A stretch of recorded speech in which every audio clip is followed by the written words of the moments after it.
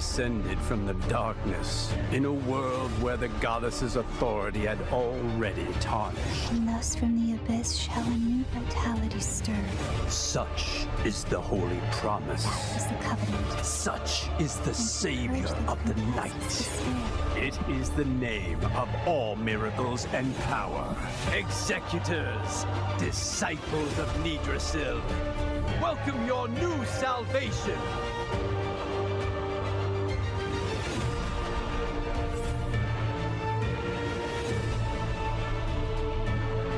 The dark priest that brings the dead back to life? I'm not sure. Haven't heard much about this miracle chapel. What I do know, if there's someone taking advantage of the weak and the sick, I won't ever forgive them.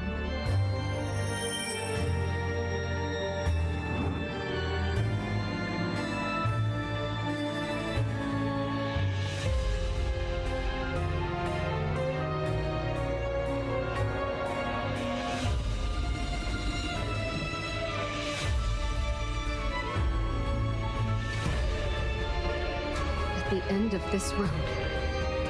Do not fear. The light shall guide you there. A most persistent ill fate. Will you flee once more? How disappointing. As long as I willingly protect this world, the eternal night can never prevail. O moonlight that shatters despair, shine bright.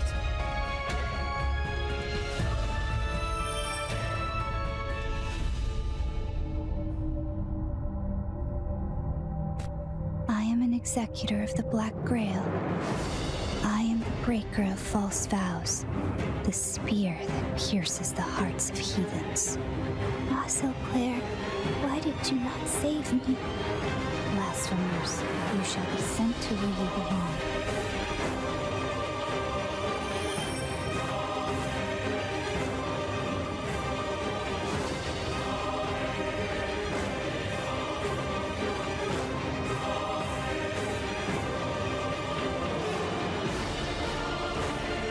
As it should be. The end has come.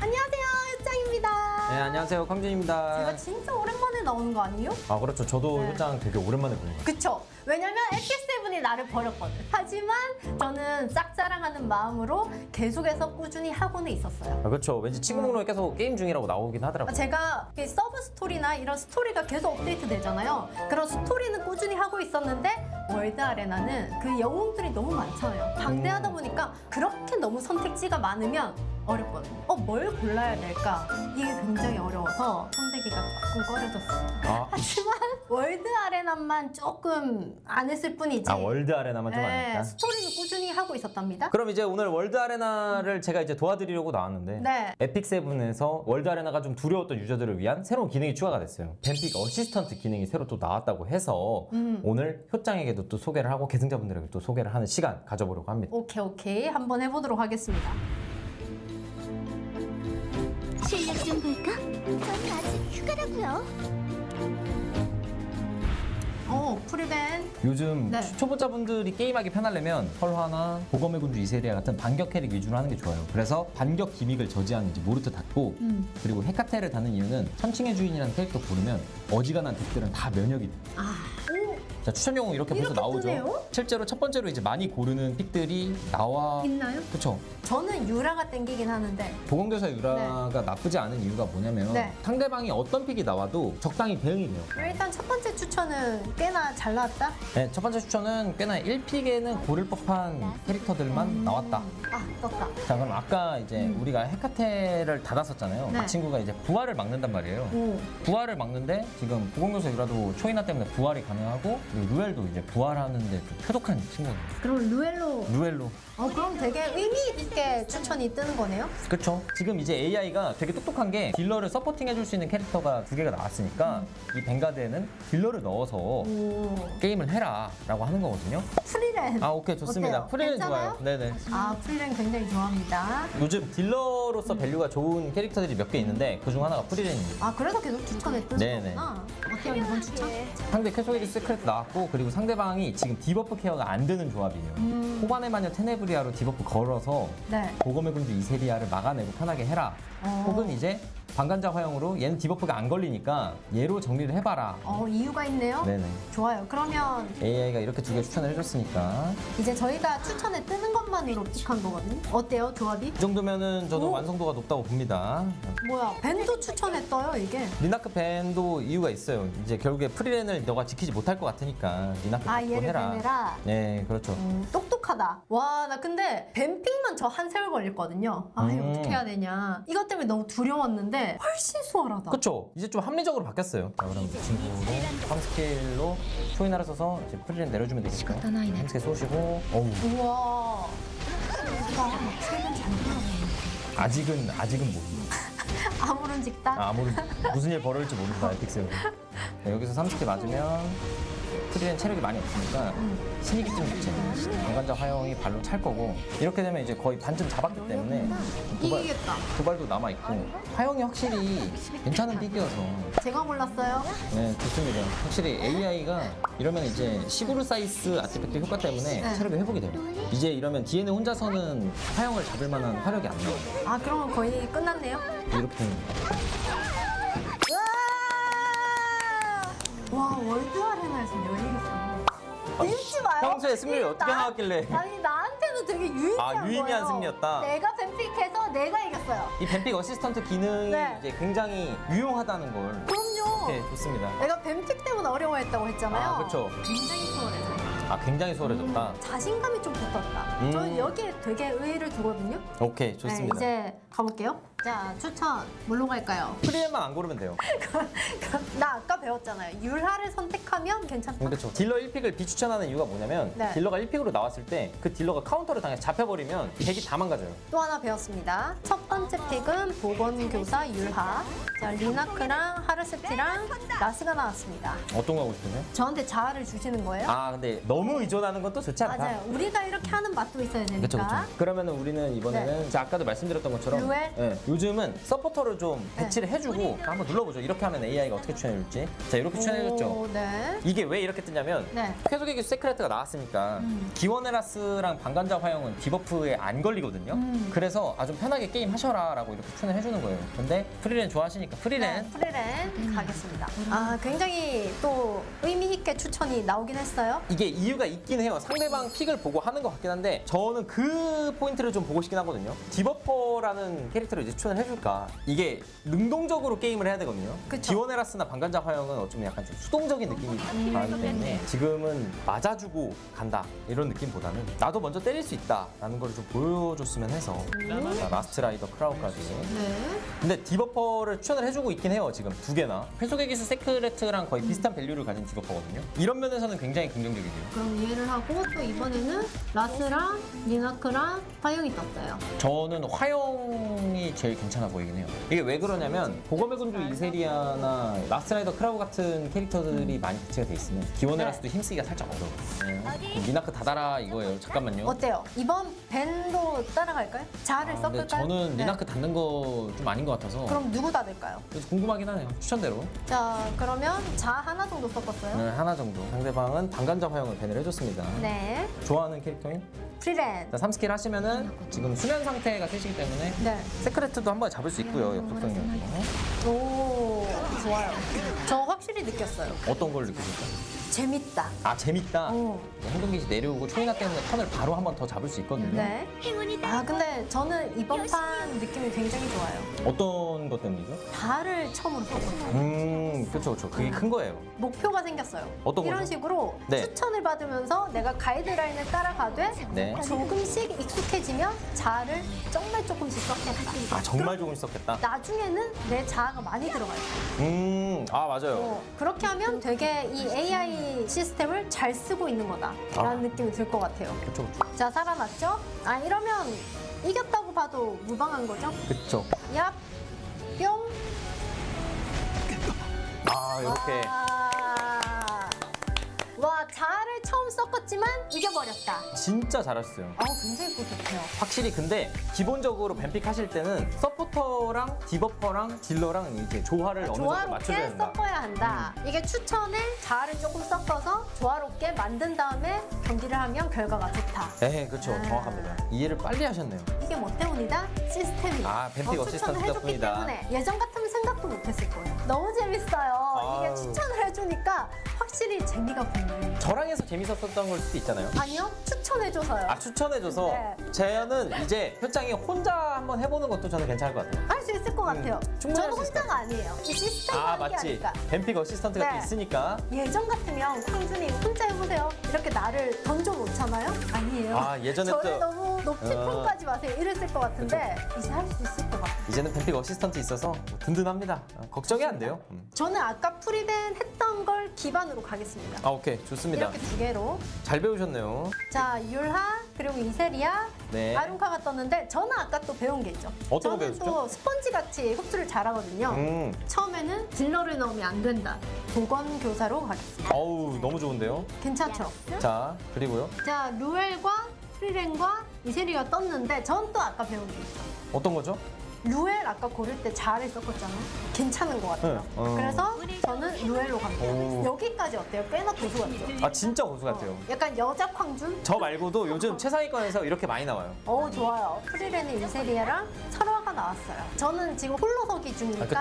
홀로서기. 저의 자아를 확실히 섞어서 프리렌으로 가도록 하겠습니다. 근데 에픽세븐은 네. 하다가 지는 것도 하나의 큰 교육이 될 수 있기 때문에. 하지만 저는 승리를 목표로 가기 때문에 이번에 추천 세크레트 떴거든요. 아, 세크레트로. 네, 세크레트로 가겠습니다. 오케이. 확실히 AI 추천 수준이 확 올라가는 게 느껴집니다. 이게 상대 입장에서는 지금 저의 뱀픽 꽤나 고수의 향이 꽤나 고수가 나잖아요. 아니라 지금 상대방 입장에서는 지금 당황할 당황했다. 만한 뱀픽이에요. 그쵸. 네. 자, 테네브리아랑 아룬카랑 이세리아가 떴어요. 자, 여기서는 고민이 되는데 저는 그래도 네. 아까 계속해서 반복 학습을 했던 이세리아로 이세리아로. 가보도록 하겠습니다.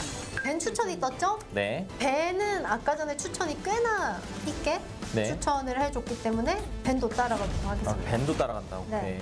자, 일단은 저의 홀로서기 판이잖아요. 네. 저의 뱀픽 어떤가요? 저는 뱀픽 좋다고 봅니다. 지금 벨리안을 닫아놓으면 프리렌의 생존력이 확 올라가기 때문에 네. 이것도 프리렌 게임을 할 거면 괜찮은 방법이다. 여기서 프리렌을 살짝 잡는다고 해도 우리 부활이 2개나 있고 게다가 세크레트가 또 대기 중이기 때문에 당황하지 않고, 당황하지 않고. 이게 또 에픽세이픈의 재미 중 하나가 끝까지 모르는 거기 때문에 그렇죠. 그럼 이제 여기서 네. 어떻게 해야 될까요? 자, 이제 프리렌을 선택을 해놓고 밑으로 내려야죠. 그렇죠. 바로 부활을 시켜주고요. 자, 네. 이러면은 강탈 때문에 공격력 감소는 살짝 들어가 있는 상태긴 한데 네. 자체 화력이 좀 세서 네. 이렇게 해서까지. 자, 이러면은 얘 잡을 거.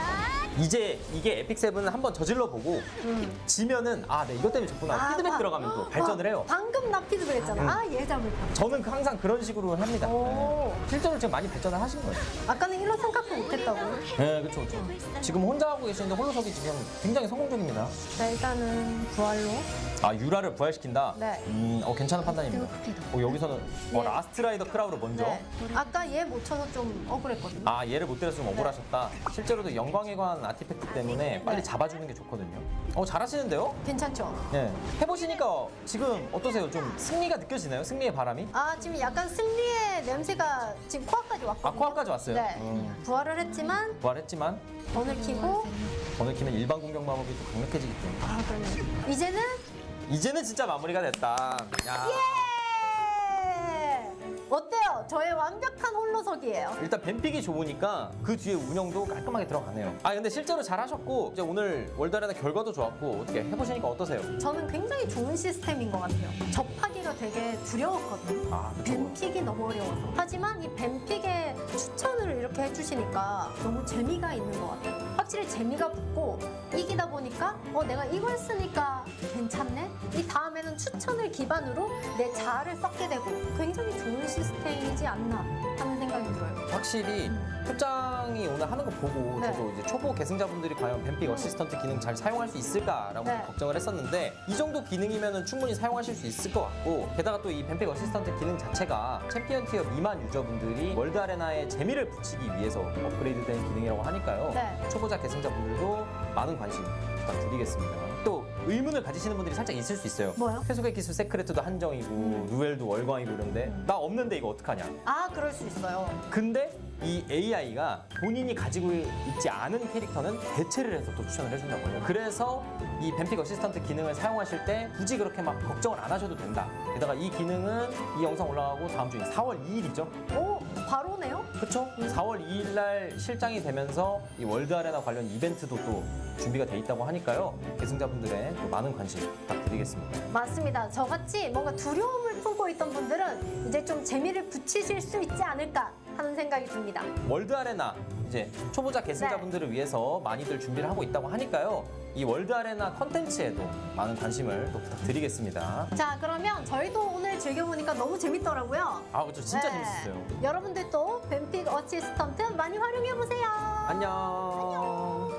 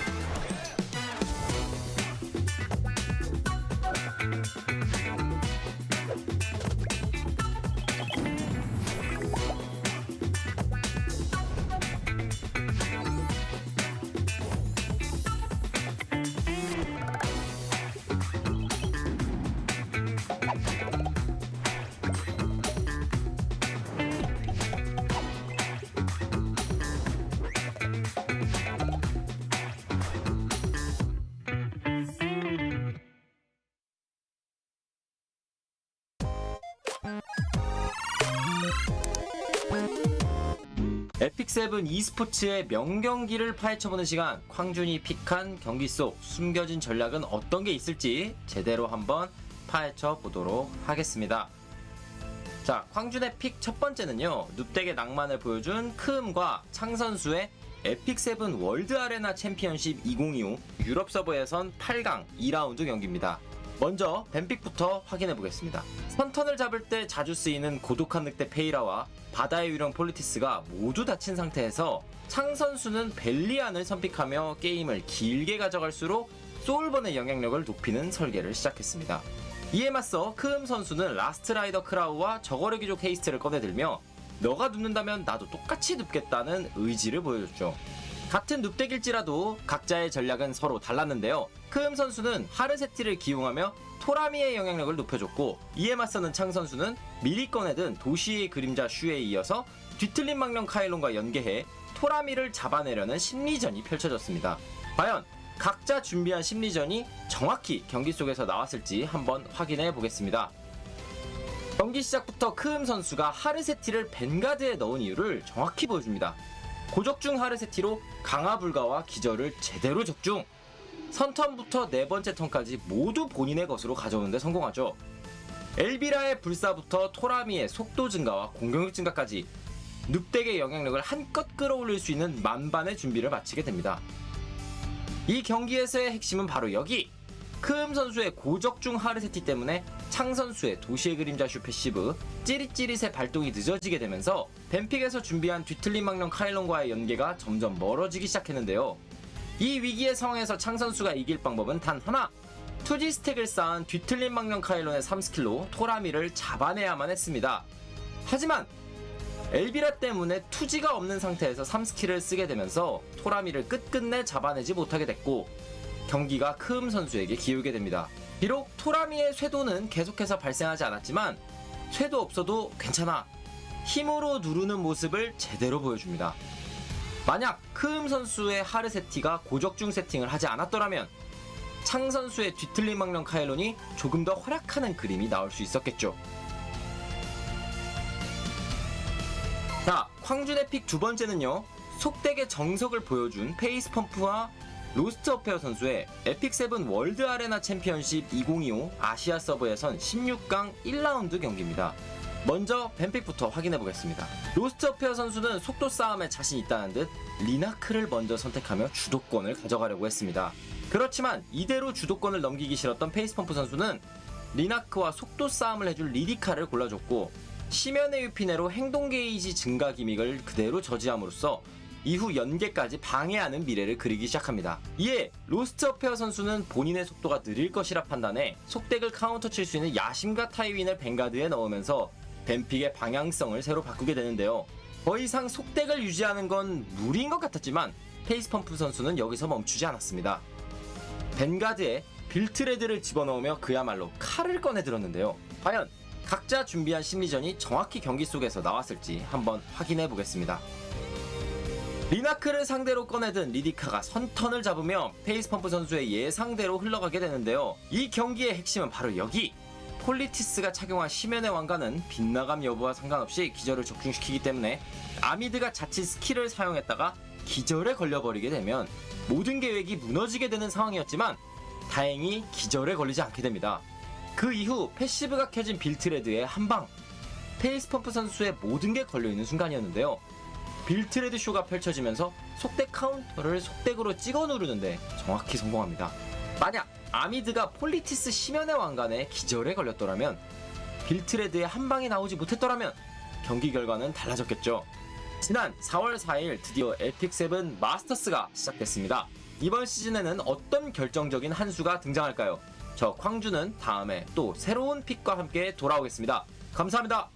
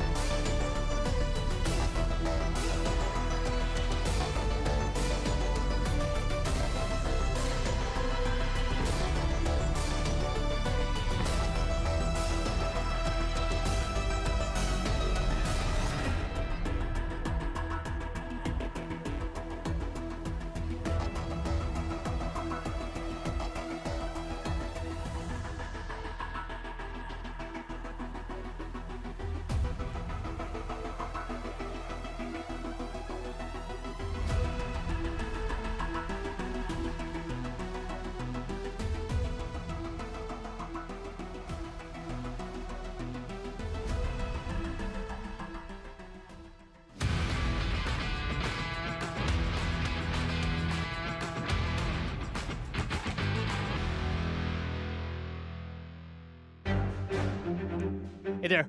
Welcome everyone to EpicSeven Masters Road to E7WC. That's right. Groups. Day number 2 with Group C and Group D. We already have 4 contestants moved up to the knockout stage. That's Alibi, Magic Cheat, 10, 80, 50, and Richard looking for 4 more, and 4 more will be sent home tonight. I'm G Clef. With me, Valky, Car 6 right here. Same crew. Same Saturday. Hope everyone's seated, ready to look up for some really big names coming tonight because we have some previous champions. Second place, I guess, holder. Second place's holder. Coming soon as well. So lots of exciting things about to happen for E7 Masters tonight. How's it going, Valky? How was your week? Going good, G-Clef. I spent the entire week playing the game, trying to solve Perfumer Biblis, but to no avail. Very key character we have to keep our eye on tonight. Oh, yes. And last week, a lot of Tori. A whole lot of Tori. Is there one greatest solution against it? What's going to happen? We'll see. Car 6, how have you been? I'm good, G-Clef. Last week was already amazing, and tonight we have a maybe even more stacked lineup, so I cannot wait for tonight's show. It's going to be awesome. It's going to be slightly better than last week, I think, because we've got some big names coming up. But before we do, let's take a look at the overview. We'll talk about it. We'll talk about it a little more. So our tournament, 32 players, from 16 from Asia. Asia includes Korea, Japan, Asia server. 16 from Global, which includes Global and EU combined. So we have 32 players, and we took the seed from the spring season. The season actually mattered so much for the tournament. And again, Valky, can you tell us about the group stage and what's different about it this time? Yeah, so coming into this event, we'll be having double eliminations, which means if you are rooting for a favorite player and they lose a set, that is okay. They get one more chance at life, and they have to fight for their life. Yep. Valky might have lost his first life right there. He has his second life, Oh so no, he's gonna come back. not like this! Okay, you're back. Okay. He's back. You He's got been your second revived. life. That's exactly the double elimination. Even if you lose your mic once, you can get it back, depending on the Discord server. And what's happening on the knockout stage, Car? Anything different there? Oh yeah, best of 5, no revives. That's going to be a single elimination, so it's going to be all down to the wire. So be ready. Knockout stage is going to be very exciting, G-Clef. It is going to be. And finals, best of 7. No bracket reset because it's going to be a single elimination from the knockout stage. A little different this time for EpicSeven Masters. You might go back to the old format depending on the feedback from everyone. I think I kind of like this format a lot because Me too. the contestants in best of 3, anything can happen. Best of 3, double elimination group stage. I think the better players at the end of the day do make it out. So we have Group C and D today. That's April 18th in Korean time, and also UTC. But for the Western fans, I'm pretty sure it's nighttime on the 17th. Then we have Group E and F, and then G, H to finish out. And then we have a break. I believe the balance patch hits on the 7th, if I'm not wrong, for May. And then we have a week to adjust. Then the players get to play with the new patch, a new balance. And also, Salome coming soon. Is she allowed? Oh, no. I think so. I That's gonna be insane. heard That's gonna she be can insane. ditto things. I don't know what's gonna happen to the tournament, guys, honestly. It's going to be exciting. I mean, gonna be we already exciting. have the balance patch throwing things into disarray. So Salome coming in, oh boy. Let's just hope our top players are ready for this. Double light Ruel. And she's fast, man. She's going to be so fast. I don't know if we're gonna be sitting here all day or the other way. Yeah, that's the schedule. Just getting excited already because she seems like a really cool kit. Prize pool, $50,000 USD for the first champion, 10,000 third, fourth, 2.5, and then down to 1,000 each until the 8th place. And then the top 2 players, round of 16. Free buy to round of 16 for E7WC 2026 at the end of the year, I believe. So top 2 players gets something extra on top of that prize pool. Group stage. Oh, I see some black and white, no. gentlemen. We have an update on the roster. Oh, we do. Pot 1 to 3, 4. It's seed 1 to 3, 4, and those players are already knocked out from Group A and B. Let's see which 4 makes it from Group C and D. Some big names, like especially Phantom, Go Myung-mi, THM, Toshi Pabo. You all know these names. So we're looking at the right side of the tournament tree. And gentlemen, Light Phantom. We got some big names from Group C. Can Yes, they sir. make it out? It's double round robin, or is something else gonna happen like last week? Yeah, speaking of last week, It's a right? haymaker it wasn't just right the out the top gate. 2 seeds. Richard really surprised me being the bottom seed making it out. So even though I would have normally said, Light, Go Myung-mi, KHM, I think it's really anyone's game. Oh, yes. Baki?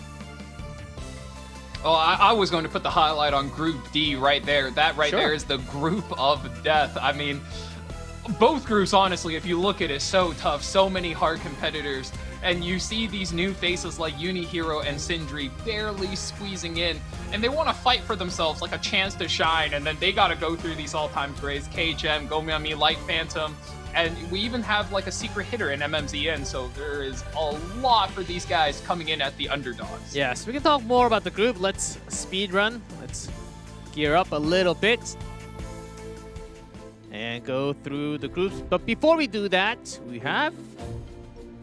Whoa! Phantom 60%. Wow, I'm actually Light a little 35. surprised. He is a UniHero champion. keeping the UniHero at 1. Yes. But, you know, this didn't turn out to be the correct numbers last week, so there might be some upsets. Phantom, previous champion, so does make sense. But you never know. He dropped out last year from the qualifiers. So there's that. Hopefully it doesn't repeat itself for himself. Oh, but... Oh! Second E7M, E7 Masters, and Underdash 04. It's April, so I think that's why the 04 is for... Oh! Pinned in chat. Thank you so much, EpicSeven. You're so awesome. On point. Almost seems like you were ready for this coupon. So, and we've got drops as well. So keep on watching. I know a lot of you guys have double monitor right now, watching 2 shows at once for some reason. But keep on rooting for E7 Masters because we have a long night to go through, gentlemen. And you better get that. You better get that drops ongoing.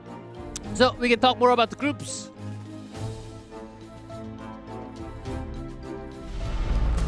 Group C. MMZN, Light, Phantom, UniHero. That Oreo. Not centered. We should have a rule. But looking tasty. Yeah, we should add a rule for E7WC that your profile image has to be centered. If it's like a solo image like that, it'll have to go through review. Rule. Yes. Oh my god, look at that game count. No wonder this guy's coming in the first C from this group.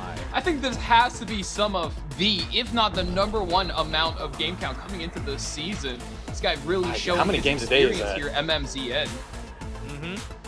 Holy. A lot of games, a lot of crazy things can happen. This includes all the time. We'll just flip through.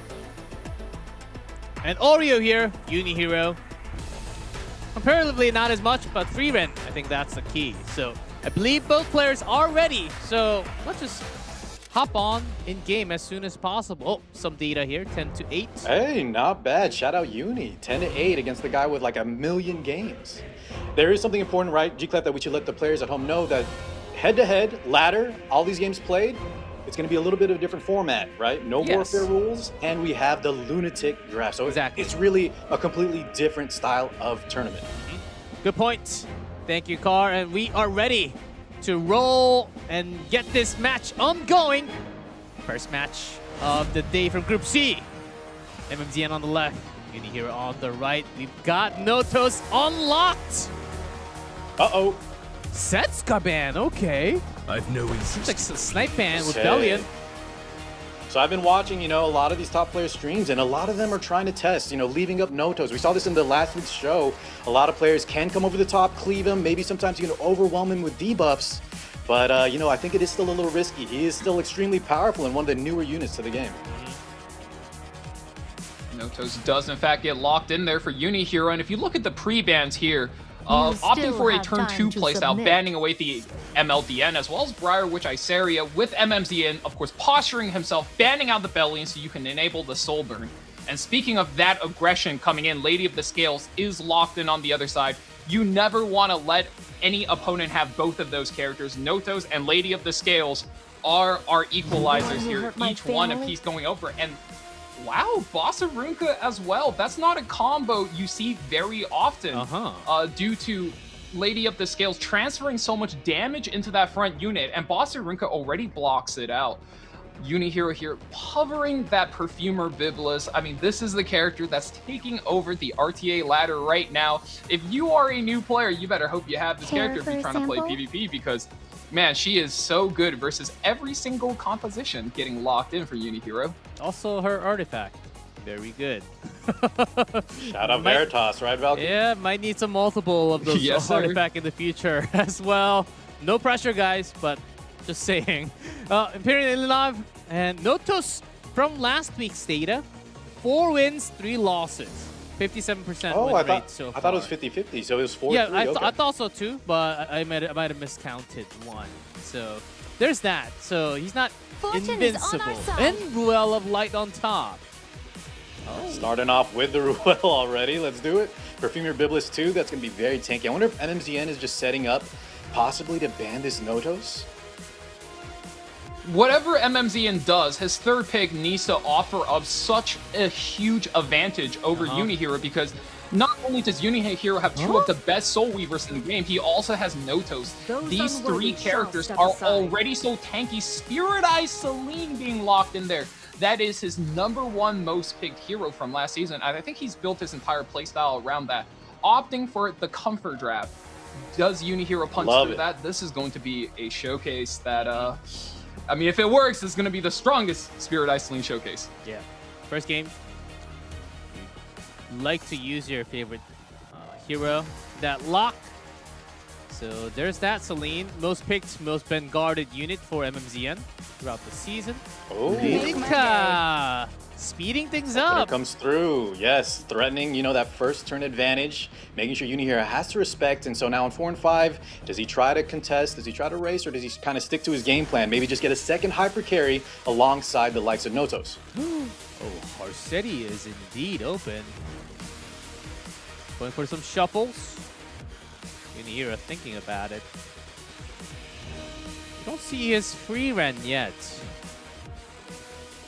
Might not need it once Notos presses that S3. Harsetti also decent damage. Yeah, free run with Notos is a little awkward, right? Because when he activates, then she loses access to defensive magic, so could be something to consider. Exactly. You want to look for characters with good passives that maybe doesn't rely on buffs or debuffs one way or the other. Fumir being hovered, seen some people pick this, but I don't suppose UniHero is going to offer this. Harsetti does in fact get locked in. That is a hero where the passive is there to limit the speed, so to speak. We're going to put a speed bump on everything, and a very low damage draft comes in for UniHero. Yeah, so if Notos does indeed get banned out on the side of MMZN, is Harsetti going to have enough damage? Because MMZN's also fairly tanky, right? We talked about Lady of the Scales, Bossarunka. Now you have Christie on 5, so a lot of debuffs also may not land depending on if she's let through. So very interesting draft here from Uni. Yeah. It would take a long time, too, if there's no Notos. MMZN. That is the ban, indeed. Christie banned out on the other side. Will we have enough damage from the right, UniHero? Might be in trouble. Left side, Lidka. The Harsetti is certainly an interesting pick as the lone damage dealer for UniHero. Not the strongest into Spirit Eye Celine, especially if she can't punch through that Bossarunka in the front. We're going to have to see if her AoE damage can really catch up to the tempo that MMZN is creating for himself. Yeah, you're right, Palki. UniHero flipped through a couple before that Harsetti was locked. First round. Since I had to step Let's go UniHero starting with Harsetti. Shuffles on. Wouldn't mind a hand. How much damage? Now this is getting fun. Can Harsetti do? Through the barrier. Oh! This Hey, should guys. do. Feeling That's a lot more than I thought. You must have inhaled the scent. Right, glass. In case of emergency, here comes Perfumer Biblis. Big debuffs landing.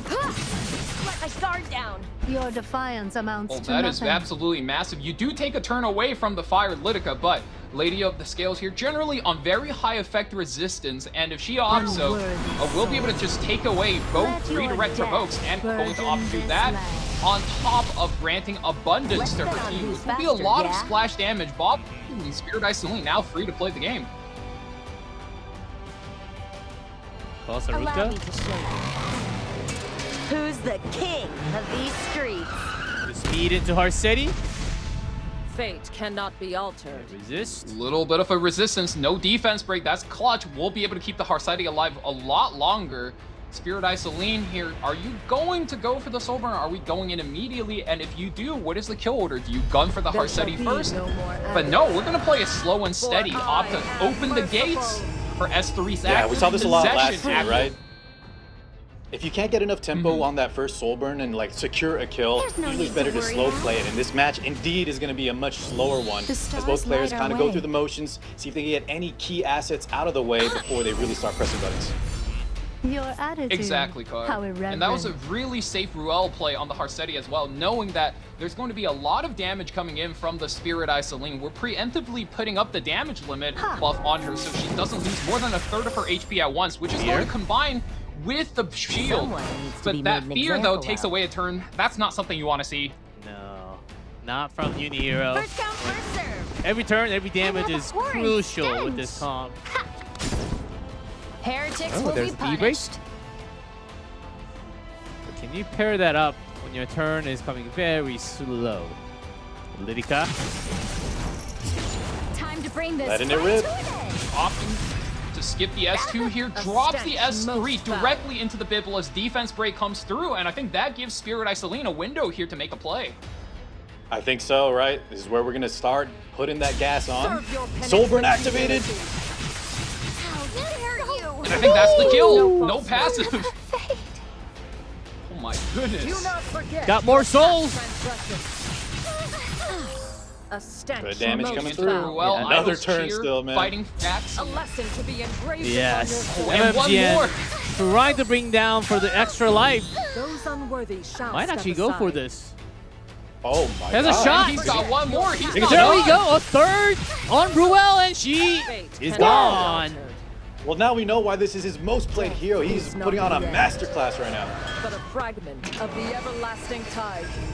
And then the gates put that immortal buff. Saved. The chosen one. That's almost a cheating move. Blessings of the stars. And that's the tempo Though of a you've Spirit chosen Eye to defy Celine a once you god. get all of your resources generated, especially if you have a little bit of souls going there for you. Every time you get a kill, and oh no, UniHero, he was already stuck and losing another Harsetti. Oh, he does not want to be in the spot. Defense Is it break, time to she's draw my eating sword? every debuff. Paralyzed. Yeah, did not cleanse, and he's already on the back foot. GG There it is. called. MMZN.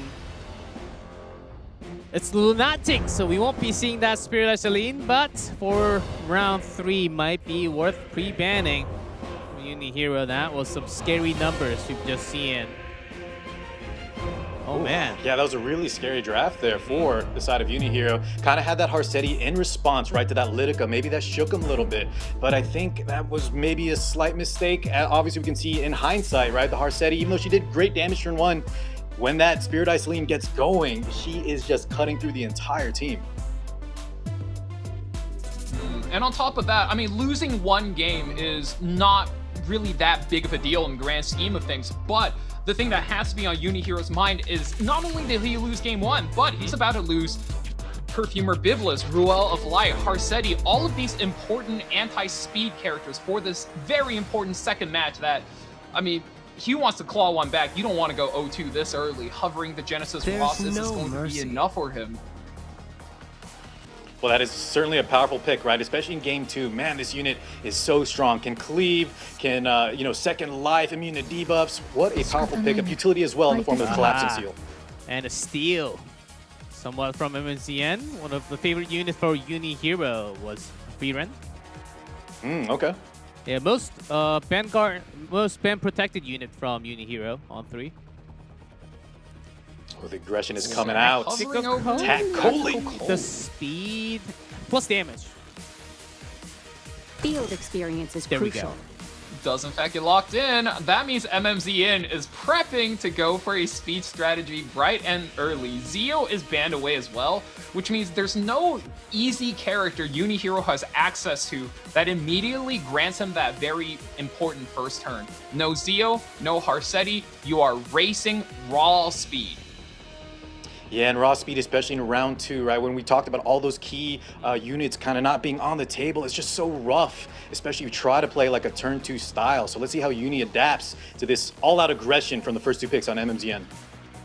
School Nurse Yulha is being hovered, and also Moon Bunny ban. Interesting. Might be thinking Tori of his own. That's a good identify. G-Clef could be a Tori, could be an Ahmed, and I mean, we've seen how strong that Ahmed can be in the second, third round of these Lunatic series, like especially when you have a free run. Festive Ida gets locked in. A lot of high HP character on UniHero's side, going to be benefiting massively off of that superhumanization buff Nurse Yoha is able to offer up. Yeah, this is the second Festive Ida, I believe, in the tournament. The first did not work out so well. Now, what does MMZN put on that very coveted lock spot here? He's definitely going to keep that aggression forward, more offensive units, but maybe, you know, sometimes you do see like some anchor-style plays even when you're cleaving. Mid, we talked about the Moon Bunny interaction there. What cannot be avoided. Yes, it had to be something with an extra turn. The reason why there was a snipe ban. It's not every day you see that Moon Bunny, the pre-ban from the tournament. Good read, Valky. With what? It's some. There's a lot of damage, so perhaps a tank, something tanky. This isn't very good for UniHero because the moment Ahmed goes in, Ahmed is one of the best enablers in the entire game. Operator Sigrid, wow.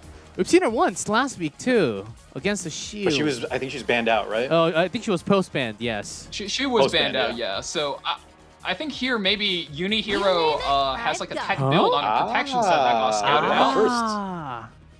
Extra turns. Ocean Breeze Luluka is one of those characters that does have a pretty positive matchup against the Ahmed. Although you do have to build her quite fast. The whole idea is when Ahmed uses her non-attack skill, she also boosts her turn. You try to steal a turn from the cleaver and you get the S3 off, you blind the enemy team, then you're looking pretty for the end game. Yeah. It's also he's going to need another option here, though, to maybe draw out that ban, because I think that's kind of a targeted unit. The only interruption so far that Uni has to kind of interrupt MMZN's game plan. Eula here, obviously very defensive, strong mitigator, but if he just kind of just takes the turn 2, I don't know if he can survive. Some ice units. Yoha might be fine. I'm also thinking Empyrean Ilanov might be decent here. Just as a way to hold back the defense penetration MMZN is currently throwing in, because when you opted to go hard turn 2, Yoha is locked in. First in E7 Masters, that character will be reflecting a lot of damage. I mean, the question is whether or not that 60% damage reflect is going to be enough at the end of the day, and I suppose that remains to be seen. We'll see. Yeah, Yuha did get some buffs over the some time period. She is doable with this much of a tanky team. All are dead will this end. Oh my goodness. And then we have more damage on the left. The Bloodblade Corinne, big damage, big cleave, AoEs coming through, Immortality to boot. Does it get through? Now, maybe Op Sig or BBK is most likely going to be banned. Takoli? There's a lot of issue. Okay, BBK doesn't make it through. And yeah, the Summer Luluka was kind of going to be that key feature that Valky was outlining that could interrupt MMZN's game plan early. So a smart ban there. And he might just run through UniHero unless that reflect, that mitigation, that Festive Ida we've been talking about can sort of make him survive. Yeah. We'll have to see the numbers and the damage and also how tanky the right side can be. Because we can kind of see what both players are trying to do. Very different. Very, very different off the standard of what we've seen from last week. Let's see. Round number 2. MMZN in the lead. Have faith in me. Of course, Ahmed will be going first. Take my power. Which character does she fully enable? Do you give the whole combo to? That'll be the question. You have two good options here, both in the free run and the Operator Sigrid. Although for Operator Sigrid, I would say you don't get a full-powered S2 nuke onto a barriered up target. Free run it is. It's a good amount of damage. I mean, look at that. But the issue is the Festive Ida is hidden behind the stealth, so going to be safe from this, but the S3 will be putting her in a lot of trouble. S2 goes right into the Yoha. Wow! Oh, that was new enemy. Gotta be a little careful. That looks scary. I think this Operator Sigrid might be done after this. You might be right about it. He's sending it. Beginning better use it than not. Actions will prove my Ooh, and the Operator Cigarette disappears into the dust alongside that damn reflect. Tactically now will be pulling into her deck of cards. Who do we land on? Where does the bombs go? Oh, Oh my god. top and bottom. Yep. And And this the Freeran, Freeran, which is the boosted unit. This is gonna hurt. 7,004 HP. This is full damage. Oh! Second life out of the way. Yes, one goes on the Ross. Ross is going to revive, but I think Uni is stuck in a bad spot. Genesis Ross without any access to Freeran. GG gets called right here. MMZN with the 2-0 win. All he needed was some extra touch, extra damage from the OpSig. Did her part, made the sacrifice. That's the team. Plenty of damage. And that's a 2-0 first match win for MMZN, moving up to the winners. Oh, what a game. Plenty of damage.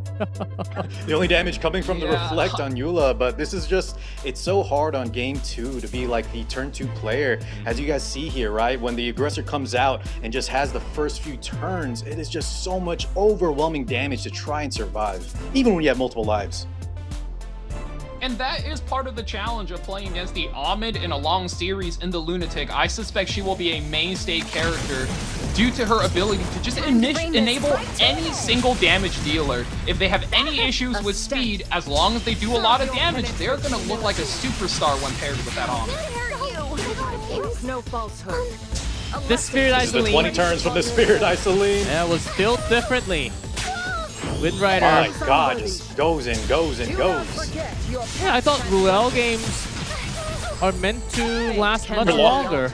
Well, not if you kill her, you know, twice. Your attack pattern. How painfully transparent. With that much souls. Seen what MMZN could do with plenty of damage. Celine, Freeran. Good damaging Full units blast popping cannon out. Freeran goes in on the team. Oh man, if the Yoha was a little bit tankier, if she was on like a holy sacrifice, just something to let her live a little bit longer, and I think UniHero might have been able to clutch it, but the moment the Freeran survives, oh, that's a tough matchup. MMZN will be moving on, and UniHero goes to the bottom bracket. Yes. Not going home immediately. Second life for that double round robin. And then we move into a very important match of the day already, because it's just the second match in Group C. I can't believe this is the match that we have. Light versus Phantom. A very light versus the dark. We will see what happens on this one. Very big two names in E7 community, as big streamer and a previous champion. Fighting or battling it out. We'll see who comes on top for the winners. And that being said, I'm surprised, not super surprised, but Phantom, right, with the popular vote there and with overwhelming numbers. Light, very, very prominent, well-known, like you said, G-Clef, one of the best E7 streamers, and he's been playing very well, very prominent in these tournaments too, but the fact that Phantom, right, the previous champion, is still able to pull this much reputation's gotta say something. Oh, yes. Light, I think he's been plenty of games, plenty of matches, years of experience. Maybe this is his time to shine. Phantom here, not that many games as you can see, but still the win rate is insane. Whoa, no games. Their time zone might just be totally different. Yeah, good call, maybe. Yeah. Because I know I Light don't plays think that's until that late big of a surprise, hours. right? Phantom's only played like 500 matches last season, so completely dodging Light. So also very big edge in a tournament like this because there's no scouting information to be had about you. Like only 500 people have any information about the way this guy plays. Oh yes, only and 500. After his win in World Championships, you know, he's kind of remained a mystery. Additionally, the streamers, Light, you know, Elf Mage, KHM, we're going to see soon, they stream all of their matches. So that is something to take note of if these opponents are doing their homework and spying. Yeah, that's why they always like fine-tune their gear. Oh, hold on. We've got a match to watch. Light versus Phantom. Notus, Lady of Scale, Harsetti. We're going standard, gentlemen. Yeah, this is certainly more akin to something you'll see on the ranked ladder. Harsetti remove means the speed is uncapped, but what doesn't change is Perfumer Bibulus will be taking that commanding first pick position.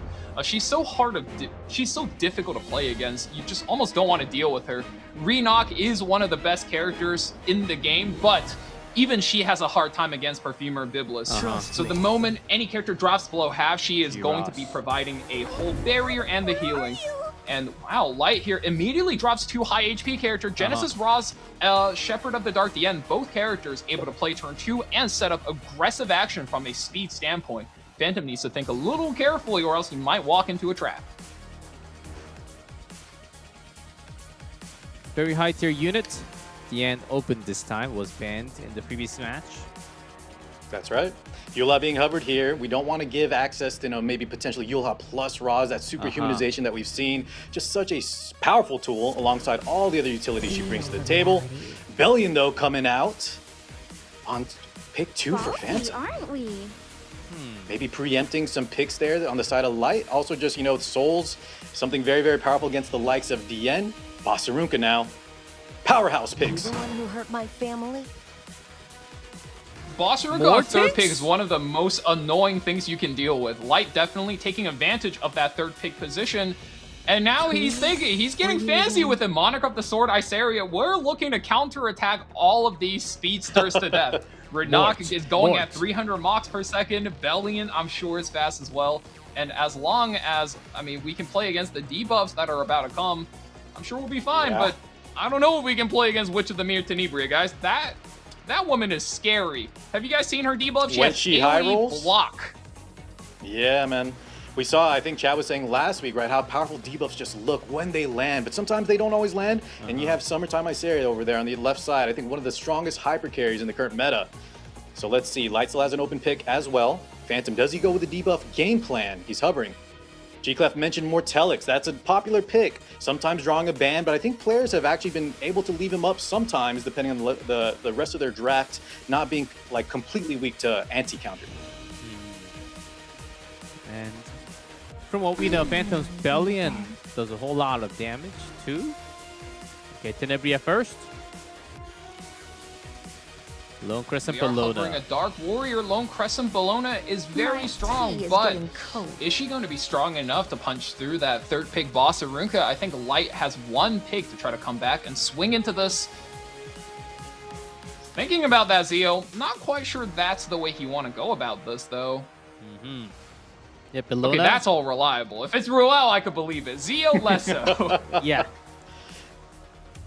A lot more coverage for the team. Bellona 3 and 2 It's from that last safety week. net. Glory Yeah, Lone Crescent Bellona is so good. Ruel locked. Who do you ban here? Does he ban Witch on the side of Light? I feel like Witch of the Mirror, like we talked about, could just be a huge issue for him.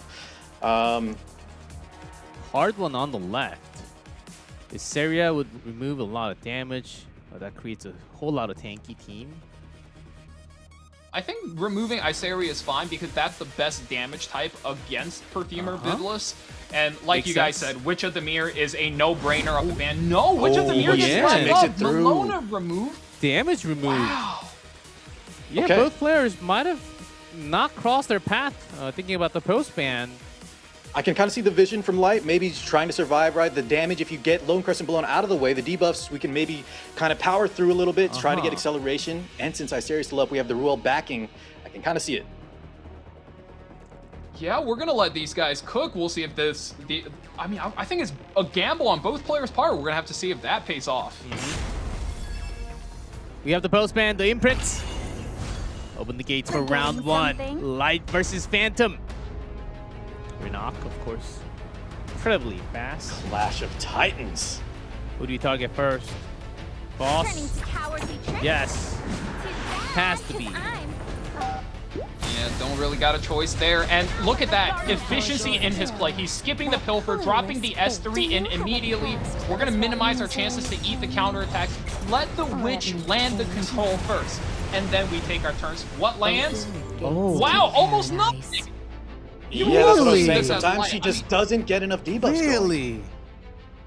Some resistance on the left? Is a disturbance.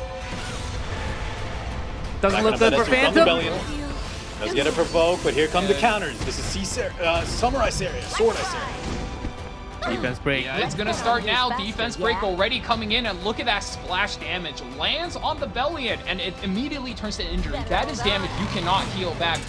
Is gonna get things going though. We're dropping the stop sign. Who do we put it on? Witch of the Mirror. How much longer she left? No damage. This is a full tank boss room. It's already too late to escape. Bring the team Another down. AoE attack. Watch out. Counter attack. It's starting. The fracture stacks are building up. Ow. Big damage coming through. We see more of these. So what's the game plan? Phantom. Humor Biblis. He's slinging them debuffs. Needs to land big here. Phantoms. He lands almost everything. Uh-huh. I think that was just Light getting lucky earlier, not dying to the Witch. And we're just going to pay the one turn and activate the Biblis passive. That did almost Activates nothing, the and button, Boss doesn't is that sitting kill? pretty in the back, waiting for his next turn.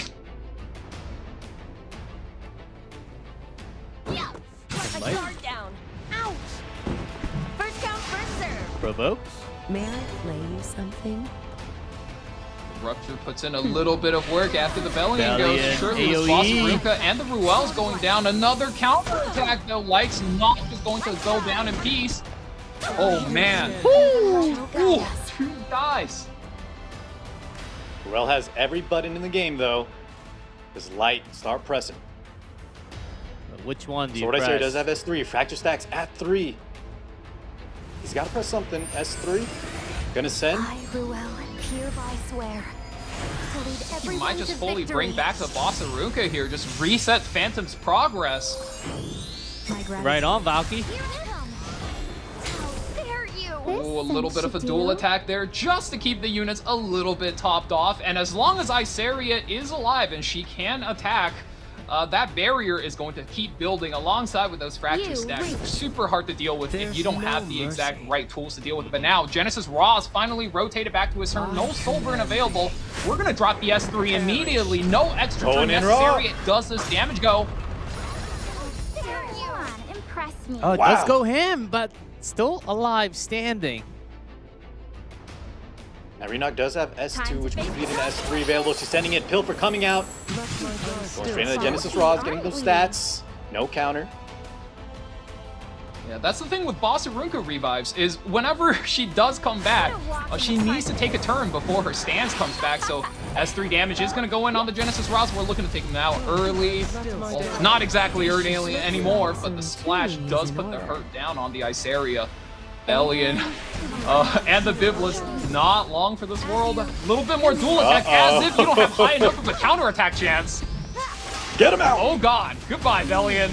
Oh, and one. Gets an But the N1 right, a lot of extra debuffs, but look how healthy they still are. And Isaria hasn't even pressed her skill 3 yet. Glory be with us. Barely standing. With 3 HP. I wish for a miracle. Left side, Here's we Wishing got a for healer. miracle. But I think Phantom needs to wish for a miracle here. 1 health in a dream on Perfumer Biblis. Renok, no skills available. Consider this an honor. And the Boss Ruka is back up with her abilities. There's no way. Counterattacks. Oh no, On. not one more counterattack. It's a That's miss, though. but still the damage is stacking, and Phantom throws in. Light takes game 1. Oh, that draft. A little funky. Coming out from It was funky, Phantom. but I love the bans, right? We were kind of talking about the bans on the Witch of the Mirror potentially. Light sort of played to those odds, and you saw she doesn't always high roll on those debuffs, so he didn't take that big of a loss in the lead early, and with the lack of the Lone Crescent Bellona, he was able to kind of power through sustain. You saw when the Raw started going, the Isaria counter, she didn't even press the skill 3 yet. Very, very well drafted and banned out from the side of Light E7. And I really like to highlight Light's background in this. A lot of newer viewers might not know, but Light was at one point the most prolific cleaver in the history of the game. It was just after many tournament exits, he slowly pivoted down to the slow and steady playstyle. And that match was the perfect example of why he made that pivot and he made that playstyle shift so that he can take the RNG chances and beat the speed players. First pick, free red. Ilinop Zio, Frieren. prior which a mid. Lots of speedy characters banned. Oh, Phantom's just going to press this free red first pick. I don't care. I'm just going to free red this. Yeah, send Frieren in. She's so good, man. She's one of the best carries. Very, Best very damage. offensive, but has insane defense as well. It's almost like plot armor built in with that defensive magic.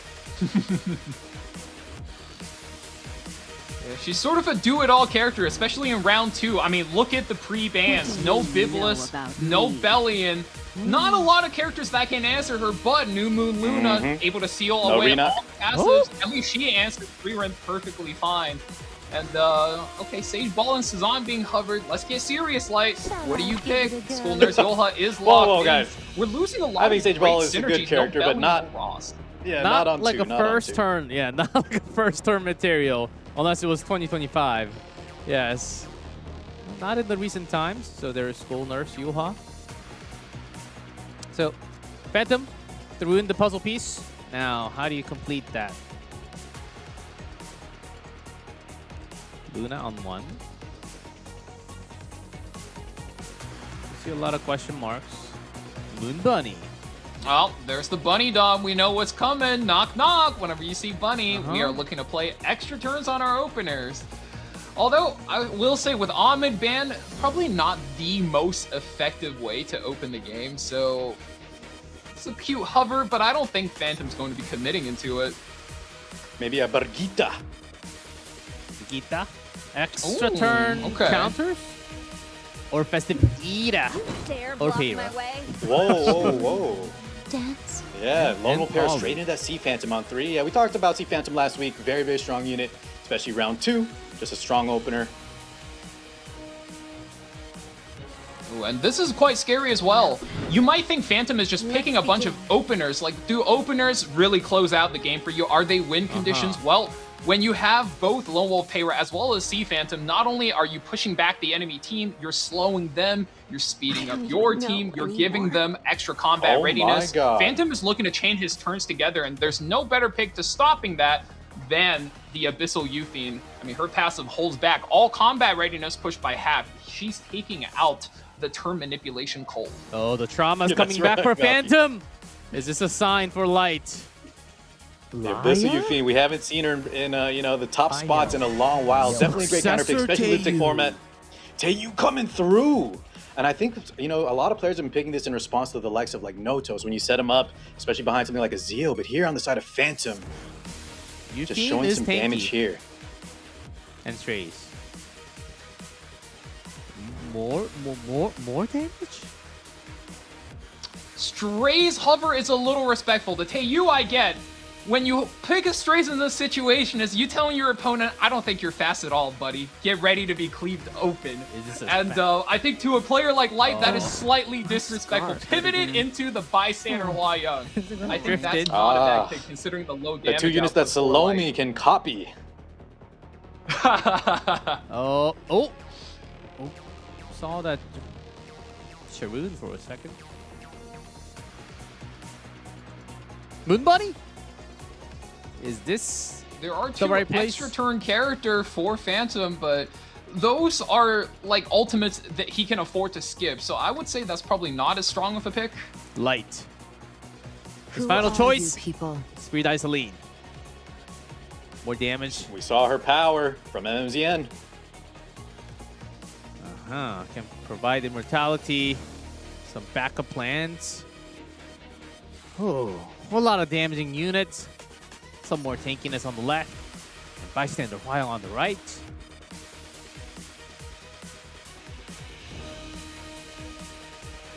Oh, this ban. Lots of question marks. Oh. To use the lead Last ban. big ban there for the side of Phantom, and then the successor Teiyu. He usually doesn't get through because when he's left to his own devices, man, he goes Super Saiyan. It's lights out. His damage output is just out of this world, so very good ban on Light's part, but Phantom actually respecting Light's Spirit Isoline. You do not want to take your chances if the Spirit Eye takes a turn at the wrong time, she might just steal the game, and that's something she's known to do with the cleanse, the revives. We'll load right into and see how this one plays out. Round 2 light, 1-0 lead. Start with Politis. That Luna was fast, but not quite. Sober? That I'd only dreamt of. Can Phantom turn this with the Phantom Dance? Can you keep up with me? As the draft showed, right, Phantom has all the initiative here, setting up with his 2 openers. Auto pair, we don't see as often compared to last year, especially. Don't see where the free run is on the bar. This is going to be a pretty scary turn if she makes the cut here. We'll be able to put in a lot of damage against Light, but... Oh! Luna. Clutch! Abyssal Yuffie pick holds the combat readiness push. Luna takes a turn. We're going to soul burn the ultimate. Strips all buffs and Send it in. steal. Oh boy. We win. With that question mark, is this the moment?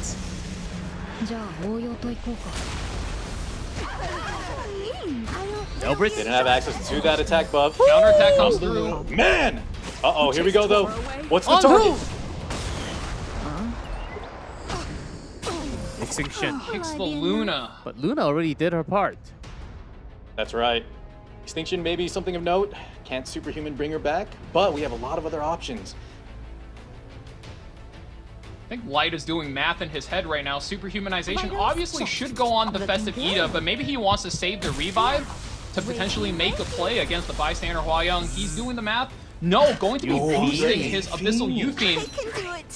The He damage. wants her to be the win condition no matter what. Now we're ramping her fighting spirit. I thought he was going to be just pushing it on this Ida to close the fight out, but no, goes through the safe play. Splash damage will come Dropping through the here. payload. Vestida? Bang. Okay. Hua-Young. Phantom. 2v3 scenario. He does have skill 3 available. But that Superhuman Yuffie, I think, is going to be such a problem. Soulburn activated. It's a lot of dark units, too. You. That's 2 down from the kick. Soulburn. Counterattack. Uh-oh, counter's coming through, though. It's starting. Come through. Super Yeah, able. we've seen, right, with this bystander Defense break, Hua-Young, but the counter! Yuffie cannot kill her quick enough, and she just gets any of those clutch counters. That Sigurd Sight's going to keep her healthy. That's full bar on red. Here I come. Abyss. Activation. Let's take her out, and now Yuffie gets to go. We're pushing back the Yoha. This is the end game both players wanted. Light Goddess Yuffie turn, and Phantom's getting this Hua-Young. No counterattack off the first hit. Resist. No counter again. No soul burn. Let's single see target. it. Damage goes through 7,000. Doesn't get the kill, and now Yuffie's vulnerable here. Sigurd Sight. Drops a kick, and Yuffie counters. Hang on a second, guys. She is done. Soulburn, just for fashion. There's Light 2-0. Phantom down in the loser. Light goes up to the winners. Wow. How did you... Valky, what would you say from this match? A little funky from Phantom's side, I think. But Light overall, of course. A little bit based on the lunatic bans, and I think Light is just so practiced now. He's so well versed in this turn too. You know, you defend and you have all these kinds of win conditions that's going to be counter-attacking. Game 1 you had Iseria, game 2 you had Yuffie, and as long as you just ride it out and you do the math correctly, the slower player should generally be winning these matches. Yes. The super HP buffed Abyssal Yuffie. First pick too. Light always being slightly more creative when it comes down to tournament plays. Overall, very satisfying match for Light, I would say. And Phantom still definitely. got a chance. I really think it is that experience, right? Phantom definitely no slouch. You saw it in the numbers. People thought he would be taking this, and he's not out of it just yet. But for And him real to go quick, down Car, I just want to 0-2 already highlight that is Light. the power of the Perfumer Biblis. Look at the stacks of extra HP they got. If the Biblis wasn't there, the Light, not the Light, the Genesis Rost was closing the game out right on that turn. The light. But yeah, Biblis, this perfumer Biblis character, I'm telling you, man, a little people. Look how much she just barely keeps her characters alive. It's hollow justice. So far, 2-0. We'll see if we get any more 2-1s tonight. And Light looked, to me, felt like he has upgraded since last year. Looked very solid. Well, he was already very impressive last year too. Oh yes. But I think you're right, G-Clef. Even better. This is quite a showing for his first match against Phantom of all people. This will hurt him. And Festive Vita. Vita going through. Big damage, gonna pop that Sea Phantom right here. Little splash party. I thought this was because it was an HP scaling damage. You know, most other players would just jam the superhumanization on the Ida, but putting it on 18 for the end game, that was the absolute safest play. Well it was played the over play Light. for sure, right in hindsight. Now, Phantom, guys, he could have gotten a few more counters that could have potentially changed the outcome. Maybe, yeah. But, you know, when you rely on a character like that, you live and die by the RNG. If there was one more counter from Bihua, maybe if there were 2 more counters from Bihua, well, there was a good chance, I would say, looking at the HP bars. Close call, but Phantom 0-2. Gonna go down. Light moves up to go against MMZN. I believe we go with the winners first before we go down to the losers. But before that, we have a little break. So, guys, literally, just grab your popcorn, get ready for that winners match.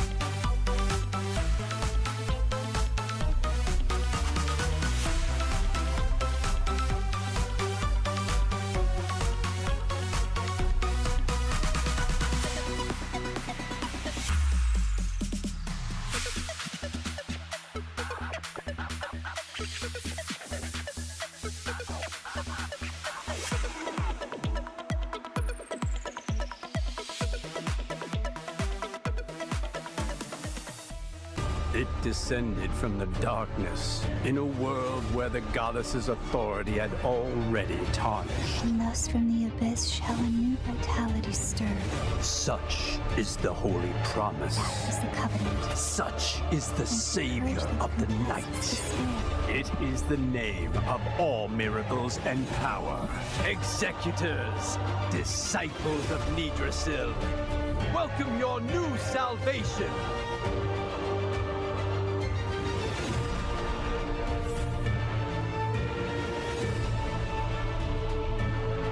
The dark priest that brings the dead back to life? I'm not sure. Haven't heard much about this miracle chapel. What I do know, if there's someone taking advantage of the weak and the sick, I won't ever forgive them.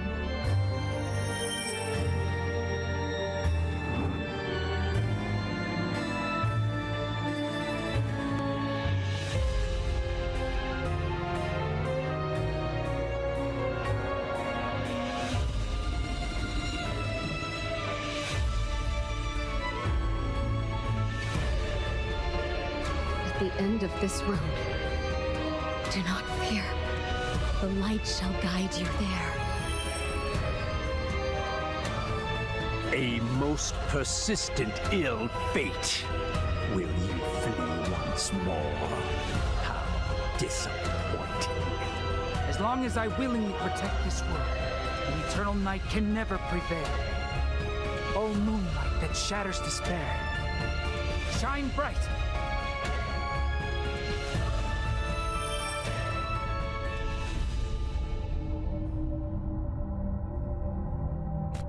I am an executor of the Black Grail. I am the breaker of false vows, the spear that pierces the hearts of heathens. Ah, Claire, why did you not save me? Blasphemers, you shall be sent to where you belong.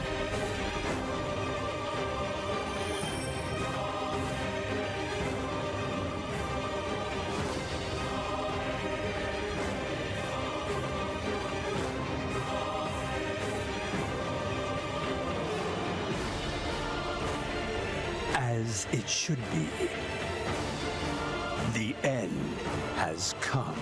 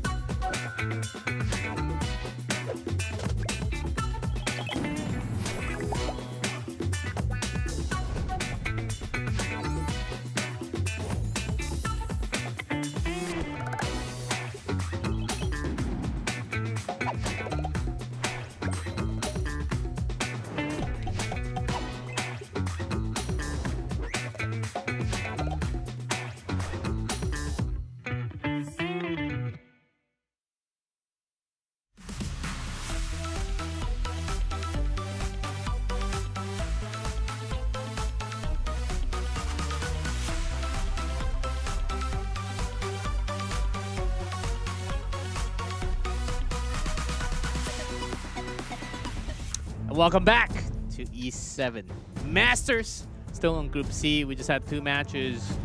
Big news is that the previous champion, not the previous, one of the champions from before, years before, knocked out already. If it was single elimination, man, he's out, he's gone. But he survives at the bottom. Big news, Light. Maybe it's his time to shine. No caster curse though, not like Valky. MMZN, Light on his winners. I think this is a very interesting matchup. Very much in style MMZN, lots of damage, some characteristic like Spirit Isoline and some damage free rend. Light, literally anything. So, literally anything. This guy is full of tech, well-rounded, full of hero pool. So we'll see what happens. We go through the winners first and then down to UniHero versus Phantom. Then we go to the final, match 5 in Group C. As you have seen, we've added the dates, April 11th, April 18th. We also added the KST, just in case. It might be 17th for you, for the Western errors out there. So, don't have to talk too much about this player. Have to take out. I think his gameplay spoke loud enough. That Spirit Iceline just ripped through his opponent right there, UniHero. Light, I'm assuming though, definitely is gonna have maybe some readiness, some more answers, so that maybe she doesn't quite have a dominating performance. Oh boy. Wow. Oh wow. Wow. 20. This is not a typo. That's a lot of games. This is 20-28. Oh. To be fair, both of these guys got a lot of matches in, so I'm not surprised. They should be relatively familiar with each other's game. And like we saw earlier, there were 2 sets of speed versus turn 2. Speed versus turn 2. I think that is the narrative of this group, and we'll get right into it. Oh, too fast. We broke the system. I believe I've seen Belia Yasetsuka again. This might be the permanent ban from MMZN. Notos and Lady of Scales. Lady of the Scales from Light. Be in first pick. So Biblis still up. We have the likes of Eula. Let's see what Light goes for. A lot of power picks still available. Scooping through Biblis.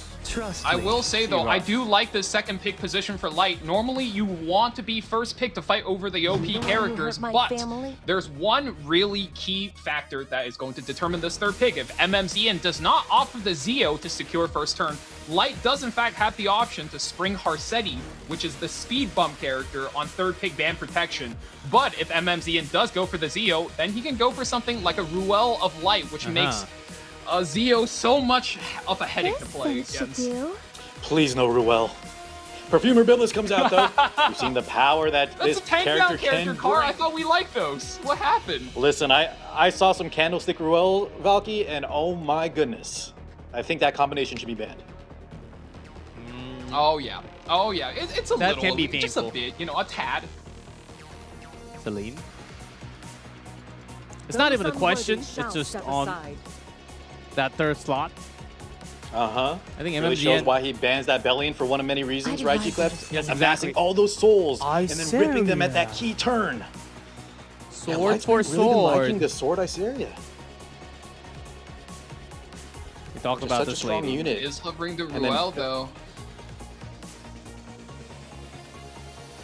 Yeah, I suppose the sword Iseria is, I mean, we saw last set when Light played it against another cleaver, it was doing a sufficient job. Ruel does get locked in. I mean, you can play the Harsetti to limit their speed and to hold back their tempo, but I mean, if you're counterattacking 100 million times and splashing 1,000,000 damage, does it matter? Likely not, but Lidica with the restrict buff is going to be a thorn in his side, and Briarwitch Iseria being hovered there on the last pick almost seems like he's committing a lot on these utility characters on 4-5 while keeping his hyper carry on 3. MMZN really showcasing the interesting playstyle he has there. It's very different from other cleavers we've seen. He's very tricky with this. Exactly. Some Lidica. I love it, right? Mixing. The hyper carry surrounded by supports. There's no, we've seen that time and time again. Tor and Freeman, but the Spirit Eye Celine is something he really makes look good. Haram, that's right, G-Clef on 5. Immediately banned with that Fire Lidica out of the way. We do have Briar.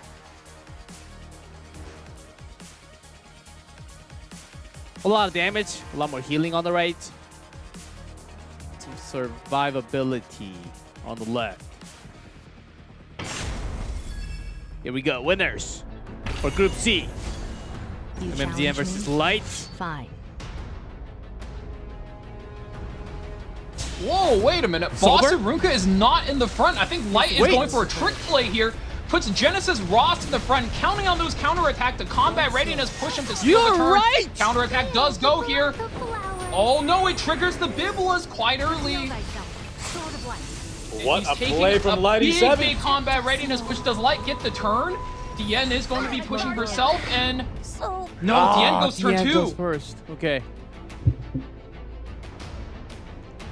Maybe not everything according to plan. MMZN is taking his time to count the turns because once everything go past 100%, it is very hard to keep track who's going what. Oh my god, another counterattack does take it out. Shall we end this? Can you? Is it now? Is pay it off. time? It's risky How does move, Light moving play that this? Do you Bossarunka. seal the Briarwitch and just send it? This is such a weird turn for him. He's gonna seal for the Briarwitch. Holy moly! Is it time? There was. Is it going to be enough? Let's see. To belong in Look at The the G-Ross wrist, from the sending right. damage.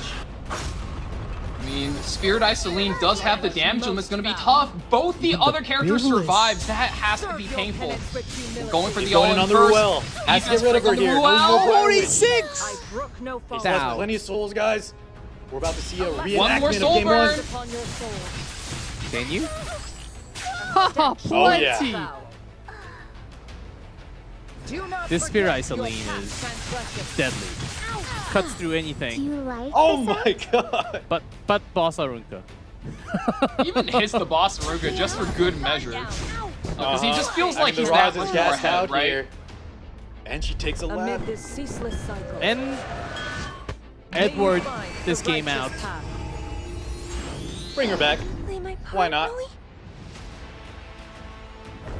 Yeah, that was very well done. You get all the turns you can, bring back Briarwitch Iseria, and now you deny the revive against Genesis Ross. Only has to kill him once. GG is called. MMZN with the first game. Wow. What a power play. He's showing this hyper carry Spirit Eye Celine on 3, just backed up by the supports. Light trying something a little cheeky there, moving the Bossarunka, but the weakness of that, right, is that you can target anyone. You saw Summer Sword Iseria, I keep getting the names mixed up, getting deleted from that Spirit Eye Celine, that dual attack, just taking her off the map. Yeah. I get it. 4 kills On card. over for the Spirit Eye, over 85,000 damage dealt in a very quick game. The MMZN showing his, what would you call this? His mastery over the Spirit Eye Celine character, even in a metagame where she has a hard time punching through the Bossarunka. She has a hard time keeping up with all these revivers. He still finds a draft that is able to support her and let her hyper carry her way to victory. That was very impressive. Well, after those buffs you received, right, the free soul burn, and then you just stack souls on top of that, the damage that she is outputting, and then you even have that backup S3 if you need it to bring back the entire team, give her mortality. He's showcasing that this unit, a lot of players maybe need to start looking at her on 3. Game continues. 1-0 lead for MMZN. The bans are Heart City, Zio. Amid Politis. Free run picked up. Mission. And that's Coley on the City left. Zio finally taken out as a package, and Light with the foresight here, taking out the Amit. You don't want MMZN to get access to that character again. However, I mean, it's never a bad time to play tactical archetype Coley. She's such a strong character. She's a speed imprint, which helps you win your race, Yes. and afterwards, we see with her kit, Frostbite, you ignore the Aureus damage transfer, and the bombs comes through. It's just so much damage, so tough to deal with. And the self-bridge, like, these units are crazy nowadays. Now, she does have the potential to low roll on debuffs, just like, what's her name? The Witch of the Mirror, right? So Yep. sometimes you do get 15% EG clip, that's right. And that's kind of the only weakness she really has. The first pick. Is it really worth though? Indeed, Coley is good. MMZN might want to speed Shall we a go? little faster. 2 imprints? All right. This is a very He's different speeding up. draft. But with nothing else on top. Okay, MMZN. I mean, you don't...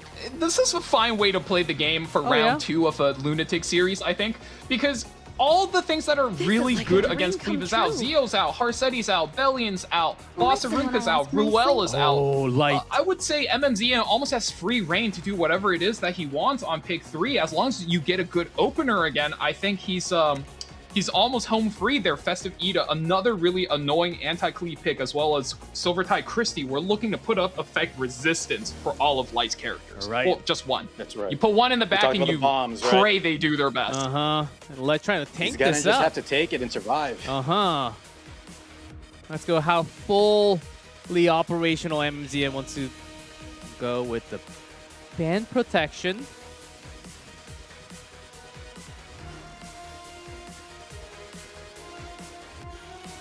Run Oh was my not goodness. banned. Show me what you can do. One of the fastest. This team is fast. Just gotta bring some souls. Oh C-Dom! God. Oh my Look at this goodness! point. We have C-Dom in the house! You need my help? Is this real? It's She used to be real! the face It of is real. E7. It's happening! This, 5 years ago. Very real. This is not 2020. Bring out the No, C-Dom. guys, trust. Rand C-Dom in round 2 of Lunatic, very strong. You Solver her book, get the defense breaks in, and you ramp her passive, and then bada bing, bada boom, 1 tab, 2 tab, red tab, blue tab. And speaking of blue tab, designer Lily is coming in with Young Senya, so Light here has a really good 4-5 pick setup for this, because he is expecting the Rand to use his ultimate S3. If an AoE attack lands and the debuff sticks, this is going to be really annoying for MMZN to play through. guys, brief me on C-Dom. It's been a long time. What does she do again? And what does she buff exactly? Oh, okay. Yoha, I think that's an anti-free run pick. C-Dom's just a really strong character. If she hits something with defense break, they die. That has been her role since the beginning of the game. She's a very proficient single target nuker. And if you have an initiator for your cleave that can crit 1, 2, maybe even 4 characters, and you are home free to do all the damage you want. Young Senya gets banned out there. Light has to try and survive this somehow by the grace of God. We will see that C-Dom making it through G-Clev. This is going to be exciting. A crazy one for sure. If there's enough debuff, Dilibet might cut. You never know. We have the Christie. We have the Dilibet. Here we go. MMZN in the lead. Run. With me. Got souls. To no one's surprise, Ran will take the first turn S2. Yep, we want the souls from the S. This is the important part. I think he's going to skip his S3 here. He's just going for the S1 to activate Coley, mayhaps. But no, he's going for the soul burn. That's He's in the lead. He's going for it. Wow. We're pushing the challenge of Dominion. No! That's Designer why- Lilibet gets the Exactly. I think has the Does tempo get it now. caught in. Wins in his sails. He's gonna rip it. That's why you mentioned Yeah, Donkey. defense buff It's happening. activated There goes the dynamite. And with That's 3 it. Ren, that should be it. Oversight. Central core has been destroyed. interesting of a result. Seed on quad up there. She provided souls. And Kana from provided souls, 2020 yeah. will be ascending to heavens, finally. Oh, man. Signs of life coming from And light. I'm sure What a we'll see play in there. the replay for this match, the absolute clutch. The person to bail Light out there was the fast festive Ida. The fact that she was fast meant that MMZN did not have the ability to simply just click S1 on the Rand. He needed to soul burn his Rand in order to try to push his challenger Dominion above Light's entire team. If he had the option to, I'm sure he could have just, you know, pushed back the one of the other characters and then get the tactically going. But these guys, still I mean, racing. they really want to get this done with. We're Game F1 3, in this. here we go. Spirit Isoline finally banned out. Biblis gone. Iseria, Ruel. A lot of Game 1 heroes banned out. It's our first game 3 of the night, right? It is. The end. A lot of heroes off the table. Shall we end this? Well, let's just say we got the icon of EpicSeven. Let's bet on who's faster. That's what I was yeah? saying 5 years ago, right? She was the face of the app. She was all over the place. Pasarunka. Yeah, we'll keep those questions in, and let's talk about Game 3. Going with very standard Jiras Pasarunka so far for Light. I'm very curious how he sets up the Shepherd draft of the now that Dark Spirit of DNs. Selene is not available. Yes, Falcon? Yeah, and Shepherd of the Dark DN is always scary as a first pick. I mean, you know your opponent is setting up to play Soulburn on you, especially when Bellion is absent from your roster. You know you are in for perhaps some pain. A ROM being prepped usually means that MMZN is looking to pick up Litica on third pick. I mean, in lieu of the Spirit Eye Celine, that is his other main character, and this is going to be a really annoying combo for Light to deal with. Elena. Yeah, great counter pickup there from Light. Gonna really try to stop And MMZ we're in looking his to tracks. counterplay He's the been running away AoE with a lot of coming these in from games. Litica. Another Soul? Yeah, shifting between a few defensive options here. I mean, Renak is good, but she's a little all in. If you get outsped, you're in a lot of trouble. But who knows? Maybe Light's feeling himself today. That would be good. Just put MMZ in a really tough to deal with switch up. Lua. I don't imagine it's the Hellion Lua. I don't think you ever want to pick that into the Aram. Well, it's Light we're talking about. Schneel-sama? No. No. He has a lot more You're not time here. picking The Schneel. timer is not accurate.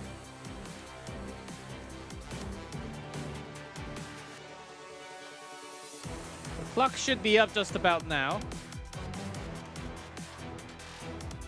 Light cycling through a couple of good options. Numu Luna, I will say, is one of his stronger options. Very resistant to the incoming debuff with her effect nullifier. And on top of that, Conceal. Okay, Empyrean Swaps Illinav over to also that Imperial not bad. Illinav. Yeah, he was hovering the DN as well, so that anti-Penrose is something he really wants to kind of get ahead of here on the side of good read. MMZN. He hasn't picked up a big damage dealer besides the DN just yet, so he wants to make sure whatever hyper carry MMZN goes for, Bloodblade Corinne now being picked up on the 4th slot. Mega damage on the entire team. And still doesn't exactly know what Light has in store for the 5th. Uh-oh. We saw this guy already. Last week. You feel That's right, he did some big damage. I think there was 70 souls in that game from last week. Oh, yeah. Well, MMZN definitely has enough souls to build a library. We saw that with Aria. his Spirit Eye Celine. Ooh, G-Clef, you know I'm a fan of Aria Valky, but I feel like when there's a lot of damage, her tempo, like she does knock units left and right, but let's see if Light can survive long enough for her to really get going. Or will she? I think you might be onto something, Car. I think Light has to ban away either the BBK or the DN there. And of course, being traded out with the Aria, you are limiting the amount of soul burns. I think Light actually, given the hand that he's dealt, found a really good 4-5 answer. Aria doubles the cost of the soul burn, while Empyrean Illinav should, in theory, hold back a lot of Ludwig's damage. Let's see if that is true. Litica will be going first turn. Well, round 3 winner goes directly to the knockouts in May. Soulburn. It's a 50-50 here and missed on the Elena. That is huge. No matter how tiresome. Oh, the Ludwig cuts though. What? Uh-oh. Doesn't really have souls, so You worthless things. we're expecting some less. Shouldn't you return to But this is a 7.5k. Is it time to draw my Okay. Of course, not as many Yeah, snacks no from attack last week. buff, and the Empyrean has all of your penetration held hostage. Does land the defense break on the boss, Arunka, and now Aram has a chance to reset one of his characters. Did things fumble a little bit on the left? Doesn't seem like quite the order that you want. That's right. This is not the start you want to see from this kind of lineup. You want to get a lot of big damage, a lot of big value early. Light looking a little stronger here. That being said, Bloodblade Corinne up to bat. Defense break on the boss Arunka. Now or not, now or never. The goal here for the Corinne to get one kill. Trust me. Not even close. That is a whiff. That is unfortunate. Ross will be able to have souls now. We're sealing the Bloodblade Corinne, so no immortalities for her. Very good target selection from Light. Yeah, that heart. Emotional damage for MMZN. And He's sending it in. And the G-Ross Right. got the damage out of the way. The sky. Stardust. Soar into the night sky. With the Elena sealing the team with Invincibles. For an experiment. This might be it. Ludwig looking can pick up good the here. turn here, but can you do anything with it? There were no GG call! No, GG's call. We'll be the first one to move up from Group C. What a moment. 2-0-2-1. Moving up to the knockout. Will be the third name so among well the 16. played. Yeah, Yeah. we've been talking about his experience, especially in these lunatic tournaments where, you know, the Arya there did get banned out. The 4 and 5 that he picks always kind of puts his opponent for a loop on what to ban. You're right. Just so versatile, so well versed in these lunatic tournaments. Light really showing. I think G-Clef, you had a good point. He might even be stronger than last year. I think so. Valky, you mentioned slightly that Diane ban. No souls. That was crucial in this game matchup. I think in a series like this, especially once you get to the game 3, the game 5, the deciding factor, it always comes down to experience. We know MMZN has no lack of experience being 5,000-6,000 games deep on the season, but I think Light has shown again and again that ever since he's picked this pivot to a turn 2 playstyle, he's been able to hold it down, and this turn was clutch. The dual attack from the DN drags the kill onto the Spirit Eye, which activated her Wind Rider, giving her the stealth. If Ross could just seal the Spirit Eye for the first turn, I'm sure Light would have even clinched this first game, but unfortunately, that would not have been the case here. So, Light ended up dropping, but overall, very solid anti-cleat showing from him for this group set. Everyone, and by the way, everyone in chat, especially, a little more respect to the players, please, because they're all up here with that many games experience, rank ladder, and this is the style. Not everyone's the same, and that's exactly what E7's all about. You'll pay for the dress you ruined. This was questionable. As Valky mentioned earlier, that S3 Ron would trigger that Dilibet, right? And likely He kind of had it pressed there. And yeah, that's just Light trapping there with that Dilibet last pick. Right, I believe it was the young Senya on 4 was the one that got banned out. So he kind of had 2 answers to interrupt the game plan of MMZN with that fast Ida. That's all he needed. Exactly. Game 2 and Game 3 were honestly just anti-cleave masterclasses, showcasing that even if you are the slower player, you let your opponent go first. As long as you know the correct unit to pick for each spot, it is very difficult to kill you. And that, indeed, we do have our first name on the right. Well deserved. Light. Keep your eyes on this Now, player. Valky, if you're UniHero, look at the lineup you have to go through to get to. We got a Phantom and MMZN waiting in the wings. Holy! The best news is that UniHero doesn't have to fight Light because he's already moved up. I think that's the best news you can look for if you want to be optimistic, but I'm right rooting for him, man. I mean, Light is his guild leader. Maybe he could, like, just be in the DMs right now. Hey, man, do you know any good anti-cleave drafts I can do? I think that is a very strong play and may even be a possibility for UniHero right now because he needs to go through 2 cleavers, and I think he might need that technology Light has been using. But Yeah. I mean, even look at it. UniHero is not the strongest player of this group, but even for him, he was ranked 66 in the world last season. Phantom ranked 25 in 500 games. I know there are a lot of legend ranked players in Twitch, but most especially YouTube chat, and I would like to see if they can hit rank 25 in 550 matches. Oh, that's a massive win Uni rate. one up. That's Uni 1. My money's on Uni. The offset Oreo. Big Twitch chatter too. I know it offset goes around the Oreo. streams. Man, are we okay? Can we brand this much? Man, calling me for some snack time. And Yeah, we need to Phantom be on the right. sponsored right now by Nabisco. 1-0. Let's see if Uni can keep that momentum from the spring season. Here we go. Notos Biblis, Ian Briarwitch Band. Like we were saying, he did look a little shaky, right, in game one. When faced with the cleave, he did have the Notos, but the solo Harsetti didn't quite cut it out. Want to see the adjustments made from UniHero here. Your attitude, how irreverent. Rocking with Lady of the Scales on first pick here. Generally speaking, when you have her, you want to be playing like a full glass cannon team, but I mean, when you have her, you can play whatever it is you want. Your opponent is always stuck in a tough spot. Phantom is hovering a Dark Ranger first pick. You guys think this is an Opsig, or maybe he's thinking of a Sea Phantom or something like that? Nah, just Opsig is just way too OP on top of the list. We did see her come out, didn't get insane value, not a lot of berries, but she did contribute to a big W. Bosaruka? Standard heroes here. Uh-huh. Yeah, Bosaruka very strong. G-Ross, maybe even Yufine, you've seen it Yeah, before? especially with the revive coming in from the Nerf too. We have Thick and Thicker. I mean, these two characters. Guys, I'm talking about their HP bar, okay? Thick and Thicker. No one said anything, UniHero Valky. No goes one back said to anything. reliable 3-win on 3. I know, he got so defensive. He got so defensive. I know. I was thinking about the other one. Just joking. Just kidding, guys. Frieren. Frieren. A lot. So UniHero's got damage this time. I know UniHero. There was a game that maybe was lacking a little damage in the very first game, I believe. But Phantom hovering that belly and a strong counter pick into the likes of Frieren does lock it in there. Uni's going to need to have some adjustments to kind of battle that into the Genesis Raws, and we have the superhuman combo available if he wants it. And you know, I do notice Phantom is actually playing a little bit serious. Earlier, he was running like these very by the books, these stereotypical cleave sets, but now he's adapting pick for pick, bar for bar against UniHero. He has Genesis Ross locked in, finally! and Who is this lady? Very similar. It's like on a mid 2.0 G-Clev.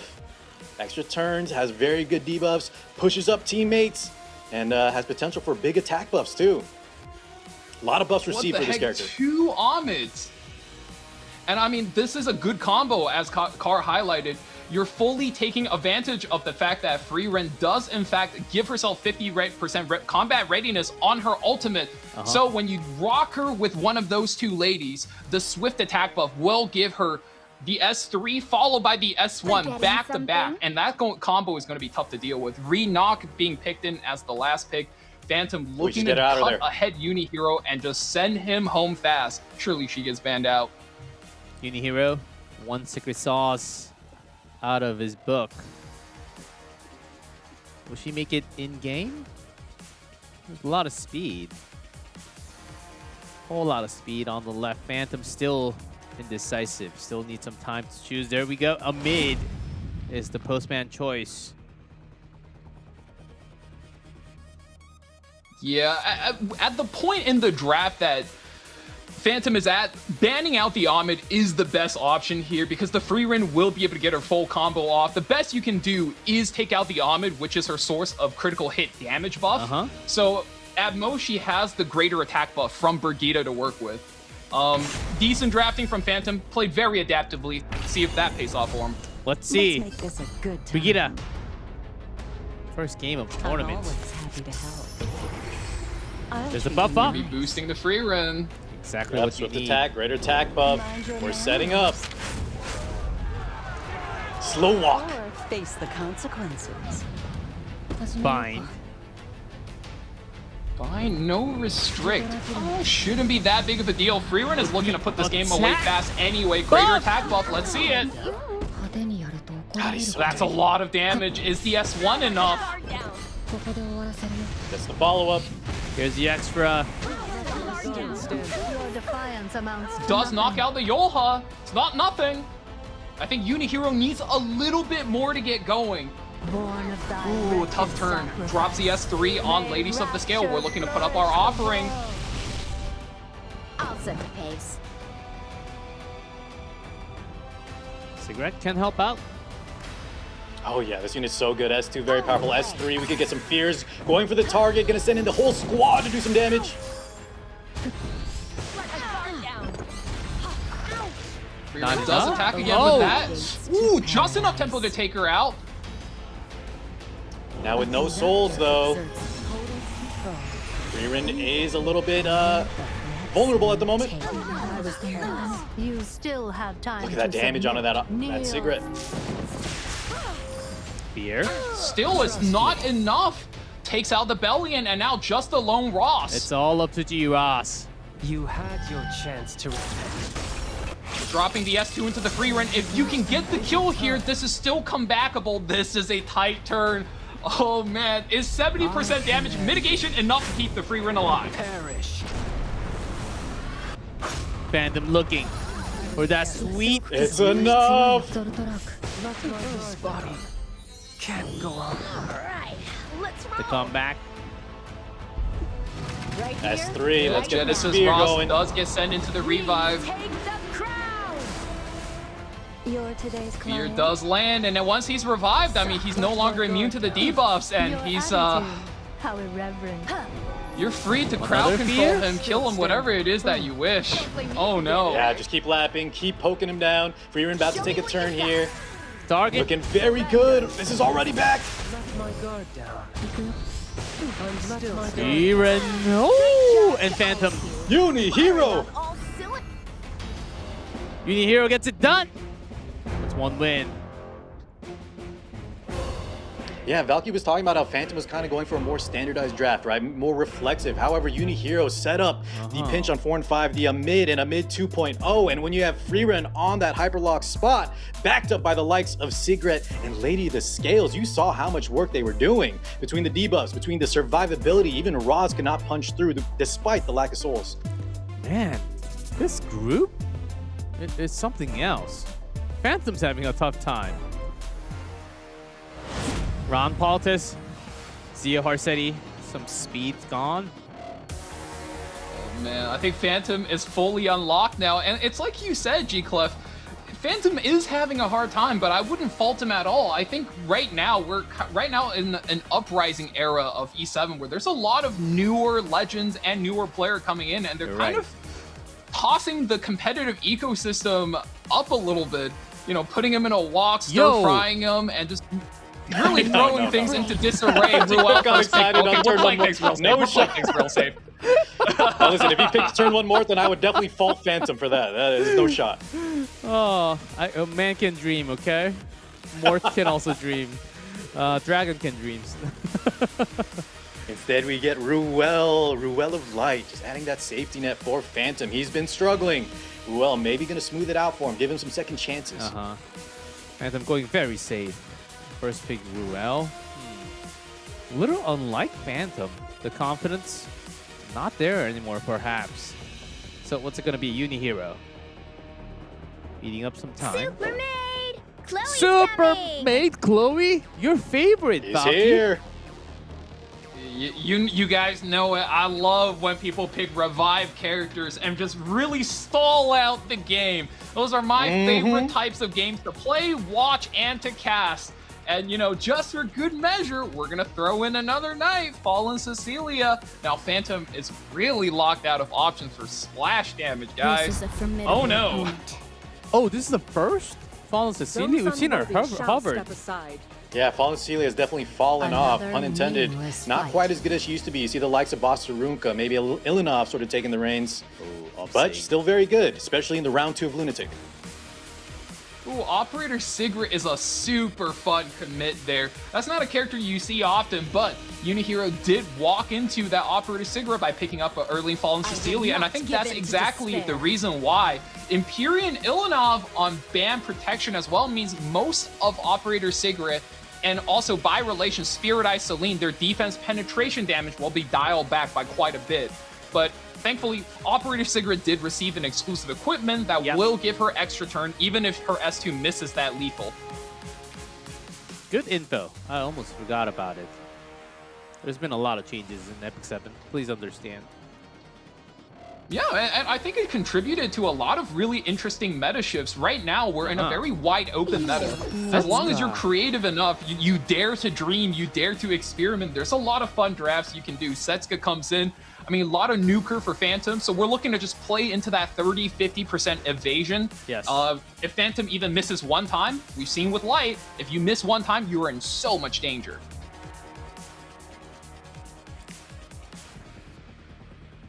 When there's that many misses or dodge, you can have some target damage. Oh, Tenebria first. Threading those debuffs. We do have access to cleanse on the side of UniHero, so we will have to see, you know, what sticks, what lands. But definitely a scary unit that UniHero has to watch out for. Yeah, Phantom willing to pick Tenebria into Ilinov 3. Yeah, normally when you are playing into a counter-attack based composition, like against the Setsuka, you want to play a lot of debuffs. Witch of the Mirror, if I'm sure if Phantom had access to flag Sigrid as well, he would just pick it right there. Please. And Saria being covered. Oh, Death. Oh, there we go. There he DD Ray is. coming through. He's still alive and kicking. Yes. The Doctor is in. We were just talking about debuff characters that can maybe chomp down on some of these high HP characters UniHero has. And Death Dealer Raid with Witch gets locked here. One of them gets banned, surely, right, guys? Yes. When you're in sleep, can't dodge. Certainly Sleeping can't. on the job. When in trouble, call Navy Captain Landy. Maybe he's not in trouble. Do not falter. There she is! Another first. Candy! Oh, My first goodness. today. So, at the end, more could have been a very good option. No, just kidding. More first picks certainly would have been a pick of all time there. The problem is, G-Clip, then you have 4 picks, right? 4 and 5 picks to kind of counter it. But yes, in hindsight. Respect last pick gone. out there. I expect we'll see more Death Dealer Ray, though. He's definitely a good unit, not just against slow players, but he can even bridge, right, on certain artifacts. Queen's Whistle. Might see him with like a Zeal push up. Here we go. We go in. With the verse 4, The enemy's retreat. Phantom's Operator Cigarette. His tournament life on the line. Code received. Executing Opting to skip the Rip. S2, direct S3 here. We're looking to push everything back and take away the immunities. It's begun. Fate cannot be altered. There shall be no more agony. For I am First, merciful. Spirit Gates from Celine. My, quite the awful mess. The Two turns turns, and I think that was an Umbral Keystones cut from the Witch of the Mirror Tenebria. We're just looking to drop this. Oh my May the god. light guide us. Uh-oh. That's Tenebria, guys. That was 8 an of 8 8. out of 8, guys. That cannot be good. I will protect everyone. Phantom's got Ruel. Yes, it is Now Optic back, Feel free fully to inactive. Here come the debuffs. Ruptures coming through. A little bit more counterattack from the Setsuka. Does knock her out of that stealth, though. Going to be a little bit annoying. Most foul. Redirected Provoke puts them on the Ruel. The Idol's Cheer artifact on the Ruel is going to slowly be pushing up Phantom. It's looking like he's getting away from this game. Soul burns into the Maid. I brook no falsehoods. Can you?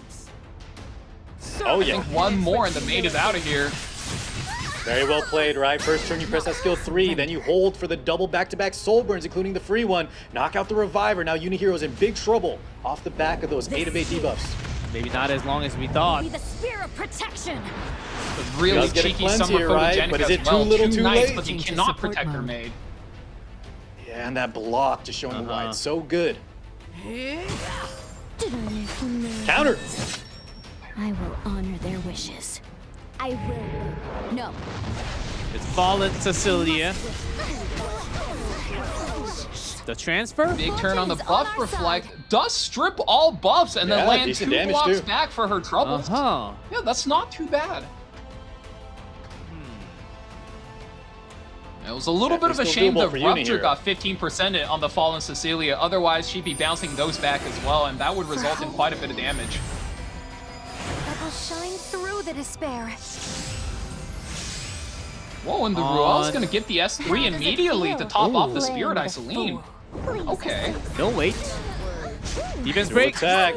Oh. Most foul. That hit.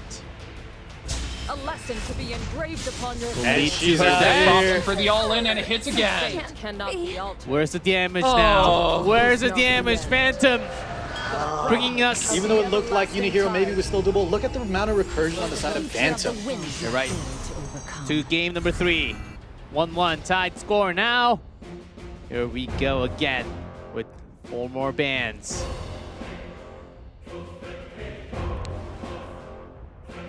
Looking very standard. Much more well-rounded this time for Phantom, well, at least. It's just Spirit Isoline day today. She is just popping off. She is. Can anyone stop her? She looks even better with the new skin. Yeah, that's right. Now, game 3, I think for Uni, he definitely has a chance, right? Coming back, I think game 1 he showed if he just sticks to a all-in game plan, then I think that's kind of his best success here. As you see, turn 2, it looked like maybe he could rally, but the amount of still recursion revives on the side of Phantom, he was going to keep going and going. Exactly, Car. And I think that first pick, Ruel, did its work too. She was almost like a spy, letting UniHero put down his guard, thinking, oh, maybe I'm not going to get cleaved game 2, so let his guard down a little bit, and suddenly the Spirit Isoline does what she does, just gets a little bit of a lead and takes the snowball and rolls it down the entire hill. That was a little scary to watch. Chills, even. Renak Luna. Balsarunka, Lady of the Scales band. Delian up. Yulha, of course. There's no mercy. Mr. G. Rise. What a unit. Split between the 2 players.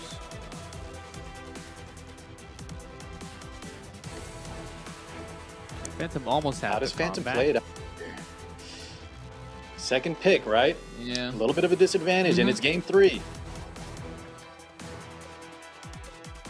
He does break up the combo of Genesis Ross, Nurse Yulha, so UniHero doesn't really have like a reliable playbook to lean into.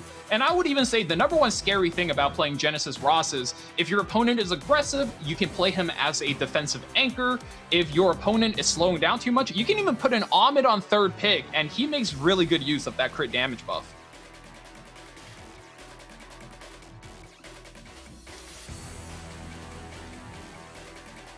What's it going to We be, are going Phantom? down to the wire, ladies and gentlemen.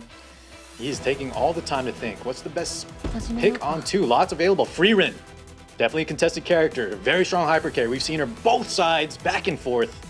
Wait, Bellion is up, right?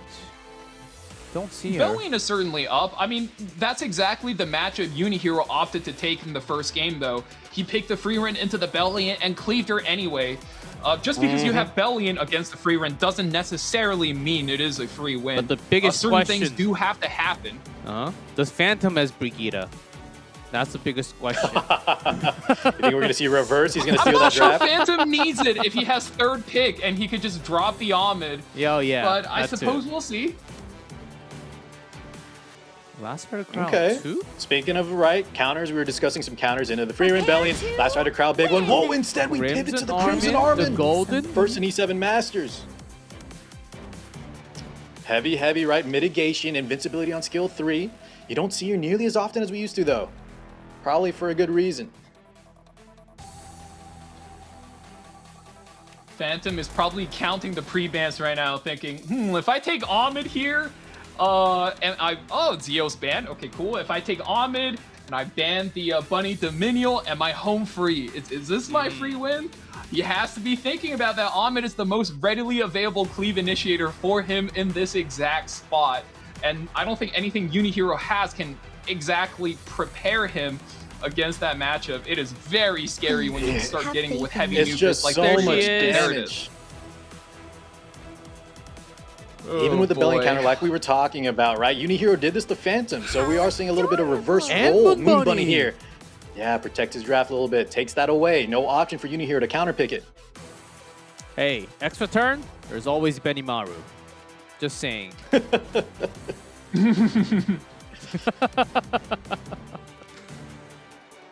How does UniHero survive here, right? Still wants maybe potentially some damage. He has some mitt. We have the belly counter to stop the souls, but that free run, despite having no souls, is still going to do so much to our team. And you have the Genesis Raws as well, and we've seen what this man can do. Another trial The to strip overcome. stun? Unbound Knight Arrowwell did get the buff. I vow my life to you. And Just pick all the knights, what I guess. a tanky team this is. They have damage, right? Phantom doesn't have the most survivability, but I still Is don't this know. okay? Can we Yes. survive this? Lots of question marks in my head. What about you guys? Valky? I think UniHero realizes the pinch he's been put in. He realized that Phantom is going to be doing way too much damage with the Ahmed enabling his team. So he just says, well, I'm just going to draft every mitigation in the book, have fun killing them, and you know, if I make it through, there's a chance I just kill ya. And Phantom I'll does wrap find the things up last pick there. Lone Crescent Bologna is, in fact, a little too good versus all of these HP scalers. So surely she, She's as the going to be anchor, is insane gonna if get left fanned up. There's out. no way. A lot of Especially light belly on units. Bellona's gonna do a ton of damage with Yeah, AoE. must ban there. And the Yula gets taken out for the side of UniHero. No extra HP buff, but still very tanky overall. It's a lot of units on the left. We'll see full light team on the left. UniHero, I'll protect Phantom you. on the right, starting with a mid. What cannot be avoided must be overcome. From the cracks of despair.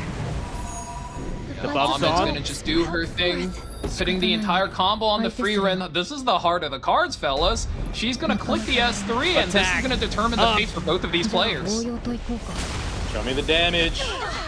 UniHero needs to tighten those abs. Arwell, one health in a dream. Escort. Let me see. But we're not done yet, right? We talked about the swift attack, especially common with the free run. Gonna take back-to-back turns. Oh, Greater attack buff. By He's out of there. Arrowell. And the rest of the Secondary team. splash. Trust me.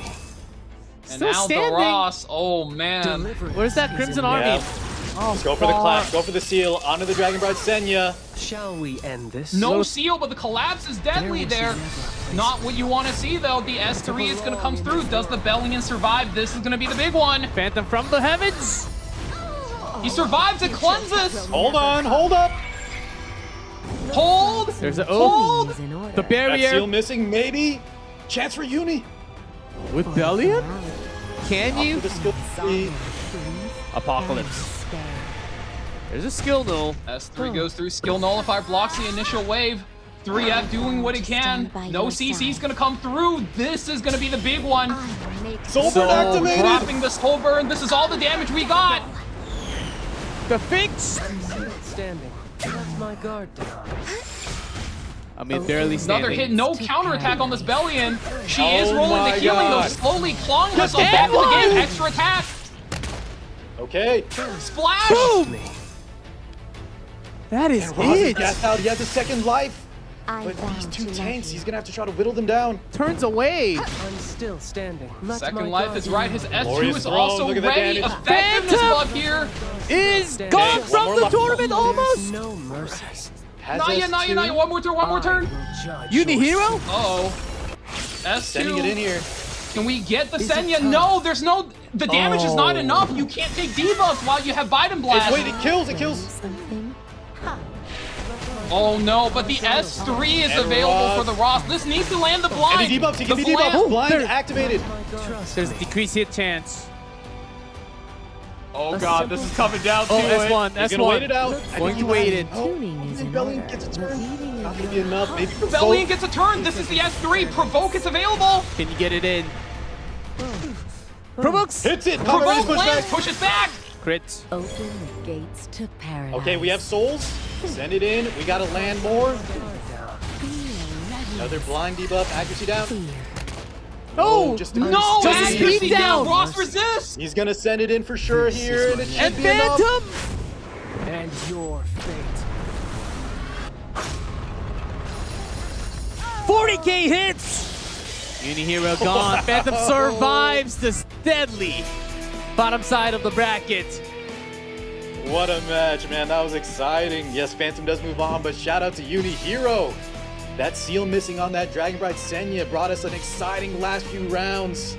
He was fighting for his life there, almost taking out an ex-champion. Oh, that final debuff. One miss, one hit away from the win. Or for either side, that was a nail biter. Yeah, and that was the power of the Genesis Ross in the anchor slot. If you had the option, I mean, you can either S3 him with the Omni, get the crit damage buff, and use him as the primary cleaver. But since you got the free run through, he's just going to be the character that anchors it all the way for you. Now, it really did come down to it, and it got super close, but oh my goodness. Bellion missing the blind there at the last hit, that was unfortunate. Man, Ross having this much power. We need Salome in the game ASAP. We need an equalizer. Yeah, she seems to be the counter from the video that we just have on EpicSeven YouTube. If you haven't watched it, make sure to subscribe and go watch it. Oh man, she is gonna be a menace. That was a really good match. Yeah, very, very well played by UniHero, right? Yeah. He did get eliminated here. That was his last life, but I'm very impressed. Uni, good job, good showing. UniHero's gone from the tournament, but very unique in style. Gotta give it to him. A stench. A lesson to be engraved upon your soul. Fate cannot be all. A lot of Spirit Isolene wins today. I think almost all of them.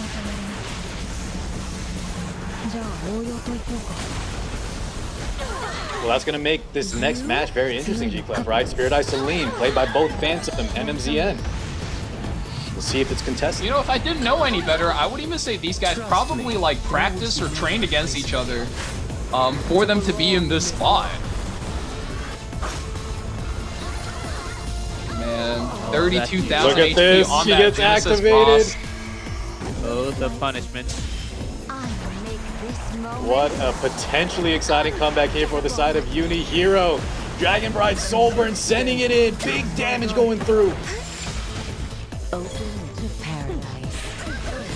And you do have to question a little bit. Is this maybe a speed set Bellion? Like, would a counter set Bellion have made a better difference here? Or maybe he was on counter set and he just low rolled the counter attacks, because Maybe. I feel like one counter attack going, you know, one way or the other could have really swung things.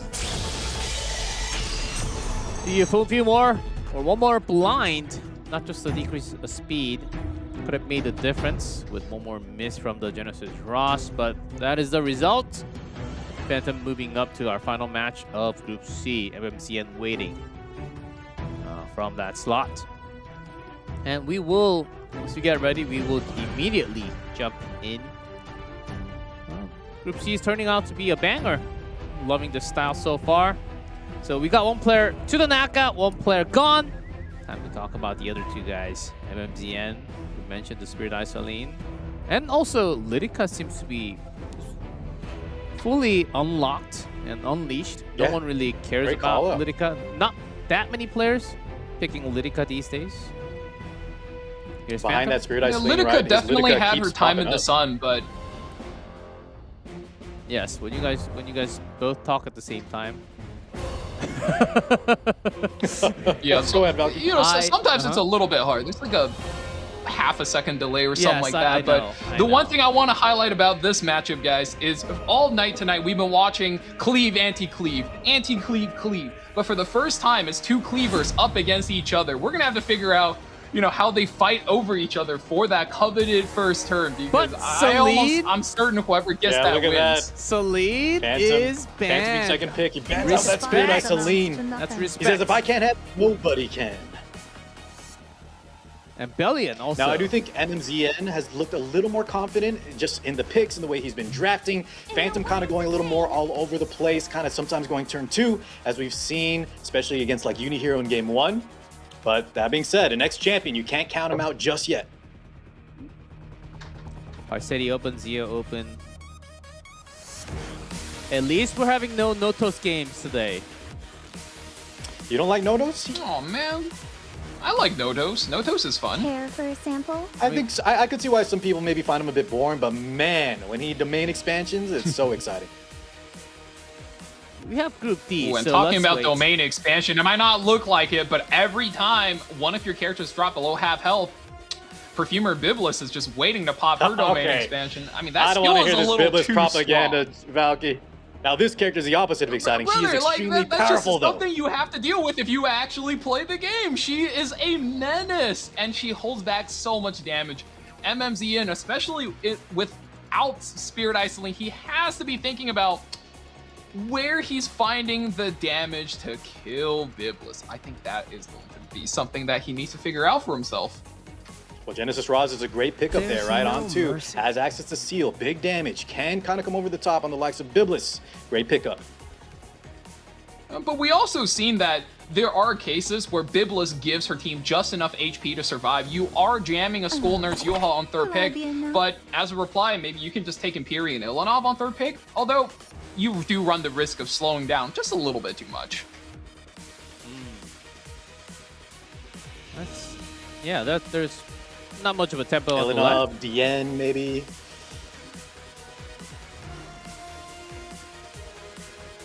Phantom, did you build all this for the 5th match? Did you test a lot of things beforehand to come down all the way? Need to might be thinking about locking some damage here on third. Locking in some damage would be good. He could also be thinking about locking in a tank, but we did say Phantom looked like the thing he needed tonight was the confidence, and if he wanted to feel confident, I mean, you can go forth with Renak, which is 129 base speed. That is the highest speed achievable by a character in the game. You presume to defy me. Hecate comes through. Ooh. Chat was talking about Hecate earlier today a couple times, and here she is. She's definitely a good unit, right? Especially with all the revives coming around. The problem is, though, playing her is a lot easier said than done. A lot of times, if you're not fast enough, you can't get her into that activatable spot. She sometimes can just die. But exactly, and the big issue here with playing Hecate is Phantom is turning off the immortality on his own DN as well, and MMZN is just tempoing up right here, right now. He says, oh, you want to go? Let's go. Just drops the Ahmed. We are getting the cleave out of the way early, so he needs to jam in one more damage dealer to really close out this draft. Wait, I mid. What else is the perfect pair to receive that attack buff? I mean, the damage buff. Harsetti. You seem quite useful. If you're fast, I have Harsetti. That's certainly a pick. That's certainly a pick. I've not seen somebody go, let me get 3 units that are potentially fast, and then turn off my own speed as well. It's a pick, guys. It's a pick. I don't know. No, in all seriousness, right? I think that could be a good pick. Draws out a ban potentially. Ruel of Light. Do we love her? I don't know. I don't know. I like Destina more. Hecate, Ruel, You know, Ruel and we of have Light, that when you also immortality have on DN2. Hecate, is certainly Yeah, also very a pick. interesting lineup. I know. Anti-synergy from Phantom. Yeah, this doesn't. I can't do Could math. be big brain, but genius this play. This doesn't really make Banking on some sense bans here. to me. Biblis gets taken out alongside the Genesis Ross. So I think Phantom's Okay. calling MMZN's bluff. He says, you don't know what you're doing with this Harsetti. I'm just going to take out Genesis Ross and I'm going to watch certainly your was a draft pick. crumble apart. Is that how it plays? But like you said- we'll find out because... How about a No, I place think you're onto among my something, right? ranks? I think he maybe would prefer a more damage dealer. We saw UniHero pick this Harsetti unit. Doesn't have enough damage. That being said, Phantom has some anti-synergies going, though. It's MMZN. best I end it. Wait, Let's see, I Harsetti see leading off. it. Do you guys see the play? No, I He don't. has Harsetti go first, And then he has 3 CR pushers to push her back into a second turn. Oh my god, and the stun lands against the Renak alongside just a splitter splatter of debuffs right now. Let's see if that is in fact the play he's going for. Nurse Yolha is up next. Who is she gonna super juice? Well, we're gonna have to go through a lot of turns here, right? Because that damage, is that crown on the stun? Chosen to defy a god. It's gotta be. This is a rather low HP Harsetti as well, so you do have to power her up and send her on her way and let her just do whatever damage she can. And I think that has to be a miss pick just being used in a very clever way right here. CR pushing her all the way back. That's a pick, guys. That's a pick. Lady in the front. We're gonna have a death by 1,000 cuts. We do have the offering the extra fixed damage, but like we were talking about with the Harsetti build, it's gonna be very low damage here.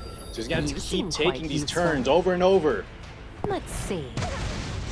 Oh, stun. Another stun. That helps. May the light Damage actually not guide too us. bad, landing a lot of crits. Because might need to be how this game goes. Hecate, though, still sitting pretty. Do you clear the skill nullifier? Does the Hecate get a clean shot against the Harsetti? Because if she does, well, MMZN is just completely out of damage. We're giving away the Ruel S3 immediately. Your attitude, how irreverent. Cleansed and invincible. Yeah, quite telling. Phantom believes in that Renok. That's his win condition. Will you take some chance and go for the fear? Go for the fear here. Lands on the Renok, but you do wake up at the end. Is that a worthwhile gamble? Does strip the buff. Oh boy. Was that all worth it? Maybe not. Soulburn Hecate is available. Does he have the damage though? If he's confident he can just rip this, this is gonna ignore the damage. This is gonna go. How much damage does it drop? 30,000 takes out the Harsetti. She is out of here. A little ouchie. Does land a bleed. Double tap. Still enough. Takes her out. Fear sticks on the Renok. Renok loses yet another turn. What cannot This lady. be avoided must be overcome. All in Fortune one. is on our side. Yeah, such a powerhouse unit. That being said, 3v3 scenario, right? MMZN did lose the Harsetti. That's a lot of stuns that he doesn't have access to. Now Renok ready to go. Finally out of fear. Bossy, aren't we? Pilfer. Yeah, now Renok gets to play the game. MMZN gets stuck here with 3 supports. That has to be a mispick, right, guys? Like, he has to be sitting here thinking, okay, what am I doing for next game? Next game, I can't do this again. We can't do this 2 games in a row. You better be good for now. Teacher's gonna keep an eye on you. That's Phantom with that logo. 1 win. Can he survive? Game 1, that many options? What a weird draft from both sides. That Harsetti was certainly a pick, and that was certainly a draft of all time. Don't ask me for more adjectives because, fellas, I am out. I have no idea where that went. I mean, to be fair, I think MMZN scrapped together what he could, but I'm gonna choose and believe that Harsetti was absolutely a mispick. Maybe he picked the wrong one. This is the one he has for Guild War defense? Give me 1 minute. That was not it. I will ask Gemini Plus, and let's see what the answer Excellent. Give us the info. Don't know because we can't ask the player directly yet. There's Iseria, Zeoban, plus Aruka, and Freeren. Spirit Eye, Salome, Freeren, 2 Hope, MMZN's favorite units gone. He's got to come out big here, right? Down 0-1 at the loser's bracket. If he's eliminated, he is out of here. Again. Is this gonna work now? He really has his back up against the wall, and when your backup is against the wall, who do you put your trust in? Tactical archetype Coley. I think that is something much more of MMZN's speed. It's something he's relied on. Oh my God. If Phantom says, let's get in the car. Response We're getting in the car, boys. Let's go. I love it. Ladies and gentlemen, Buckle I'll up, have to double increase my time. firepower. We're gonna He's get trying to all yell the out here. imprints. MMZN responds in kind with an imprint of his own. Fire Shuri makes his way to the stage. Let's do this. Talk about stage. There's the top model. We're about to see why first pick is so hard to race and why MMZN has the edge here. Because the opener dictates everything you want to do with this matchup. Now, if Who do you Phantom bring wants now? to be able to be even in terms of base speed, he, not pick a slower character. Leica? The only thing he can do here is pick Ram, but Ram does not form the best combo. So, especially not when you don't have the best characters here. Does he go for the Ram? That is the big question here. First pick player always has the advantage in a straight race like this. Yeah, Rand is available. Yeah, the first pick is such a huge advantage. And like Valky was saying, he's in a tough spot here. The problem is he's already locked in, right? There's no outs. He has to commit way to too two much imprints commit. already. Yeah, no flexibility. You cannot pivot out of this. Oh. He's thinking about it. He's thinking about it. I'll this bet a you bait? he's sitting in Is that this chair a right now bait? wishing he didn't ban Come the boss on, room. Phantom. Come on, Phantom. You're in the lead. You're up Lion by Heart live a little bit. Live a little. Okay. Who will stand It's against a little me? proc there, right? Yeah, he hits the full Holy pivot. He Litica. hits the full pivot. I mean, they bought the ticket already. There's no refund. If you refund, you only get 10% back.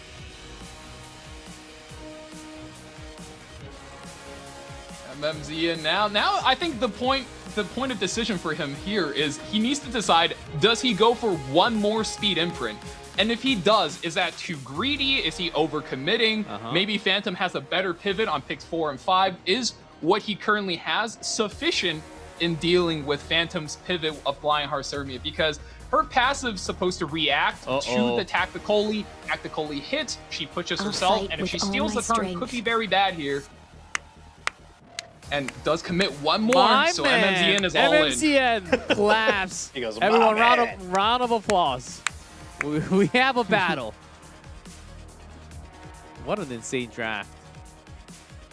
Now, Phantom really didn't like hard pivot, right? He still has that fast opener. Ludica still has this 2-speed imprints. The reacted Lionheart is there present. And now we see Apollotus come out on 5. These players, they've got something else.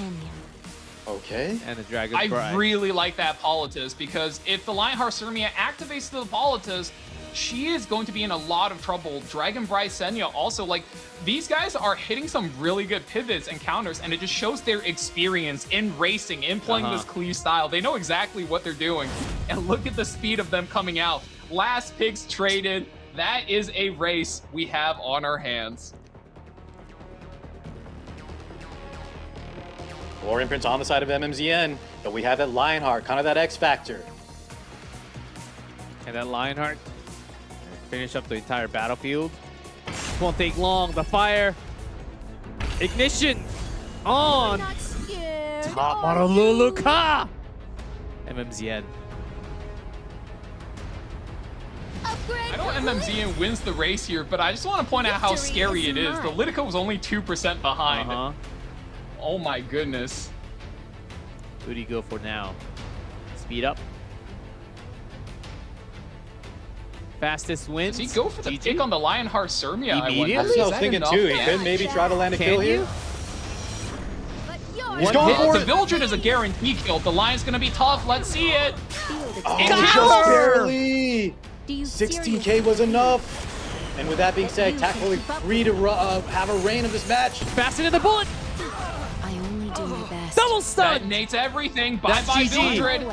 Let's talk about game 3. I need my freedom and strength. I will help you improve. Yup. It comes down to Quick. this. The final game, final match.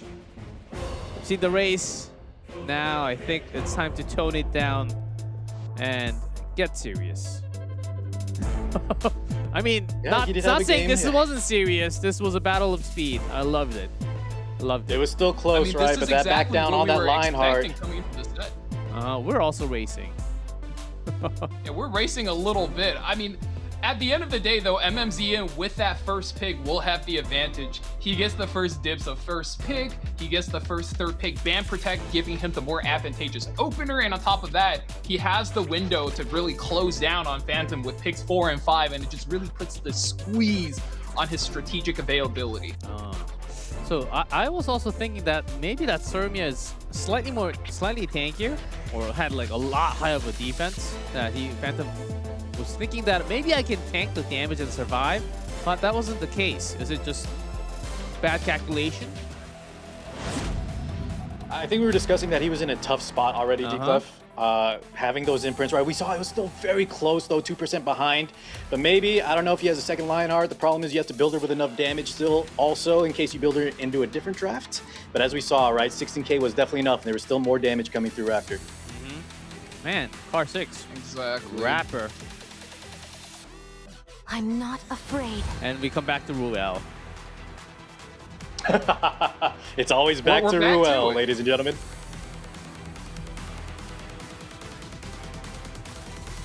I think Just that's no been mid. an age-old tradition since like season 1, was it not, Car? Like when you are on the ropes and you desperately need to win a match, Ruel first pick, just pray. You have your head priestess and she's there for you.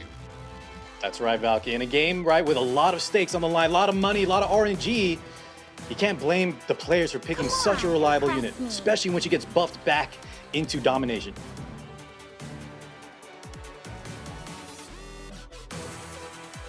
Renak. And, you know, as far as old reliable goes, nothing goes in your favor like that Renog 129 base speed. You can only imagine how fast it is. So MMZN has to be feeling pretty confident.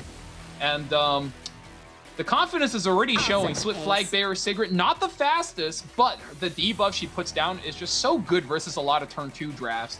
It's almost like MMZN is trying to force Phantom to go, come on, man, pick up your Ran draft. You know, you have the Ruel. Where's your Ran? Let's see the Ran. Why are you interrupting my relaxation? Ran, here's Flan. And Marsetti, This is a who's waste of surprisingly still not banned. Uh-oh. On the block spot. And MMZN is I cannot in believe, guys. trouble. In a set That's certainly a where pick, we are Valky. watching two cleavers duke it out, we see Marsetti twice. Uh-oh. We've seen a lot of Harsettis today, right? But this is all an entirely different scenario here, where both players are showing some type of openers. Harsetti being the lock pick spot for Phantom is going to be much different than we've seen her kind of being underperforming in the previous sets. Can you turtle now? What can you do? Oh, Solitaria for now. We've seen Tried and That True, is right? a Going to really lock down strong that option. Fire Flan. Fire Flan, Harsetti too. Harsetti is also a focus character, so when you have third pick Solitaria, Harsetti can never ramp her level. She starts out with whatever damage she's got, and if she's on injury, she could do a little bit of chip damage. But more devastatingly, the afternoon soak Flan is just stuck as an absolute sitting duck. There's almost nothing useful she can offer, even on her own turn. She has one good turn of that S3, and after the defense break, it is very tough to play. Show it to me! A great pickup into the likes of Solitaria. We're talking about Solitaria can counter some units. This unit can counter Solitaria. She's going to have to do AoE. The little bits of damage is going to fuel him potentially, and he's going to knock some units out. The buff. A Robbie too? The Dark Duo? They're both so tanky and so hard to deal with. He's countering this third ban protect spot of Solitaria. Apoc Ravi is here, everyone. In Wow, 26. that's unexpected. This is a very tanky team by Phantom. I'd be very surprised if MMZN is not pulling out like a Lone Crescent Bologna or some kind of hardcore injury character last pick. Bloodblade Corinne being hovered could be enough damage. Very tough to call at this point.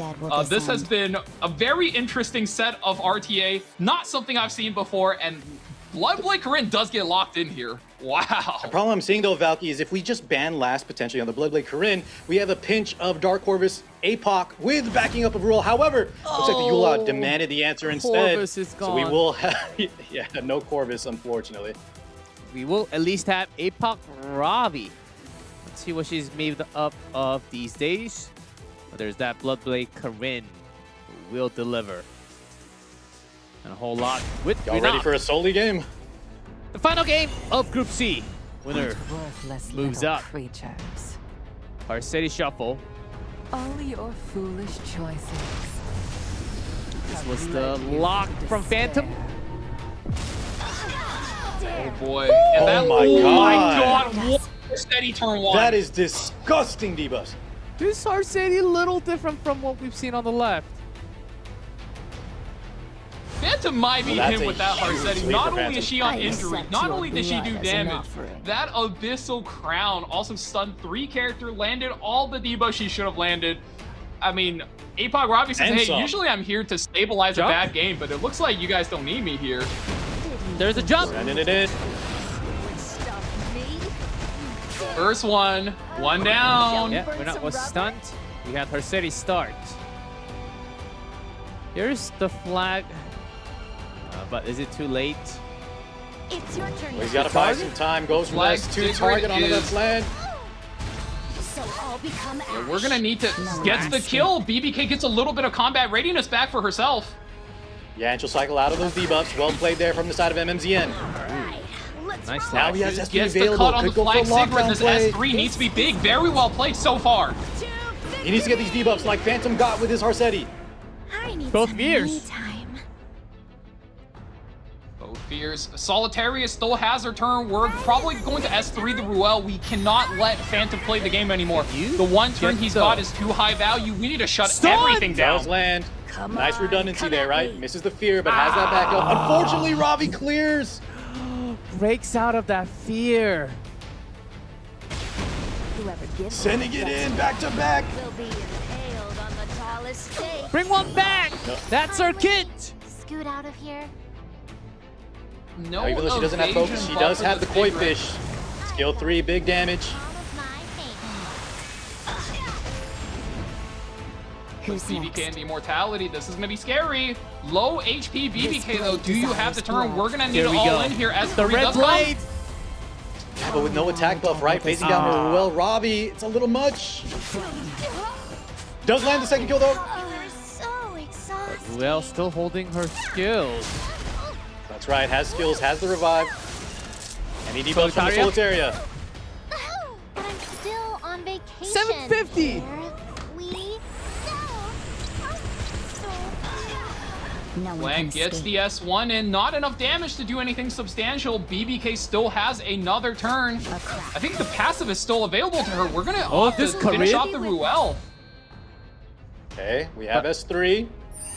What's the best set of options here? The problem is I think BBK still has the passive, and Solitaria, we're still gonna get debuffed. Ravi? Apocalypse Ravi should come back here, and we're looking to just drop it on that Solitaria. A third jump. Oh, survives! Not enough! She lived! She lives! Wait a second. Corinne? This is a very interesting turn. You might have to skip the kill, yes. Hit the Ravi, Bloodblade Corinne isn't stealth, and then your Solitaria goes back in stealth. I think that is his only available out. You have to, it's almost like you're microing your Marines, man. He's played Needs some high every rolls and turn debuffs. as best as he could. Gets a stun! Who else does the wrong? MMZN! Jesus, get Hold on! Look at the wave! Backup turn here. Solitaria, another time. She has skill 3 available. In trouble. I hope you enjoy yourself. Starfall. Another stun. Only when all are Lands dead the will this slow end. as well, shakes it off immediately. Corinne with almost full HP. I will Soul cut burn. you all down. We're sending. Can you get That was some I good damage accept still. your Does blood get as pushed an up. offering. Whoever gives Get me another S3 right here. Oh, he will get the Yikes. proc here. On the tallest Yes, stake. plenty. Oh, It's the only BBK was already Solitaria. out. Oh, he was out Yeah. of immortality. The end proc of the day. Yes, that was already used before. Just wanna go Now hold on. Triple stun here from Hold Solitaria. on, hold on, hold on. Daydream. Daydream, is there a way to dream our way past Oh, this? And not no. this Dream today, ladies and time. gentlemen. There's no need to worry now. Oh. You can only Ashes take to so many ashes. chances. Dust to dust. And this was not the perfect day for MMZN. Phantom, after that many jumps, Apoc Ravi does bring a win to Phantom. And he will make it out along with Light from Group C. What a set of games today. Extremely interesting group. Very different from Group A and B. This is something else. Not the meta that I've studied over the last 3-4 weeks. You know what's funny? This is lunatic, right, G-Clef? So definitely units like Dark Corvus and Apocalypse Ravi can come out on game 3, but I love how Phantom brought both of them out on 4 and 5. That being said, I do expect to see Apoc Ravi come out in this meta here and there. Same with Dark Corvus, even in game 1 potentially. Remember, guys, we had game 2. I mean, the draft was much longer than the game itself, but there was the game. The full imprint. Very entertaining group. And we do have the winners. MMZN, I think he had an overall very strong run, but this game 1 fumble, I think, was what really messed him up. Because, yeah, game 3 was rough. I think Phantom did overall come out on top, slightly luckier. But that game 1 was a massive fumble. That should never have happened to a top 10 player. You're not bad. Yeah. But you're lots of high rolls, some low rolls as well. Is crucial. Do you seriously believe It's RNG, baby. that you can keep up with me? Some saying the fake Harsetti can also be done. The real Harsetti was in on the right side. Yeah, that turn 1 was so strong from Phantom. Sets up that huge play. Apoc, just, what is that, like 5 S3s in one match? My goodness. Yeah, the Apocalypse Ravi rework did her a lot of favors. Anytime anybody on your team dies, she's going to be ready to pop. And she was jumping off the walls right here. That turn decrease. That has an EE as well, too. My goodness. Almost unfair. She's brought back, and Ravi brings back another target. Oh, that stun was nasty. Oh, and that turn almost turned it around for him. But alas. There's always room for Apoc Ravi. So many revives. But please don't try this at home, guys. It's not much of a home material. There's a result. Light Phantom from Group C. Lots of 2-1s. I have to say, so far, my favorite group out of the 3 that we had in the tournament. Really entertaining picks. Didn't get to see Dark Corvus again, but one day. That's in my bingo board for next week. Well, he's drawing those bands out, right? That means he was definitely a threat there. Even bigger than Apoc. And I will say this was a very, very entertaining group, but I think this next upcoming group is definitely what a lot of people are looking forward to for today. Another set of big names in that group. So, before we go to that new group of Group D, the Death Group of Death that we call, we do have to take a short break, guys. I think it's either 10 or 15 minutes, so gotta go outside, catch a little breath, and once we come back, Group D time.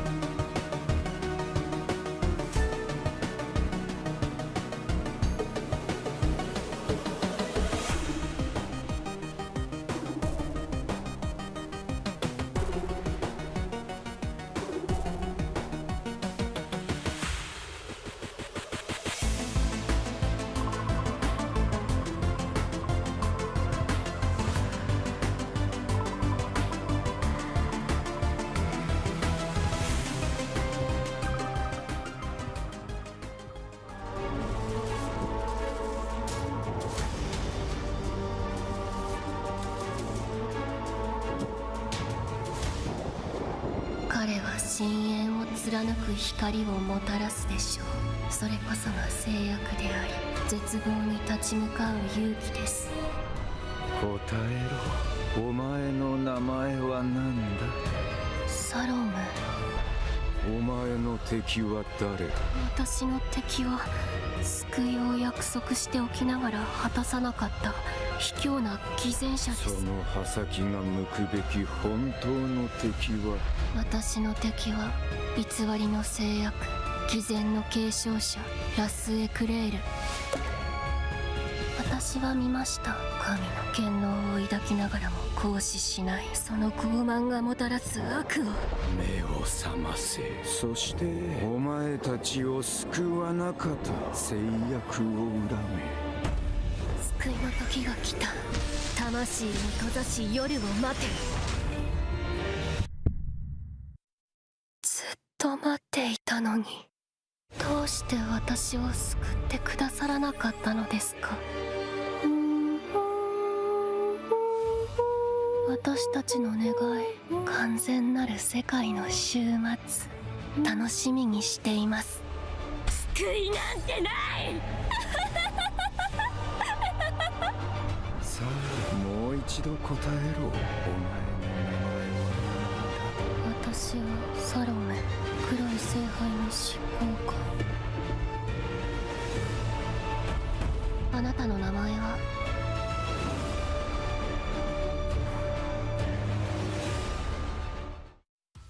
？May all knights be with you, and with our spirits. The time of salvation has come. Seal your soul and await the night.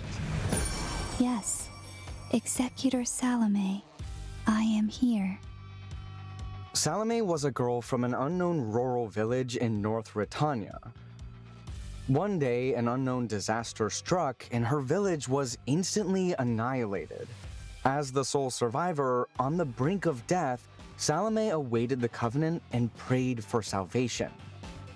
Charon, who happened to discover her in that state, saw through Salome's potential. He then took her in and conducted an experiment. During the experiment, due to the excruciating pain of brainwashing and the side effects of corruption, Salome lost all emotions, becoming the first seat executor of the Black Grail, as well as a living doll that listens only to Charon's commands. Salome is a 5-star Dark Elemental warrior. She has relatively high health and defense, and can increase her health further through her imprint concentration. Skill 2, Salvation. Releases Divinity, cloning a target hero except for the caster for 1 turn. Grants skill nullifier once to the caster, and grants an extra turn. When the extra turn begins, the cloned hero's skills can be used immediately. Clone is a skill that clones the target's appearance and abilities. While in the clone state, separate skill cooldowns are applied. When dispelled, unique effects granted to the caster by the clone skill are also dispelled. Skill 3, Yggdrasil's Judgment. After inflicting collapse on the enemy for 2 turns, attacks with the power of Yggdrasil, with up to a 100% chance to inflict decreased defense for 2 turns, and deals additional damage to the target. Damage dealt and additional damage increase proportional to the caster's max health. Skill 1, Corrupted Divinity. Attacks the enemy with a spear and triggers a dual attack from the ally with the highest attack. Damage dealt increases proportional to the caster's max health. The time of salvation has come. Seal your soul and await the night. Corrupted Divinity, a creature heading for the end. Players will be able to meet Salome through the Mystic Summon starting April 23rd. Thank you. Life is full of suffering. I wonder if there is a paradise.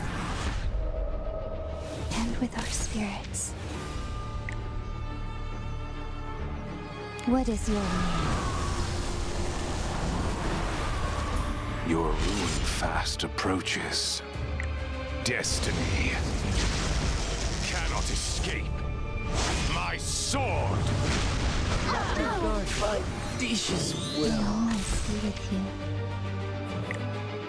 I dedicate my body to Nidrase. Let my guard down! I shall present you with a chilling chaos. There is no avoiding your fate. Disappear! First. I'm wrong. You better run far, far away, or the scary world will get you. Sorry. Born of thy wretched sacrifice, may rapture flourish the world. What a waste of time. Get out of my sight. I will save everyone. Learn your place. Spicy. And with our spirits. What is your name? Oh, right. It's time for Tora to eat. So, the footsteps following me were from you?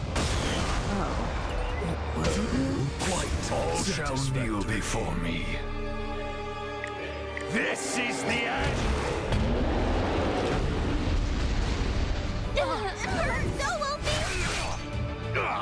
This is what you wanted, isn't it? Ha! You're giving me a headache. Spicy. You'll never get close to me. Such incompetence. Saint and mercy dwell within. This way. Stop dragging this out. I thought I told you. Get out of my sight! Wait, I was careless.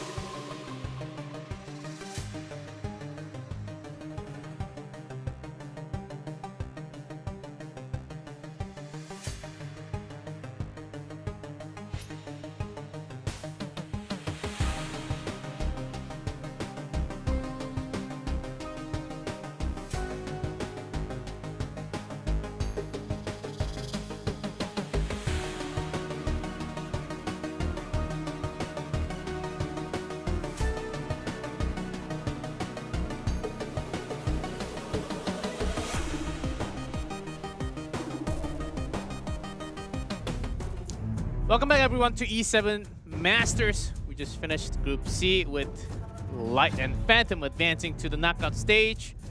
Time to talk about Group D, but before we head into our match, one of the player is MIA at the moment. That's KHM versus Toshipopo. KHM is MIA, so from the rulebook, he will be forfeited from the first match, automatically moved down to the losers. So Toshipopo gets a bye to the winners, which means that that match is already gone. We will be starting immediately with match number 2. Gomyangmi versus Sindri will be the matchup. I mean, KHM still has a chance if he comes back on time. Call him. The loser, we tried calling him. We tried doing everything, but he's just not picking up. So, Necrophilian members, come on, call your guy. Come on, this is his one chance. I know, so excited to see some KHM today. I know. Where are you? Now is the time. 0418 coupon. Now is the time to wake up from dreams. Maybe he's feared 2 turns. It is very late, right? It is an awkward time for in real life, guys. Maybe he's DDR'd into sleep.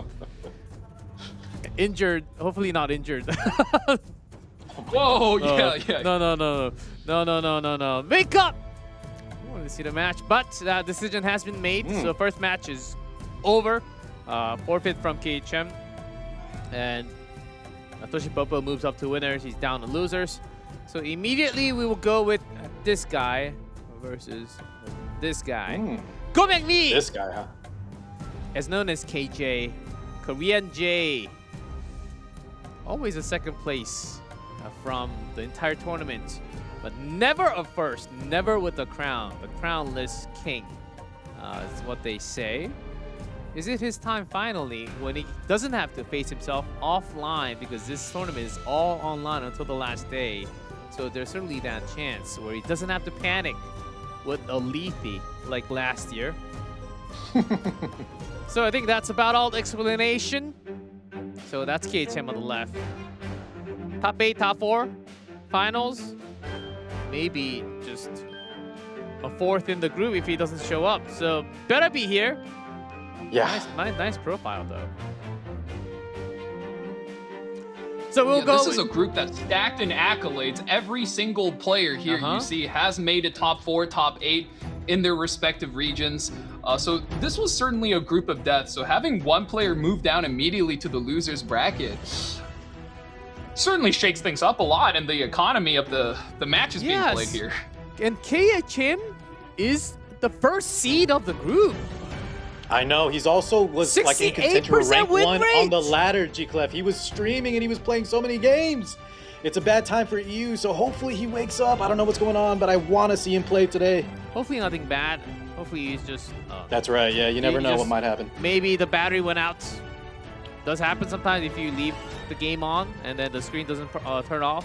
The battery goes out. Man, gotta check your devices. Hopefully he comes back in time. So Toshipopo is up there, as you can all see. So we will go with match 2. Gomyangmi versus Sindri. In Korean, it says, "I'm the best. I'm the bestest of the best." With Arky. And as you highlighted earlier, G-Clef, this is KJ, the one we call Korean Jesus. I mean, he wrote the book on how to draft, how to play RTA.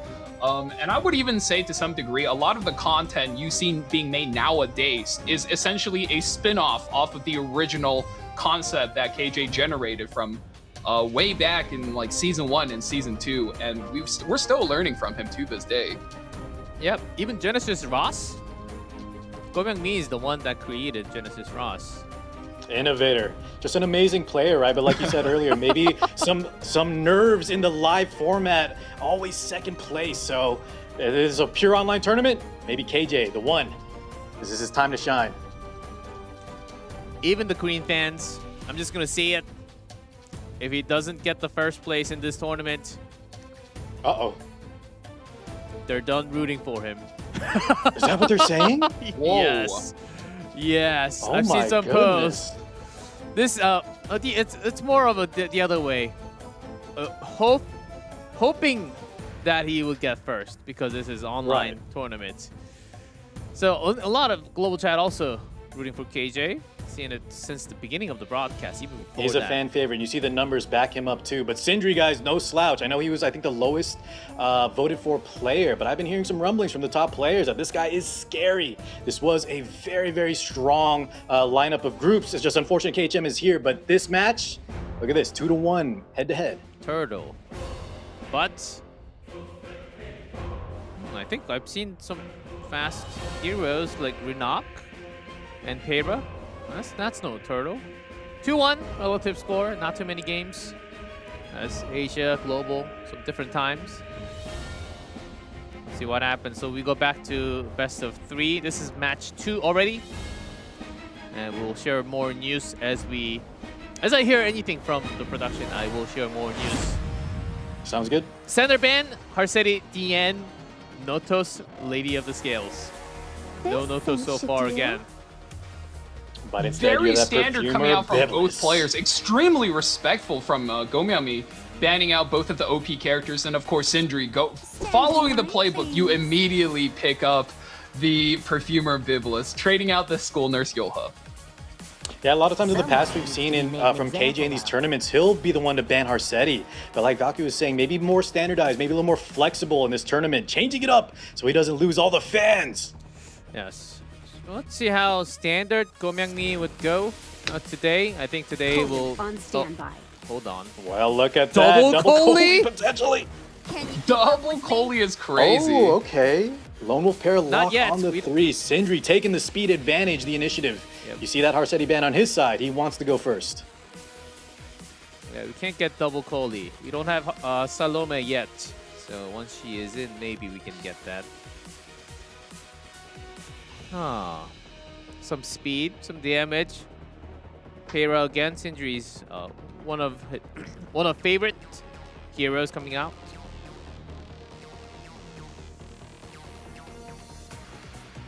Some difference in style. I mean, we've seen some Peras, but not that many. Renak. Gomyami here flexing his speed a little bit. Despite Sindri having the speed imprint with the Coley, so the Pera will be up 12 speed. Gomyami just says, "Nah, I'm faster. I got this Renak on 3. We're good." Not only that, right? He does have the contester. That's a great point. But the likes of Arya, we can maybe shrug off some debuffs, and we have that superhuman play as well. Sindri's not backing down though. He's committed. He is coming over the top, making sure he gets that first turn. Imprints activated and big damage too. Vildred, not like other imprints, right? After those buffs, he hurts. Oh, G-Club's favorite unit. Is that an RB? Is it locked already? I did not hear it. I blinked. I think so. They're selecting the post ban right now. RB is in there, maybe drawing a ban out. Just an unpredictable. Yeah. That 5th pick to kind of come back, deal a lot of damage. Oh no, we're not going to respect the RB. Instead, we're going for the Bossarunka. And Tactical Coley is the ban on the other side. Imprint 1 gone. Gomyangni feels confident about speed. Let's see, the gate's open, game 1. 1%. Pera the start. Wow, he still takes the turn. Was close. With me backing you up, losing ain't enough. Well, I mean, the game plan here for Sindri is now simple. We're going to double rev and just try to take over the game from there.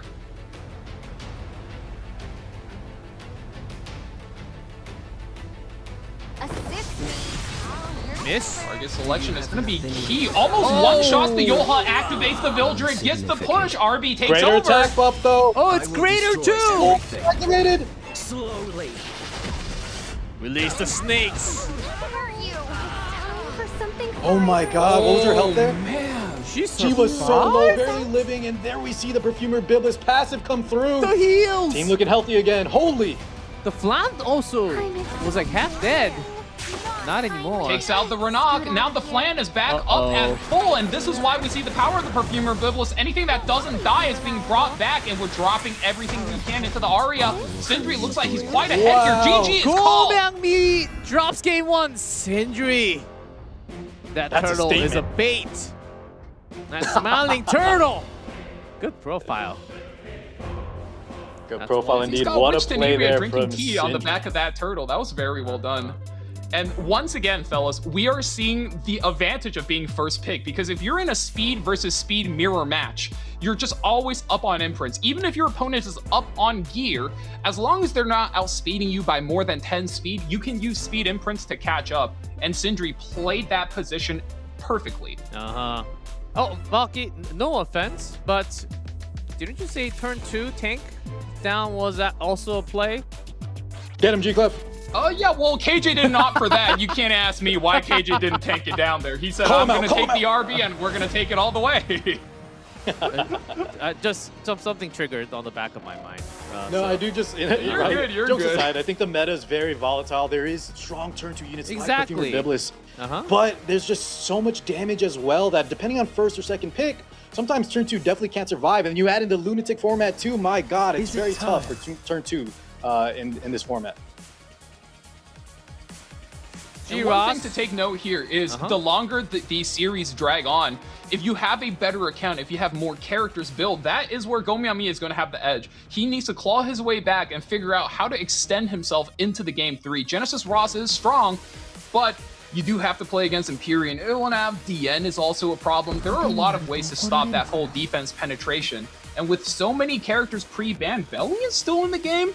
Sindri is going to pick up that free run. Very interesting. We've seen players take the free run this early, and I mean, we've seen the playbooks.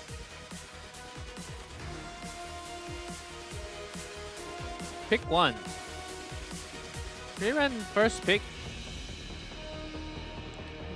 Comes and goes. Some good results, some bad. But this I think she's just a strong unit, right? Despite having counters, Yeah. the fact that you can pick this character this early and still sometimes win is just a testament to how good she is. And I think she's going to stay good as one of the premier hyper carries as we progress in EpicSeven history. Until we see that test 2, I though. will not give in to despair. Exactly. Empyrean Ilanav getting locked in just as a soft way to counter Genesis Ross's damage. This way, Sindri can pivot back into an aggressive draft if he goes for an Ahmed, and if he cannot, then, you know, Empyrean Ilanav is going to be a malevolent tank it out. Zio Ray, whoa!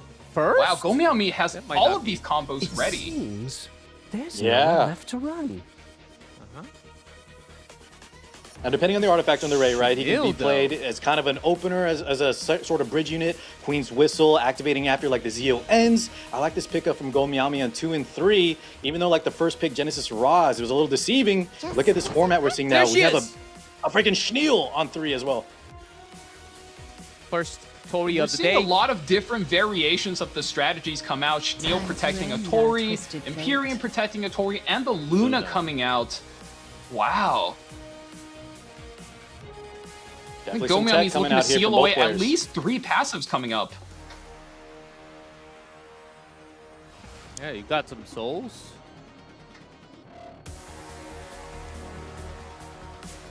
Tori with not too many of a protection.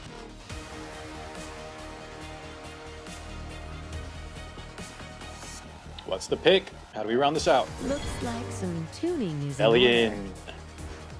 We've seen it, right? A lot of times, sometimes picked earlier, especially against the Freeman, but I like that. Nice 5th pick up there for KJ. Yeah, I think KJ found himself into a really good closing wrap for the draft there. Last Order Crowd, of course, very strong for Sindri, likely just banned away. But in this scenario, if you're Sindri, who do you ban? If you ban the Bellion, well, the Luna seals the free run. But if you ban the Luna, well, Bellion is choking out your souls. And if it's a 3F build, it is going to be splashing a lot of damage onto that Tori. Very vulnerable now. Second game. What the true vessel is capable of. CEO start. That's his kit. Exactly what he's made up of. Extra speed. Now, who do you choose to put that silence on? I am Soulbird? the rightful ruler of this land. Want to make sure Kneel before me. Soul's activated. Oh, you'll make an excellent specimen. Was second picked, Deathly Leray. A patient in need of treatment. Opposite just S2 because we have that Schneel on the other side, right? Counter pickup there from Sindri. Keeping his skills in check, but here we go. Free now. Letting it rip. We've seen this many times today. Still standing. A lot of damage, belly and counterattack. Not sure he wants to see that.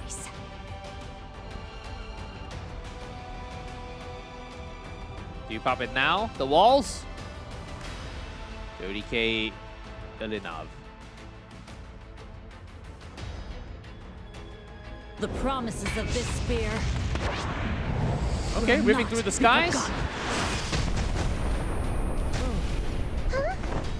Little chip damage, Drops injury a onto little the bit of Ross. injury in on the Genesis Ross. Yeah, Tori turn is going to be massive though. You need to pick the right target to create that tempo advantage for yourself. Cascade is on. Here we go. This is Wind Rider. Counter Doesn't land the kill though. Perhaps Cascade gets enough, but the time no for prop. a joke. It's time At least for some more you. damage before she went down. I've been putting off all this paper. Splash damage will come through a little bit right here. Takes everything out. Ooh, Soul Genesis Ross left. Is this enough? I think he needs to soul burn into the Tori. He might be down too much damage. We'll have to see. Oh. After this, shall we end this? Schneel Sama activated. He's gonna try to cycle. He has that second life still. Uh-huh. How's the calculation? Doesn't kill the free run, but she gets souls back up. I think it's too late for Ross. Still standing down. That's I'm That's I guess when GG. I awake. Oh my Sindri god. moving up to the winners. KJ down to the losers bracket already. Sindri 2-0? Oh. I was saying don't count this guy out, but what a dominating match against probably the strongest player in EpicSeven history. Dude, he was cooking today. I think it's always a very high risk, high reward. Whenever you're first picking a free win and you're expecting to play her against the belly without the souls, without the defensive magic, but whenever you can pull one of these games off, it just shows how proficient these guys are at counting turns, at knowing their damage, knowing their limits, and how to set up their win condition. Props goes over to Sindri. You know this guy is a chef, but oh my goodness, he just cooked one of the best players in the game. You have nothing left to say. Insignificant. Man. I will destroy everything. I don't really know what to say after those two games. Well, the lowest voted player took out the highest voted player. That being said, we have that losers bracket side. So Gomiami not out of it just yet. Yeah, Sindri looked much more of a balanced player. Had a lot of good counter picks. Had Tori to snipe a target. Yeah, just drafted really well. And what I really like too, that sometimes goes unnoticed, is how confident he played against someone like KJ. I know it might be hard to read, but sometimes players get a little intimidated and you see them kind of go out of their way to maybe be more reflexive, more reactive. I think Sindri just went by the book and played so smart. Exactly, Car, and you see him here being punished by the belly and counterattacks too, so KJ was high rolling and Sindri still pulled out with the final win in the end. That was very impressive. Still standing. Free run still very powerful. Still standing down. That's how I'm on. Ilinov just to take care. And that was it for 2-0. The first two matches already done. Toshipopo, we got a first bye win from KHM, not making it in time. Sindri will have the winners first. And then we go down to if the you bottom told bracket. if you told me that Sindri and Toshipopo would be up against the likes of Gomiami and KHM, I would have not believed it. I know one of them's a bye, but my god, what an upset already. Yes. I That's think crazy too, because this is the group a lot of people consider the group of death. You know, that's what the D stands for with KHM and KJ. But Sindri really turned up the chef to 11, and I'm really excited for this next set, where he'll be going up against Toshipopo, another chef in his own right. I can't wait. Yeah. an OG, right? We see this guy a lot. Doesn't ever really make it all the way, but he is definitely a veteran, no slouch. And as we've discussed, being a veteran, especially in the Lunatic format, means a lot in terms of experience. Here's Toshi Popo. Didn't have to reveal anything yet. Do you see that maid, Chloe?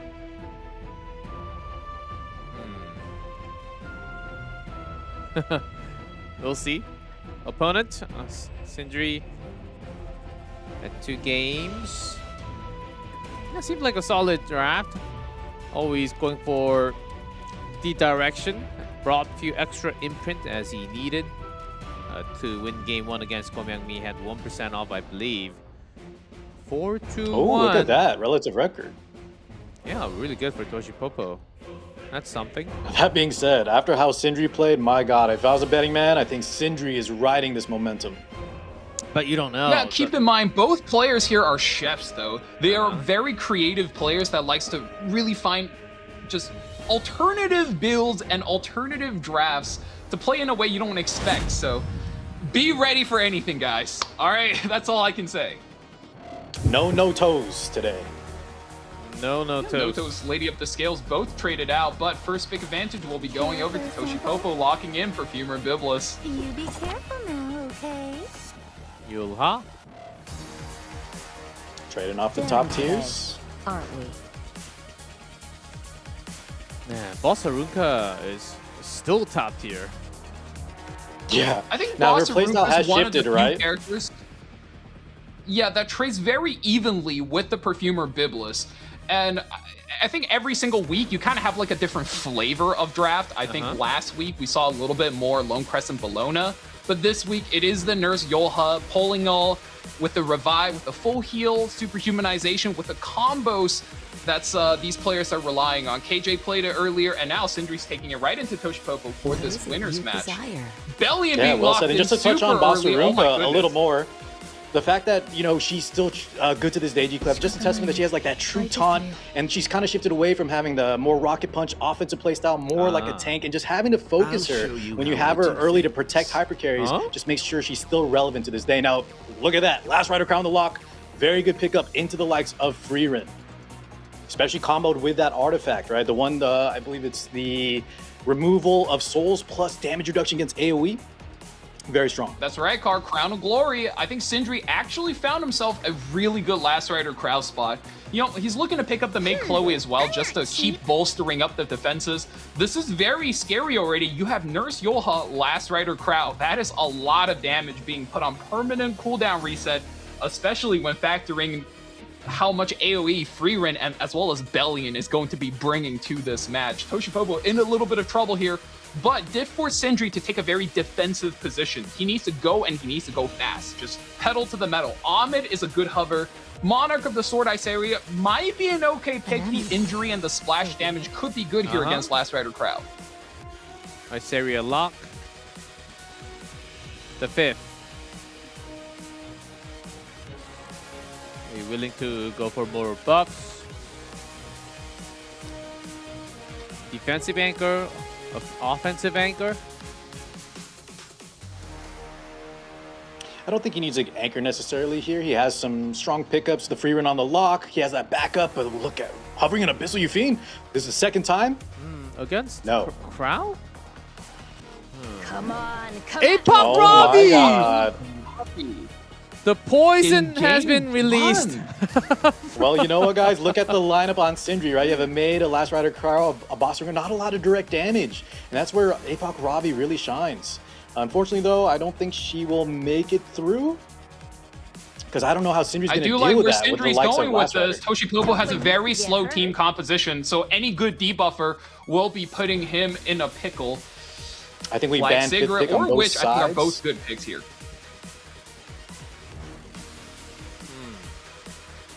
Man, the Iceria, though, Iceria plus Robbie, those are two tough carries to kind of deal with on the side of Sindri. Still need Definitely a couple more Sigrid seconds. is a debuffer that needs to be banned out here. And it's Iceria. And Apoc Robbie will be jumping. Oh, lots of tanky targets though. Can you actually go for that kill? We'll see in I game will round say, I number think 1. when every character is tanky, a Ravi is in a very, very dominant position because they just don't do enough damage to the Ravi. So I actually think is an insanely good anchor for the squad. But does it overcome a superhumanized Last Rider Crow? That's what I want to find out for this game. Behind Biblis, I think she does. 59,000. Boy. Oh boy. Siegfried! Not that damage, look at that damage. Yes. That was the first one, by the way. I'll show you the real deal. We're gonna hit it 2 VIP treatment, get the revive and defense buffs up. And, you know, I know we are expecting a lot of damage from the Last Rider Crowd, but that ultimate gets stronger and stronger over the course of the game. I think stacking up to 3 times. So it's one of those things that, as the match goes on, it'll become a bigger threat. It does depend too, right, if he has that superhumanization on from the Eula, so we'll see. Crown of Glory in effect, already paying off. Dust. Jump. And that is a very meaty shield. Let's bet on who's faster, yeah? Not yet. Is everyone standing? Apoc didn't really break the shield. I'ma leave you biting the dust. Fishing for a defense spray. Onto the Biblis. A little extra chip damage here from the S1s coming out.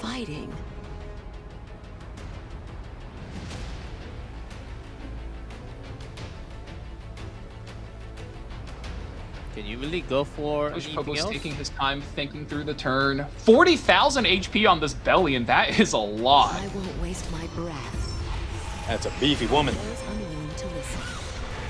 Going to be putting up the defense buff, so she's getting only beefier too. Hits the provoke on the Last Rider Crowd. That's not something you'd expect. So that gives Toshipopo a little bit of an insight. The Last Rider Crowd has low effect resistance. That could be something you take advantage of well into the end game. Yeah, well said. Unfortunately, the debuff itself won't be that useful as long as Eula's on the field. But look at this double bleed coming out, and her damage, even though we're proccing here, still going to be quite good as the game progresses. Veritas. Such an artifact. I'll show you what I can do. Do you like the scent? Still full revives on the Team Force injury. Scent lovely. Both teams still pretty full here. Just going through the motions. It's going to accelerate quickly now that the immunity's worn off. Venom's do a good bit of damage. Shall we bring this Yeah, it's a smart play, right? Waiting on the S3, going in between the Last Rider Crowd. So Last Rider Crowd 3 applies the immunity. Perfumer Biblis doesn't have a direct strip. Look at the damage on that already. Holy. 0 souls from the Crown of Glory. How sensational. Now, as the game inches closer towards the end game, there's one thing you have to be very, very acutely aware, which is that with so many tanky characters, you don't have a very viable way to burst down this Apocalypse Ravi. Now, there's 2 ways she can go down, because she's completely resistant to the bite damage. So one, you have to defense break her and really run her over with multiple bikes, which is going to be tough. The other way is to defense break her and tag her with a lot of bleeds. And those are the only 2 ways this Ravi is going to go down, if at all. So that's something we're going to have to keep an eye on until that problem is solved. Sindri is I think Eula S1 detonates. Who's the king of these Okay. streets? We'll see if that Apoc Ravi keeps reviving the team.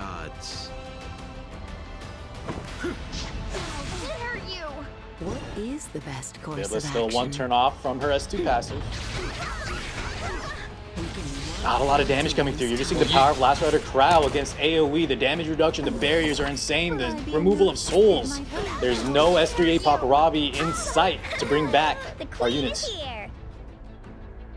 and detonated the bleeds on the Biblis, and once again made Chloe getting so much cooldown reduction from that Crow is going to be putting up revive and defense buff again. This is going to be so important for the boss of Rumka, especially if she wants to hold the onslaught against this Ravi. This Ravi's going to be slamming it again. Okay. I mean, you need a breakthrough. That's how she wins the game. Okay. Yep, just sending it.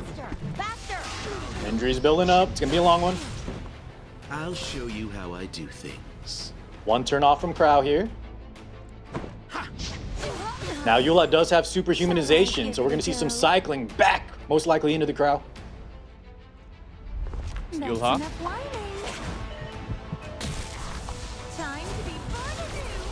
zapped into superhuman. Goes into the last And here we go. Now he's buffed, fully ramped up. Let's see it. This is the third full powered double damage. Oh my god. 19,000 damage. Okay, we're at the end game now. Okay, either it's... Robbie does have pen resist though, so like we were saying earlier, the bike not going to do too much. He's going to have to string some combos together here. Can this be the 1v4 dream? This would certainly... Look, if there's going to be any game for a Robbie to have a takeover moment, it's this game. None of these units are a real threat to her, but doesn't break through the boss Arunka. Like you said, Car, I wonder if there's some point where... GG! Never mind. We're not going to even make it to that point. Oh! The calculation... Respecting our time. Has been made, and that is GG called. It was either going to be 1v4, EpicSeven Shorts team waiting to create the highlight, or a GG. And we have the I think, you know, the APOC Ravi was pretty much unkillable, but as the frenzy progresses, you saw the Eula already doing so much damage with just one set of bleeds. He can soul burn to get even more. I think most likely Sindri was going to string together a combo to take her out. Exactly, and I think there was a world where if the Yolha did in fact make it to the next defibrillator, she's just gonna hit it on the boss Arunka. She gets double the HP as well as defense buff, and she just sits there and go, okay, Robbie, try again. Sindri, one game away, guys. 3 wins in a row from contesting in the knockouts among the best 16 players. You don't deserve my 8 mercy. Tywin ban? What's that all about? Am I reading this wrong? Could be telling, yeah, maybe. A Tywin some ban kind of tech. is usually the default knight somebody plays for Devos. against Briar Witch Iseria Cleave, but Toshipopo already banned that game once, so Sindri must have some information on maybe Toshipopo has a tech a Tywin he can't deal with. Maybe. There has to be a snipe ban.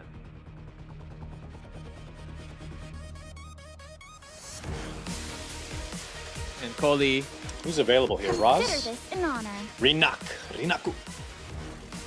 Yeah, let's get our Renak in, right? That's one of the few reliable characters you always count on to outspeed the Luna. Genesis Ross is a fine pick, but you kind of lose out on a lot of combo here. You know, no Nurse, and you're also weak to Empyrean Ilanov, so a lot of stuff you have to watch out for. This is a safer pick, though, ML Aria. You double the cost of Luna Soul Burns, and on top of that, a lot of effect resistance is just good in the matchup, and the longer it goes on, the more her injuries, the punches, are going to stick. Yeah, and I like that behind the Renak too. So it's not just like a pure turn 2 setup. Not only is it going to stop, you know, the threatening of souls, but he also has that Renak to kind of threaten any faster openers from Toshipopo. Arya putting some pressure to any of those mages with hooks. Glory be with us. Uh-oh. If you have no use, stop existing. Oh, wow, and a Some Harsetti Harsetti being games picked up. today. Toshipopo says he does not want to let... Well, 2 Arams. Whoa. Whoa. That's crazy, guys. Oh, that's a Oh set. my God, That's an Argent Wave beach, swap. the beach set. Aram Yeah, and we're cooking a Hwayong. bit here, Sindri. The combos there. Both players with the pivot. Toshipopo's just looking to make the pick. Sindri already committing the Aram Argent Waves Hwayong combo. That's the combo of limited characters that came in last, I believe it was summer, to really put a damper on the Harsetti dominance and the village playstyle. But whenever you're playing this style, Afternoon So Flan is always going to be the go-to tool because you always get the free dual attack at the beginning of the fight, and we've seen how much damage that thing can do. And also with speed, you can lock a couple of those targets. Knockwall, Monk being hovered here. Ooh? No. This Maybe that Yes! one. Yes. no longer has That's an been. ML5 that you might actually see. He's been banned out every time, though. And Young Senya.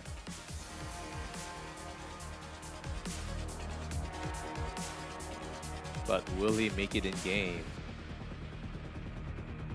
I'm really curious about that Dark Corvus pick. Is he really good enough that you're like, yeah, this is the Dark Corvus spot.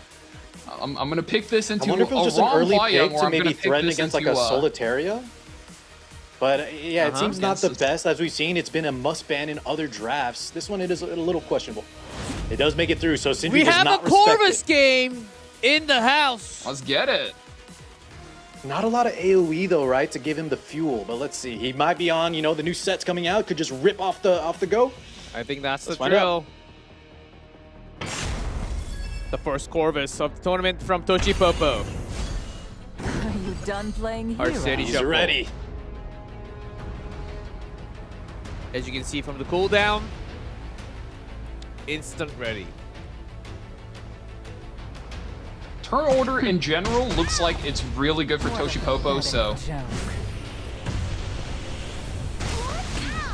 thankfully Young Senya is here to equalize the advantage. A lot of anti-Harsetti tech coming through from the side of Sindri. Valencia help.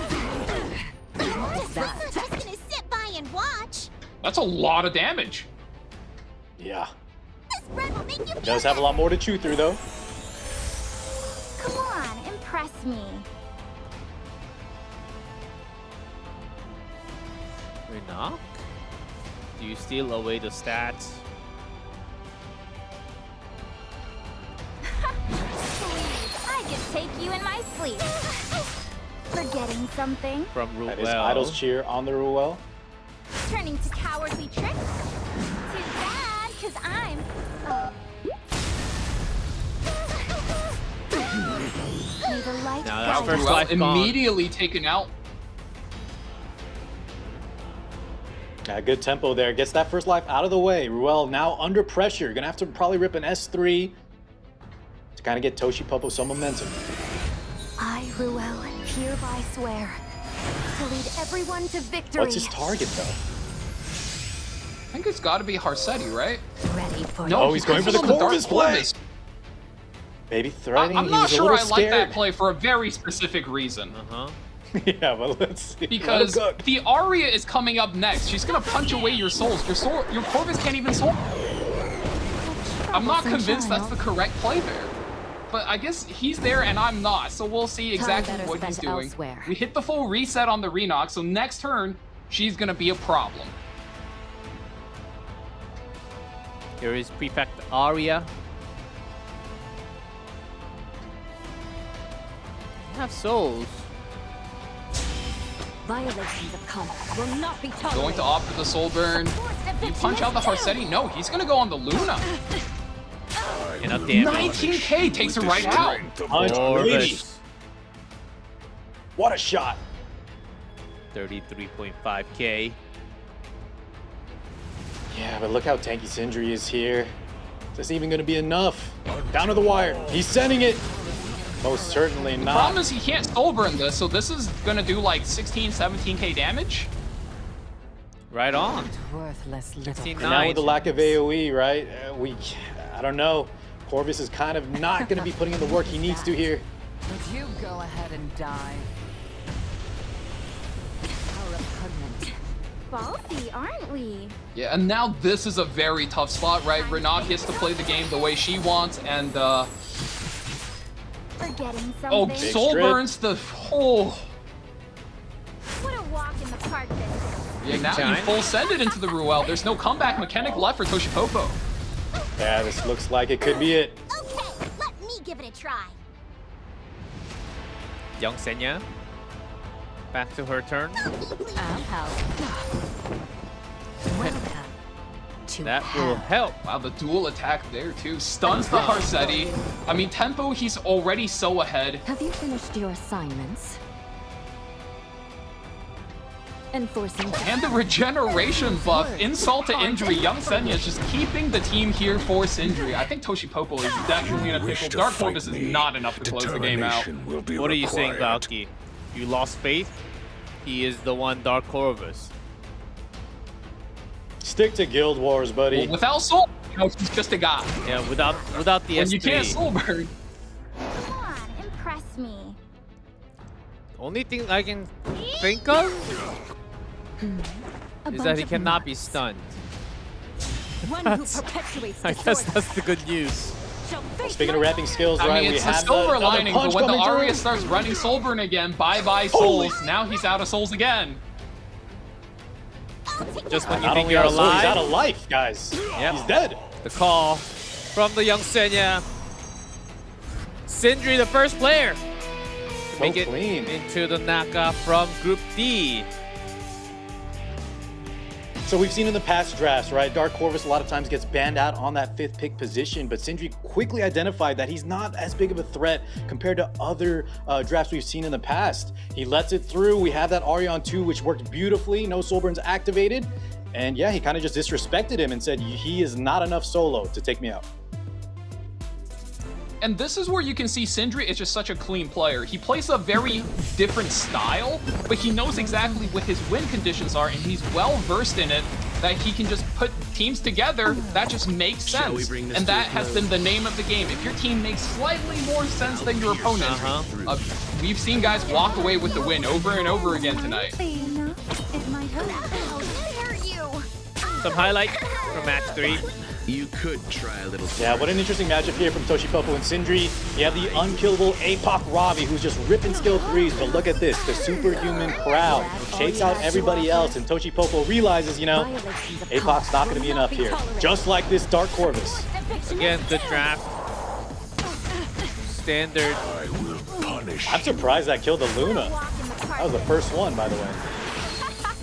That has to be an incredibly statted out disciplinary prefect Arya. Yes, the Soulburn does increase the damage, but you're right, man. The fact that she can just one-shot a Luna from, I think, what was it, like 2/3? Was very impressive. Good damage. No superhuman needed. Karthik's favorite. And those were the 2 matches. Interesting. Sindri is the first one out of the group. We still have 3 players left. Wonder who it's going to be to make out. And on the bottom side of the bracket, I do have good news. KHM is back. We will have that losers match, KHM versus Gomyangmi, coming up next. But give us 5 minutes. Once we come back, loser time for Group D.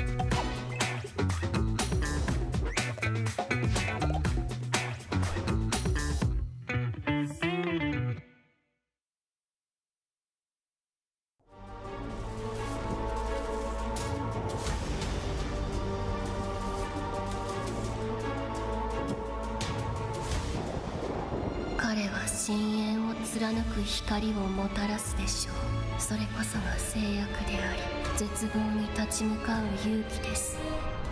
答えろ。お前の名前は何だ？サロム。お前の敵は誰？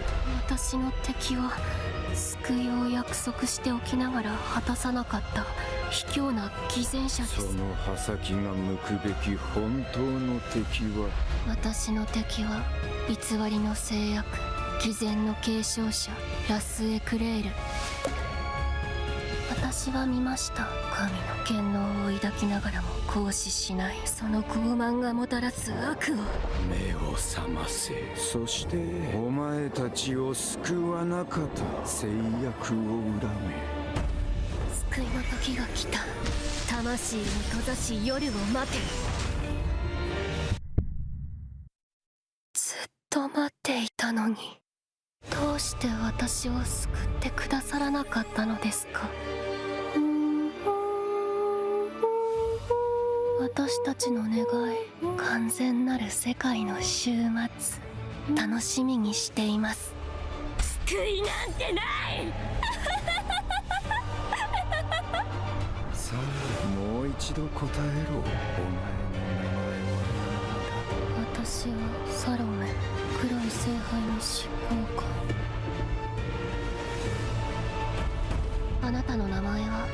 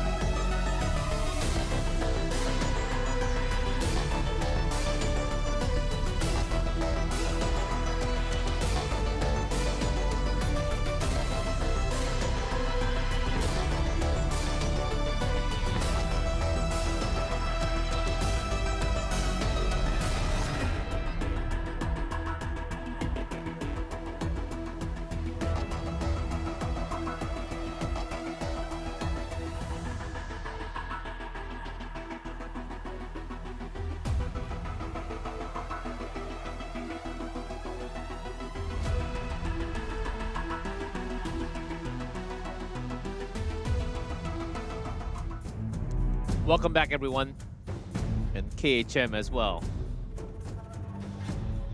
Someone woke up, and he's here to destroy, hopefully through the losers, but surprise, your first opponent is Go Me from Korea. I don't know. What did I miss?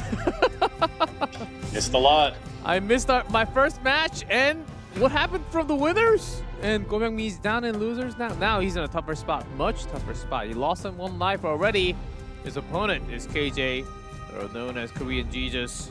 Can he make it through? Well, he's got to go through Go Myung-mi and Toshi Popo now. Gonna be hard for either player. I mean, who would have expected this matchup to be down here in the first losers, not even in the second losers? So seriously, very tough matchup for both players. Here's the updated Group D. We're talking about the right bottom side, match 4. KHM versus Go Myung-mi and Toshi Popo waiting. We're looking for that second place from Group D. And we'll complete that first 8 out of 16 by the end of the day. KHM, the first seed!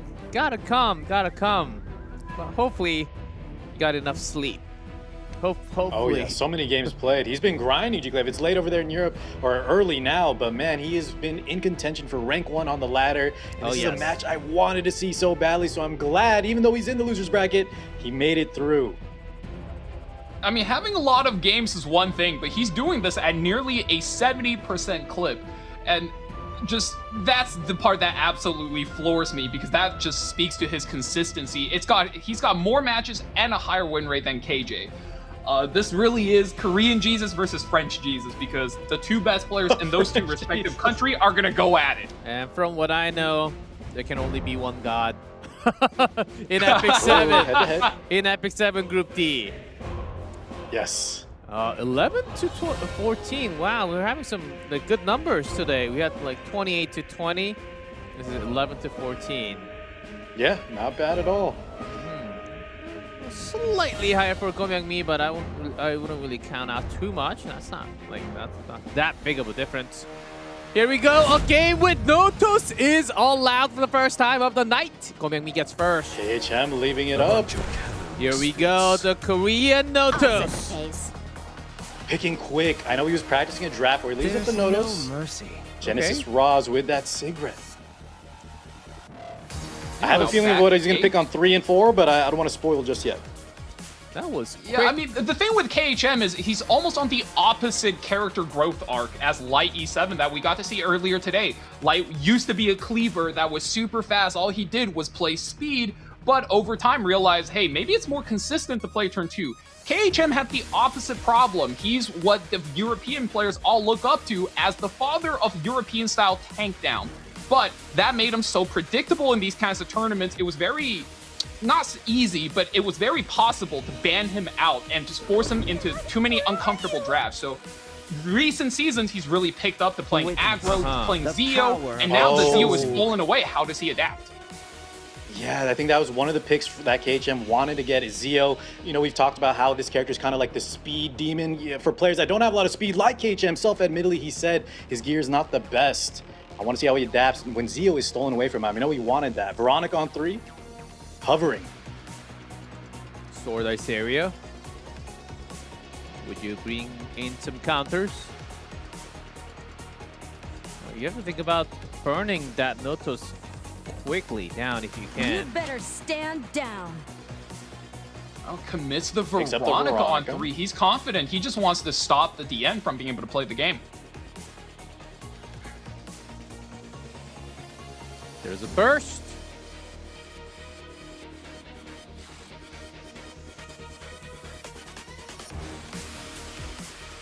KHM.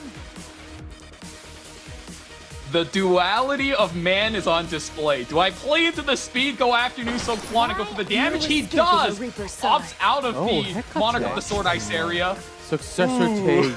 Man, KJ was so quick on it though. It's like he wanted this kind of draft to come through. I think the Zio steal on 3, going into Hecate, now we have Successor Taeyu. I imagine that KHM wanted some of these units, right? Things like the Zio plus Successor Taeyu are great into the likes of Notos. I'm hoping KHM has a backup plan here. What a strategy from Komyangmi, giving less time for KHM to fully wake up. Really cutting down resource? Yeah, just a counter pick potentially. Spirit from Successor Taeyu, first in the E7 Masters, that is locked in, which means the ban is surely going to be Hecate. And of course, you have to trade out the Alvira. Both players are just saying, all right, let's run it. Top 4 versus top 4. You do want to get those down with heavy counter. Here's game 1. Dare defy me? Komyangmi Zio. We have Notos on the field. Soul burn. Fear judgment. Yeah, this is entirely going over to push the DN. Slayers, attack. But Veronica comes in clutch, stops her dead in her tracks. Vampire Hunter.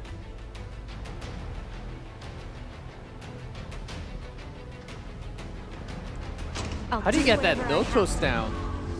For a better tomorrow. I guess he's gonna bomb it. That's the solution. Prepare for There it is. Defense break and a bomb. That's what he needed. KHM.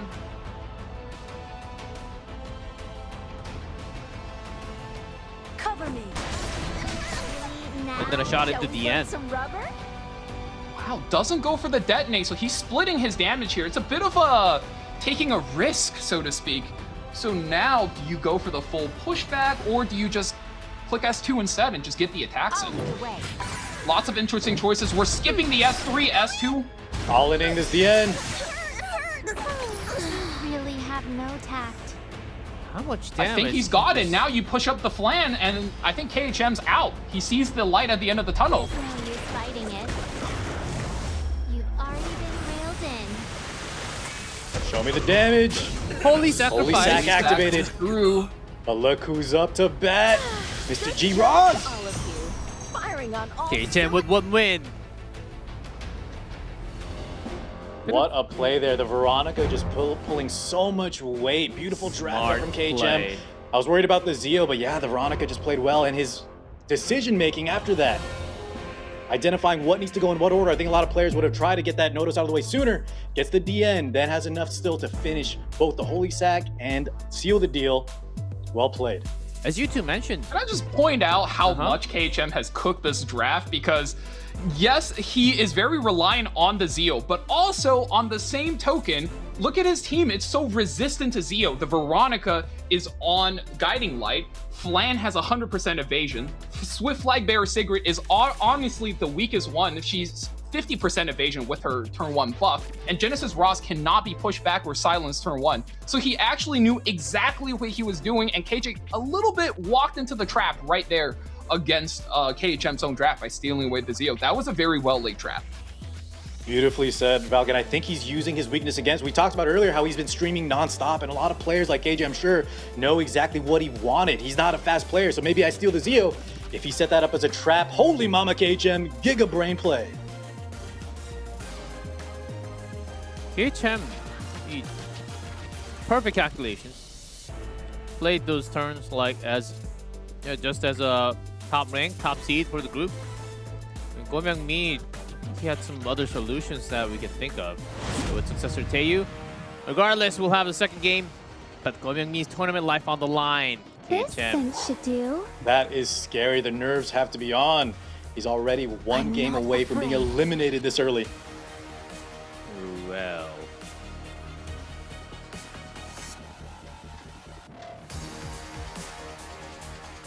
Got a whole lot open. KHM, I think this is going to be the true test because now he's down a lot of characters and he's down his main strategy. Goes for double Reviver on the open if he does lock this in. And I think Go Myung-mi is now setting up. He says, okay, you got me last game. Can't trap me anymore. But in fact, I'm going to trap you here.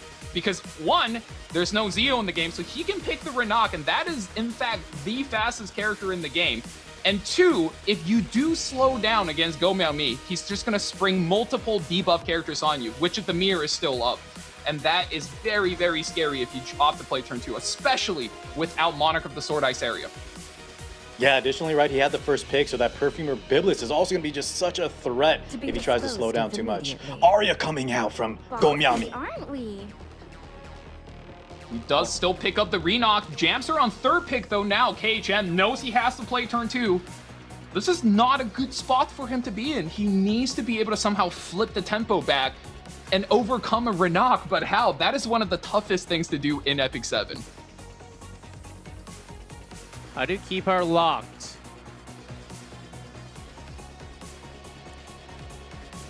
She stuns herself, so maybe use that to a greater deal. Stun her even more. Yeah, definitely, it's not an auto loss, but man, playing, second pick here against the likes of Perfumer Biblis, just very, very tough. Freerin is his unit of choice, the hyper carry coming through. Make Chloe, maybe we're going to just play a bunch of supports in Freerin. That's a common draft. But I'm sure Go Myung-mi has some answers to it. Ooh, and he's posturing maybe a Setsuka. Okay. So not going to completely just opt into the third pick Freerin and a bunch of support strategy. He's got a little bit more variation to it. Loving the design. There's Pyrrha. Some dodging chances. No manners. No Brigitte! Amid 2.0. Someone's picked up the strategy. You can get my autograph later. And made Chloe to finish off. Immediately banned out Brigitte and Maid. We're going with the first 4. We've got some healings. Anyhow, here we go. KHM on a match point. Something? Come on! What's even the point in struggling? Miss immediately into the counterattack. Uh-oh. One poke. That could be a bad omen. He needs a lot of those, though. Go Myung-mi showing a lot of initiation, a lot of aggression.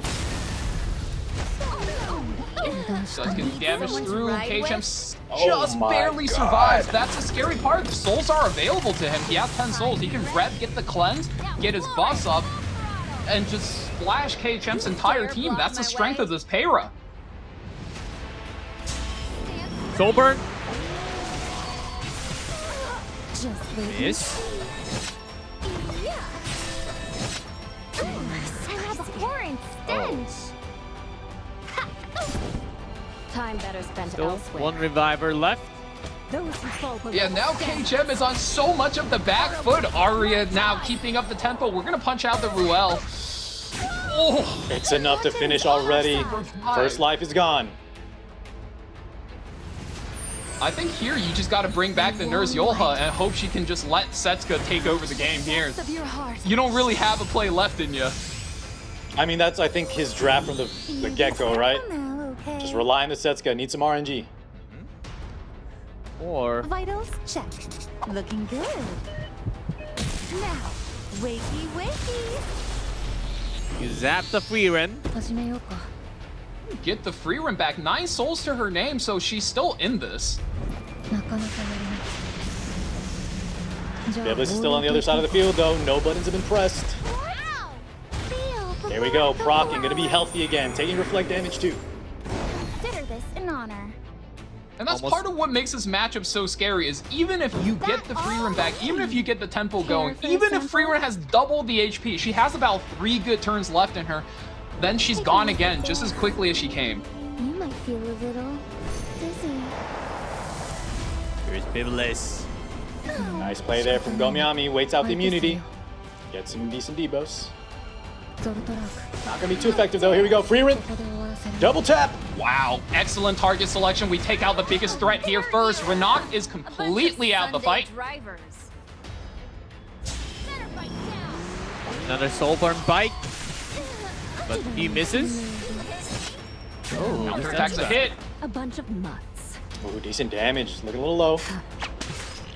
Somebody's in need of a thrashing. Misses on the first hit. Misses on the second. Give it a go. Uh-oh.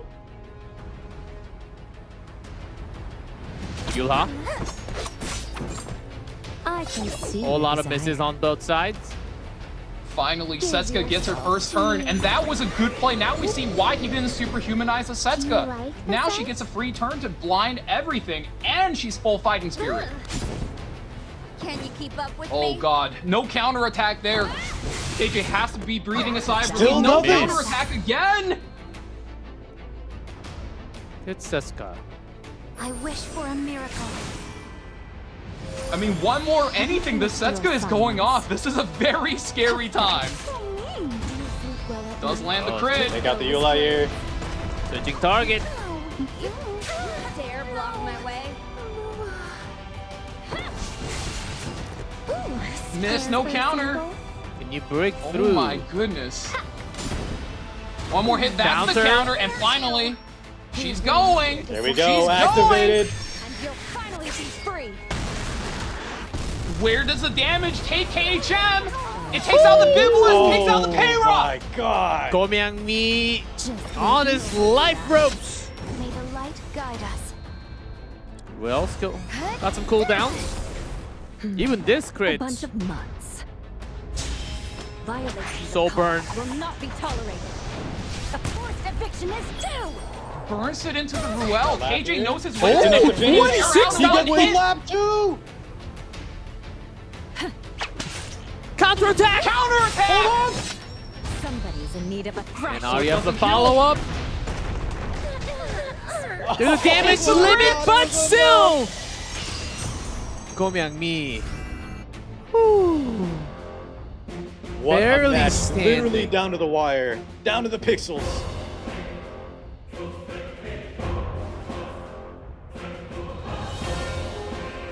So close. That game really came down to the last hit.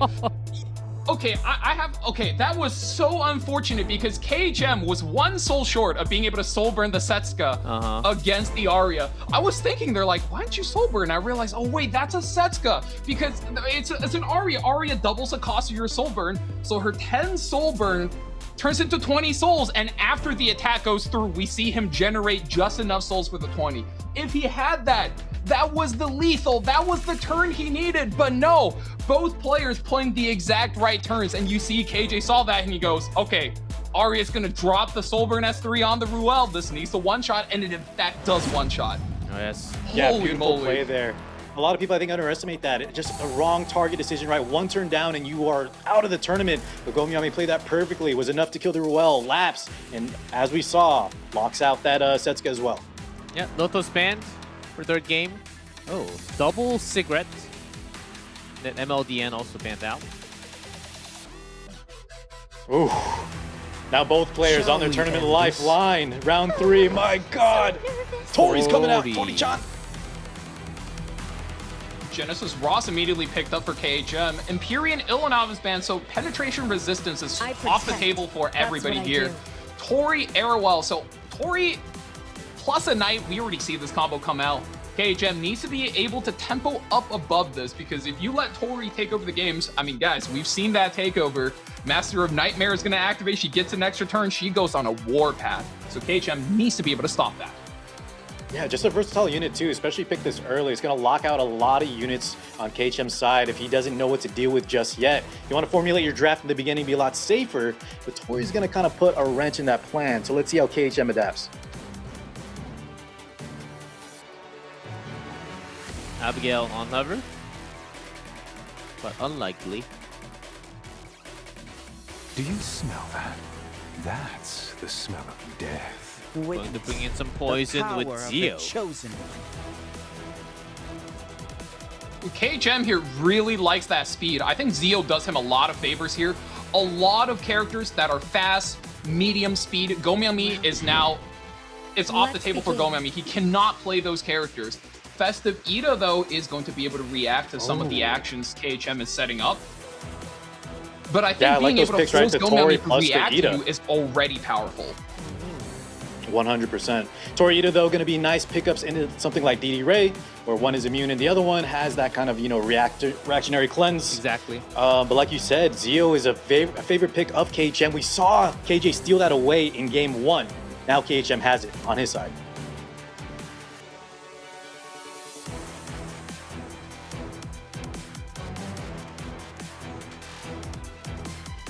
Could be the last taking a minute to really think about his anti-cleave options here.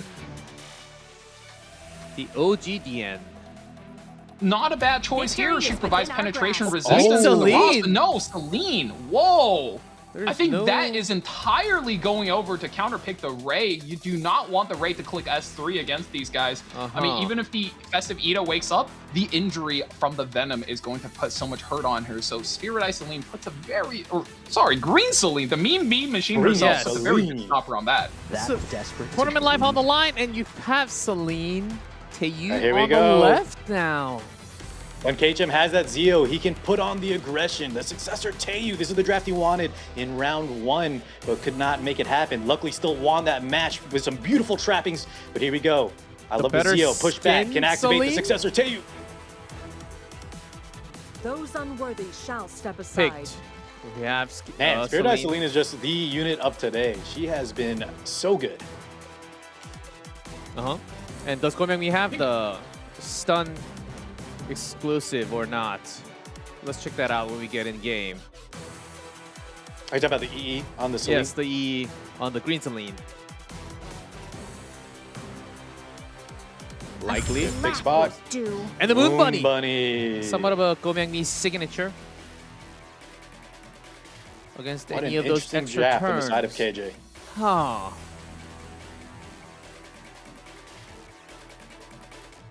Selecting KHM, second thoughts, third. Successor Taeyu and Moon Bunny banned. Immediately banned away. That character was too good there. You blocked so many extra turns. You blocked the Ray, blocked the Taeyu, as well as the Celine. Can't risk having that making it through, so natural she gets taken out here. All right, match 4 of Group D. Loser goes home. The winner will stay for the last match of the group. We'll see what happens. KHM is back. Gomyami though. Are you going to Gates provide open, some Zio start. entertainment? lot of shield on the right from Arwell.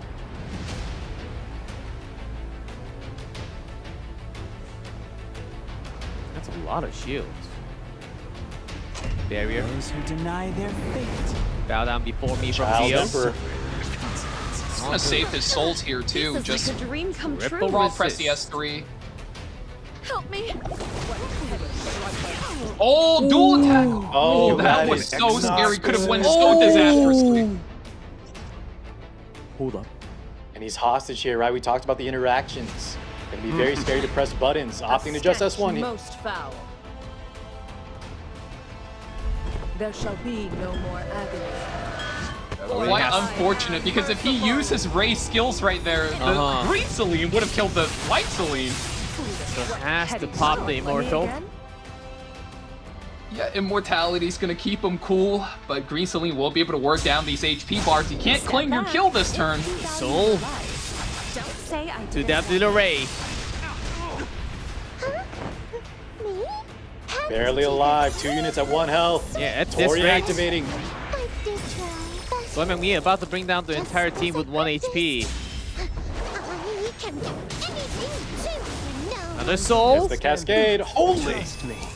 Yeah, that's basically 3 members on KHM's team with 0 HP close to it. You had your chance. He's going for it. Oburn S2. Make sure we guarantee the debuff. Casio, the collapse, There's no has the mercy. follow-up.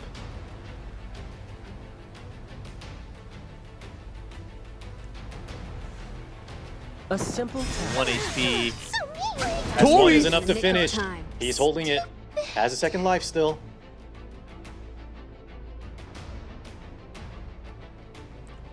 With your choice. Those who stray from the path of righteousness. He's gonna go for the win here. Fishes for the stun and the Immediate strip? spell on the Spirit Eye. Lands both. That's it. As you wish. Was that the solution?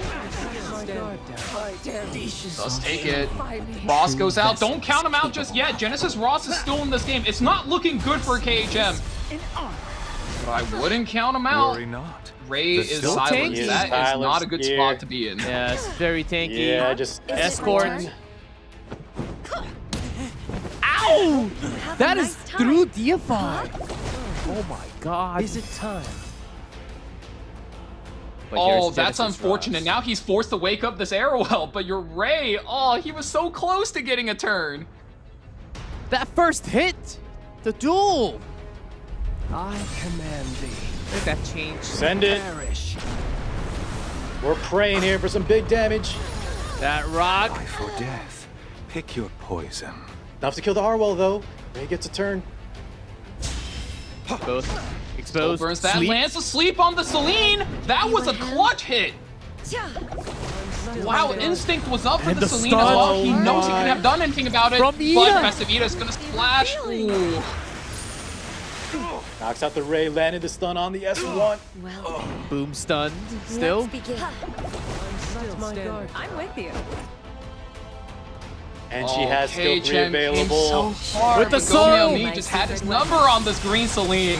It's not my fault. Oh, man. And the Genesis Ross! Taking out KHM.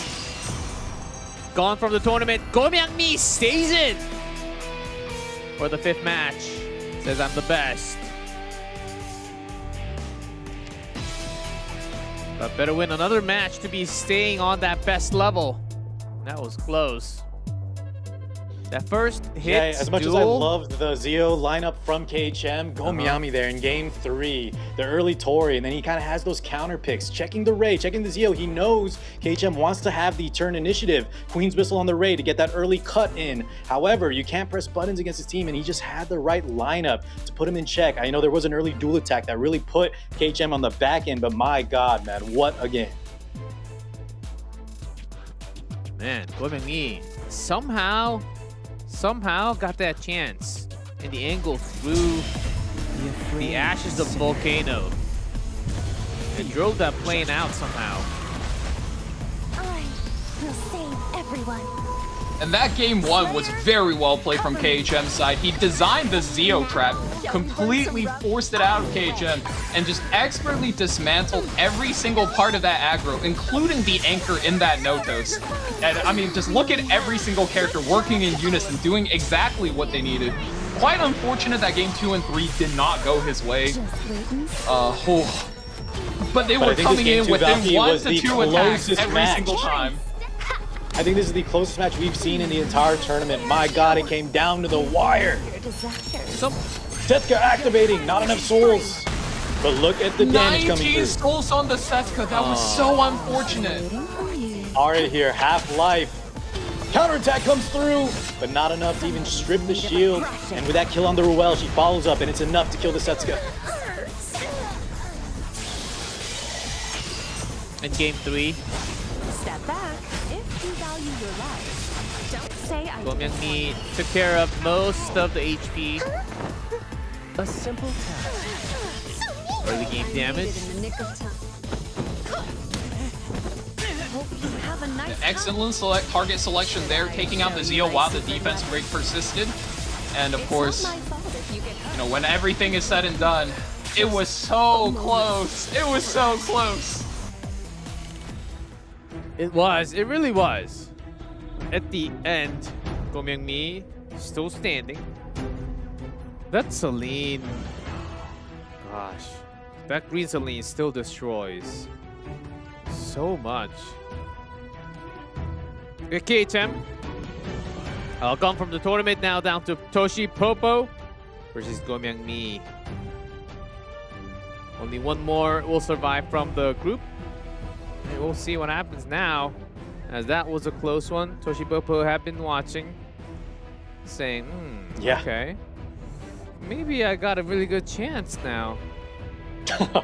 Well, he needs to make some big adaptations in his previous set. I don't know. I feel like he's stuck a little bit in the past and not quite caught up just yet. And Gomyangmi, as you saw, had some adaptations. Already down 1 in the first set against KHM, but came back beautifully in game 3. I think if I were to rate how clean each player was in this group, from top to bottom, it would be Sindri, KHM, Gomyangmi, followed by Toshi Popo. So he has a lot to prove here. Seasonal record is 2-2, so he stands quite a solid chance in this matchup. But I think both players are really feeling the pressure on the final match of the lower bracket here. Looking to survive and move on. We need one best of 3. Both Notos. Panda Biblis, Lady of Scales. Stand in line, please. Calls for the nurse. Early Eula pickup there from Gomyangmi. We have the DN still available. Maybe a Genesis Roz, break up the combo we've seen. Oh, Toshi Popo hovering a Zeo this early? No shot. Shepherd the Dark DN does get locked in. It opens you up a little bit to things like the Bellion, but I mean, Car, we've seen time and time again, early Bellions nowadays just get punished a little too hard, so I'm sure Gomyangmi already has a set play ready for this, if that's what he decides to go for. I feel like Toshi Popo maybe is kind of in this comfort draft scenario where he likes these early pick Bellions, but it just has not been working out. So instead, I would love to see him kind of pivot away from that, and he does. I'm a lot more on board for. This is a different light night. Billion from Gomyangmi. He says, if you're not going to take it, I will. Yeah, since there is that scary free run. Don't blame me if you get hurt. Secret in the lock. Okay, so Toshi Popo is going to have to deal with that. It's such a powerful unit. We've seen her time and time again, right? Not even sometimes opting for that powerful skill 3 AoE fear, but the target plus, you know, bringing the crew to dual attack. She has 20% evasion on that artifact 2 combat readiness push. This unit is incredible. Dude, I'm wondering if this KJ guy is just, he's climbing at the Tower of God at this point. Look at him. He just fought a guy that beat a Zeo, trapped a Zeo with Flag Cigarette. Now he's immediately picking up the Flag Cigarette to play against his opponent when he's anticipating the Zeo. I really like the way he's adapting and learning on the fly from set to set. We have to have at least one Great Mortalix game per day. Not yet. Oh, that is man, not in the mobile. the boards. Oh, here we go! Gomyangmi picks the dragon. Yeah, hovered again. Gomiami, who wants the Mecha Mort. He's gonna make that a reality this year. Is that what he's going for? I think so. One can dream, but he's got to win this match first. One step at a time. That's right, G-Clef. How does he round out this draft? 5th pick spot here. Has the Mort to Not kind of bad, counter actually. that ice area.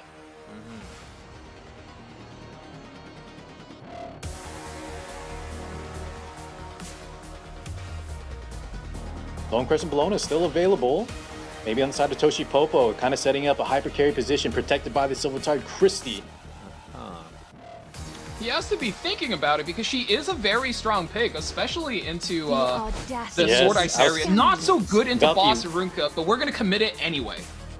Yeah, we were saying, right, Gomiami's been like on this kind of flexible game plan where he knows what the opponent wants and he's okay to take it away from them. The Bellion earlier, now Lone Crescent Blown on 5 would have been a great pickup for Toshi Popo. Even though it's not the best in line, you know, I kind of like what he's cooking here.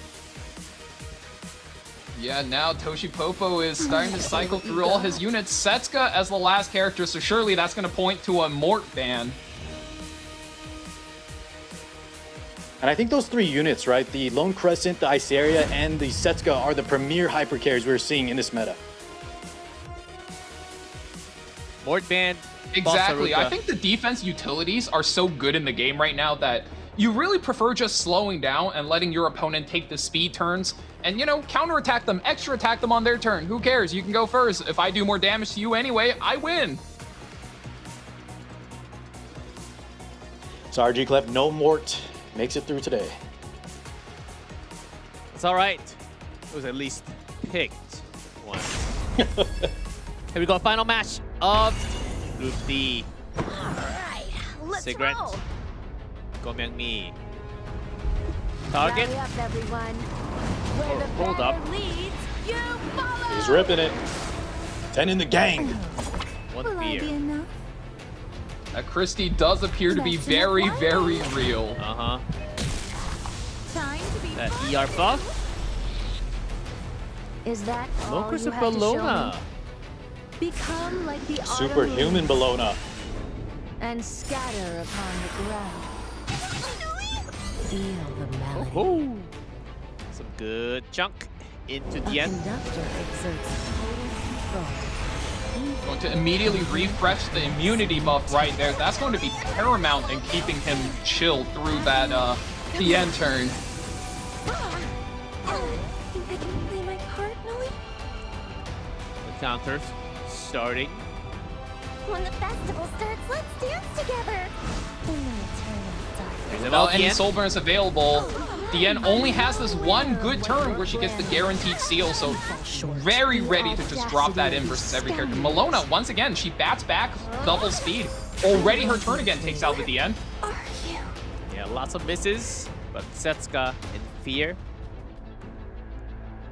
With the authority that courses through this body. And that skill 3, only 2 fracture stacks, but it's such a low cooldown. You see this often from Sword Ice area. It does hit every unit, I think. That's going to be scary. Oh. Look at that hell. 2 stacks is what saves them. That's close. That's can scary. actually get a turn. She has S2 available, Yeah, though. that's the thing. Show me what you've got. Soul burn. It might hurt. How futile. Resist. Or as KHM, resist. You fall short. Man, this Setsuka By the in law. fear.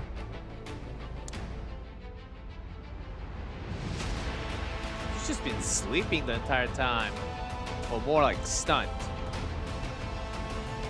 Christie has a big decision to make. Do you buff up your team by using the ultimate? No, we're going to instead opt for the skill 1, just take out the flag cigarette, which I think is definitely a strong play. Puts him back in it. The counter attack, miss. Yeah, he'll get a barrier, but look how healthy she still is. Oh, wakes up though, hold on. That's not good. This is what you wanted, isn't it? It's finally here. You be careful now, okay? Okay. That's a miss. It's begun. That wake up on fear could have been clutch for Toshi Popo. Rebuttal though. Does take out the Christie. The miss is going to keep him back in the game. Toshi Popo Gomez, I mean, this is Wow, I wouldn't even say this is still anyone's game, but Gomyami's ahead by just a little bit off of sheer HP advantage.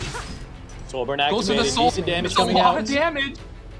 But this is scary. Every button you press could be it. A concerto?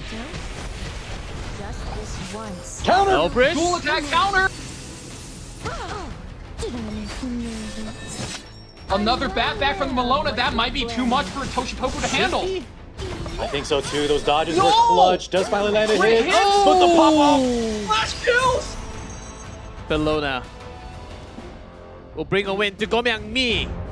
Round 1. That was such a close call at the end. It was a close call, but I think, you know, Gomyami had the better draft there. Preemptive pick on that LCB, identifying that was going to be hyper carry, especially when he picks Bellion so early. That's just not a lineup you want to be fighting against. Additionally, right, if the Fear just stuck even one turn, it wouldn't have been that close. Exactly, Car.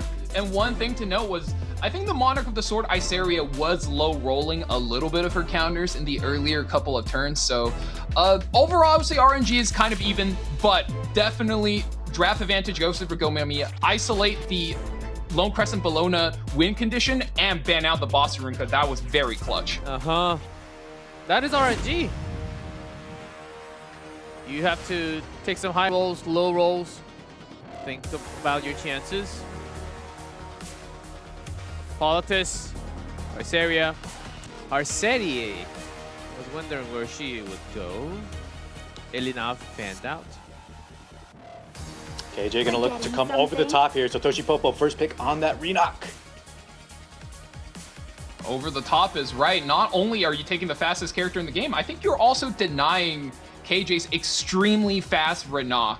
That is a very scary character you almost never want KJ to have unless you come prepared. And I mean, this is one way to deal with it for sure.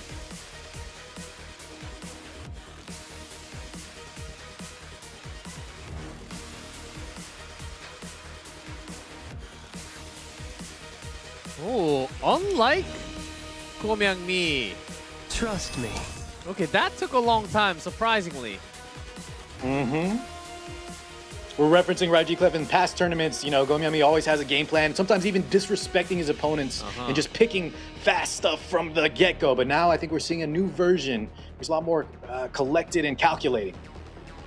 It's almost like Phantom. When Phantom gets serious, he starts to pick Ruel. He goes for the Ruel first pick. That's when you know Phantom is turning it on. Gomyami takes all the time in the world. Ross and Genesis, Ross, and Death Dealer Ray, you take away another character that's completely immune to the debuffs, and then you pick one of the most heavy-handed debuff dealers in the entire game. Captain Landy? This early? Yeah, I'm not liking that. It's probably just a hover for now. She has value, but I think if Toshipopo locks us in, it's kind of similar like an early Bellion. Not the biggest fan. Light Knight? What else? Oh. Yeah, there's too many Light Knights in the game, guys. We never know which one. Way too many now. Just go for the Ruel. Now. The counter is in. Schneel Sama, we've seen how effective he is. Now the counter is.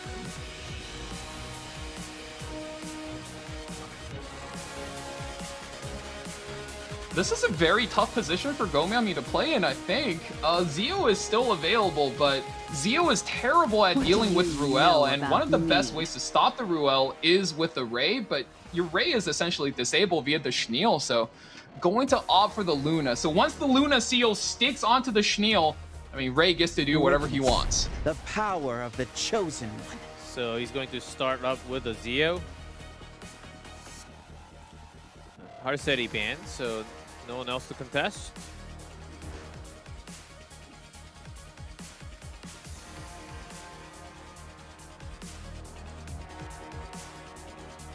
Now Toshipopo got a lot of counters.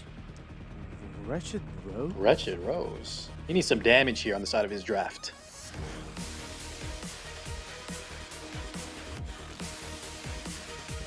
Yeah, I'm not sure that's the one he's looking for. Festive Ida is fine, but that's another character that's not so good into the seals. And realizing the spot he's been put in, Toshipopo does offer the bystander Hua Young.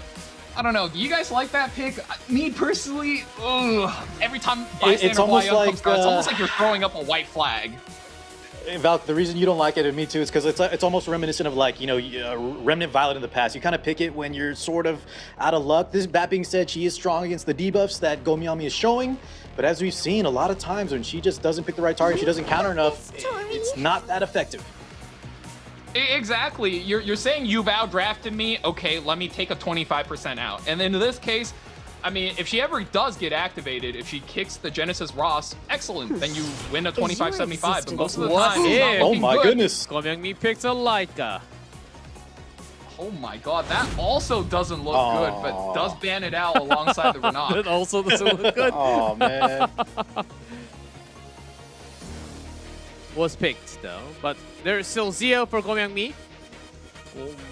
Wanted to pair that up if it went through. Here's game 2. You dare defy me? Your emperor? Zio. Plenty of souls. Be afraid, sinner. Straight up. Bow down before me. Fear, judgment. Which target? Do you smell that? Hwa-Young. The damage. All right. It's hollow justice. Hwa-Young might be down sooner or later. Skill 2 just, so we don't activate the Schneel just yet. New Moon Luna. S2. Goes on the Tori, a little bit dangerous. Divine Vessel, where is it going? Ooh, that's a scary face. The Ray survives. So does the Tori. Splash damage not enough from the New Moon Luna S2. By King's decree. Still standing. Leave. This could be a little scary. The door behind you. Going to throw Ray's the already pan. low from taking that kick. I'm still Glory standing. be with us. DDR still alive and standing. Ruel. Who do you put that damage limit? I will protect everyone. Time Tori. to end our twisted fate. Soulburn. A sharpened spear. Tori does Soulburn love the here, immunity you though. are It's going to not be able to stripped. seal the Tori, but all the buffs will stay. No, she has the Oh, immunity. never mind. Immunity is still there. Right, My hasn't taken a turn mistake. yet, and that's her claim to fame, the undispellable buffs. So well played there from Toshi Popo. I mean, Genesis Ross is going to be doing a lot of damage now, and this is where the game begins. Bystander Hwa-Young's already out. Does the Tori solo carry this game? We'll have to see. She has the Cascade. Did you guys spot the artifact? I didn't look at the did start. not. It was like Wind Rider. Maybe Master of the Nightmare play could be coming through. Let's see. I'm hoping it's Master of the Nightmare. That's the one that goes really crazy. Are you going to provide Ray some gone? entertainment? Okay, wasn't Wind Rider. Maybe Master that didn't proc. I think it has to be Master of the Nightmares at this point, right? Yeah, because we would have seen if it was like photogenic or something. Exactly. Zio takes care of the other. Here we go. Ooh, and we're softening Double her tap. up. Nice way to deal with Tori. Damage It's limit. hollow justice at best. Oh, and she has S2 Do I already. scare you? Can you? These kind of abilities are very effective Can against you? Tori. The additional proc. Extra damage. I'm not afraid. Now Ruel does still have skill 3 and her second life. Not out of it just yet for Toshi Popo. That will shine Is there ever a through the world where you despair. bring back Bystander, or is that too low tempo? He's Plunges gambling, yourself, does bring Valky! back the Know Bystander. about me.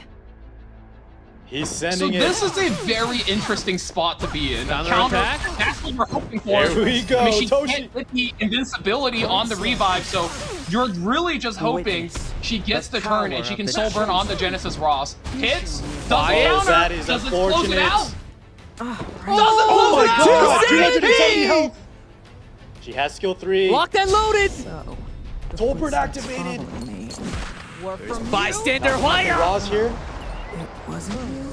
Static Stink, no My second life, mercy and now with the full health. Genesis Secret Ross Sight. gone. I don't know if KJ has enough damage to finish Bystander from this position. Counterattack. Counterattack coming through. Toshi Popo back in May the game. light guide us. He gambled on the Bystander, and it's paying off. Valky, here's your answer. What do you know about me? I don't like my answer. Can I get a refund? I You're want the out. one with the question. I mean, I get it. I asked the question, but I don't like the answer. Your Can I get a emperor? refund, G-Clef? I don't like it here. It doesn't Such work a like drag. that. Life's not fair sometimes. And here's Hua. I think Toshipopo can take his sweet time, yeah. Twisted fate. Swimming me's got all the running the souls. damage. Yeah, Ruel has 2 still available. Second alive, but surely is not enough to kill. The counter Counterattack to make things again. worse. This really happened. It is. Toshipopo brings it back. We just had to go to our final and the last game of the day. Well, I think a lot of players dunk, including me and Valky, kind of dunk on this bystander Hua Young unit. But man, this is why sometimes when you're a little bit down on the draft, she can bail you out from impossible odds. I think you're absolutely right, Cart. This is the exact same energy as Remnant Violet 3 years ago. Oh, I'm losing the draft? Oh no, what do I do? I'm gonna pick Remnant Violet and hope the counter lands. I'm gonna hope the extra attack is like a heat-seeking missile and it locks on the right target. And here, all it took was one good counter attack and she swung all the tempo right back. And, you know, I'm not gonna be a hater. I had a real good time tonight. That was a fun match, but KJ does get first pick for game 3. I'm just going to say one thing. Yes, sir. Bystander Hwayong is much weaker than the original Hwayong that we had. Okay, G-Club. Okay. Okay, all right. Just saying. But that brings us to game 3. Well, we have a lot more. We have many more Hwayongs now. Well, back then, if you just pressed 1, the target was gone. Well, I love just the fact that Toshipopo brought this to a game 3. Gomiami has a huge advantage here, though. I think he is the better drafter, and he has the first pick position. But Toshipopo, signs of life coming out. It's not a free set. Yeah. You believe? Osrika first pick immediately snatched away, and I want to... Yeah, this is a mind game. Brain damage He's for hovering, Gomagi. You think it's gonna be it's a play? I don't know. I think it's a brain damage. Gomagi lost with Leafy last year. Oh, is that what he's going for? I think so. There's no other way. There's no other reason why you have that hover. I mean, she is a better unit now. I won't say a great unit, but I think first pick here, yeah, there's no shot. Especially into something like Basarunka.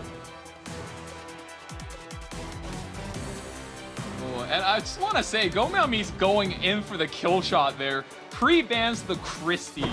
That tells you he wants to play for high speed and he wants to eliminate any option Toshipopo has to play resistance-based strategies. Because that's something Japan server is known for. Toshipopo realizing that will offer high-speed strategy.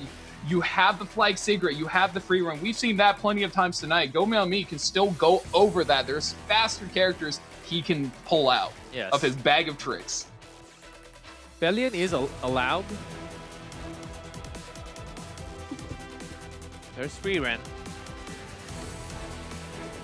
Yep, Bellion, maybe Last Rider Crowd. There's some counter picks for KJ. This is where he needs to develop the draft, and we'll see very quickly what kind of his game plan is going to be, depending on how he counter picks right here.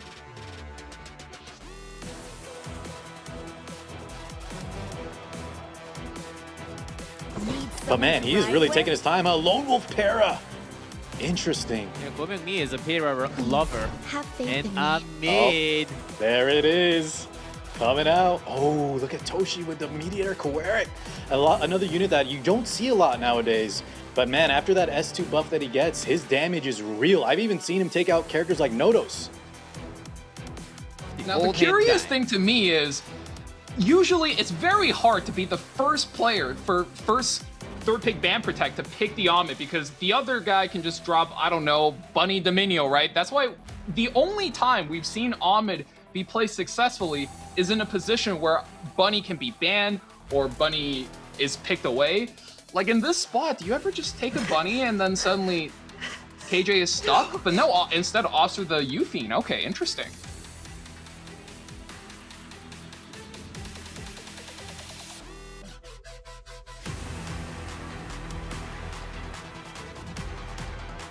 He's certainly going for an interesting package here. Euphine, and also hovered a couple of Knights, Fallen Cecilia as well. Maybe anticipating the Bellion rebuttal here from KJ.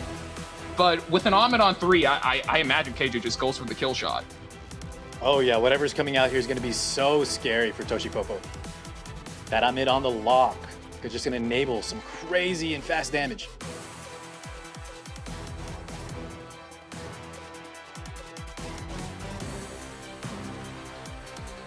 Toshipopo does have one saving grace though, which is that Freerin.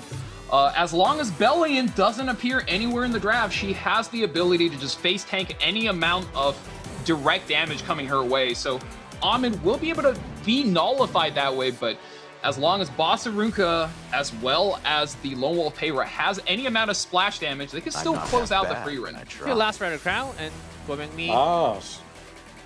So we were talking about the Bellion, right? Lack of souls, defensive magic on the Freerin. She needs 4 souls to apply it. Last Rider Crow with his artifact can kind of drain those souls, also provide some survivability. It's time to test the limit. Oh my god, a Sylveon came out! A first. I love KJ.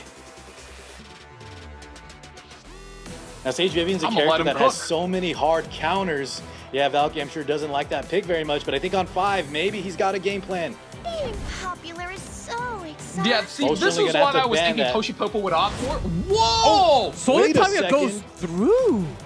Yeah, so he's completely gives up on the survivability. He just says, yeah, we're going to send this all the way through. Both players banning out each other's main tanks, and they're just saying, all right, man, we're sending it. Let's get it. Well, here we go. That is quite a choice on the ban. And we will get it, the final game. Toshipopo versus Goemeng-Mi winner. Goes to that knockout stage. I'll protect you.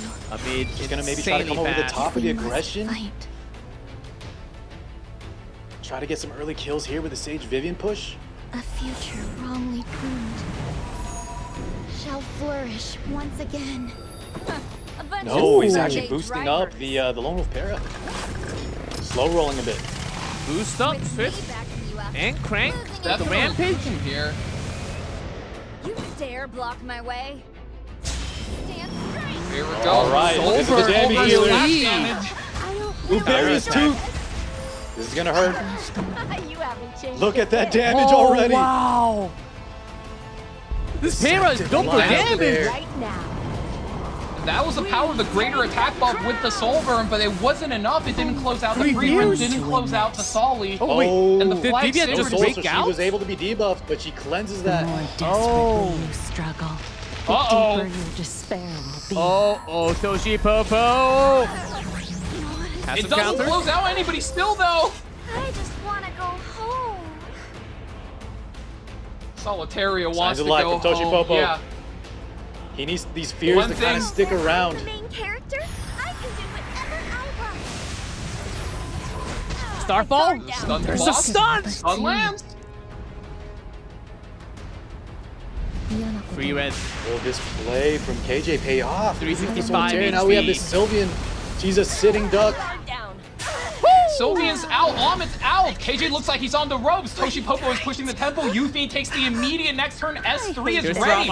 Trauma's going all the way. You can't break out. Yeah, we are ready. Frog. Oh my god, this is looking bad for KJ. Look at the damage.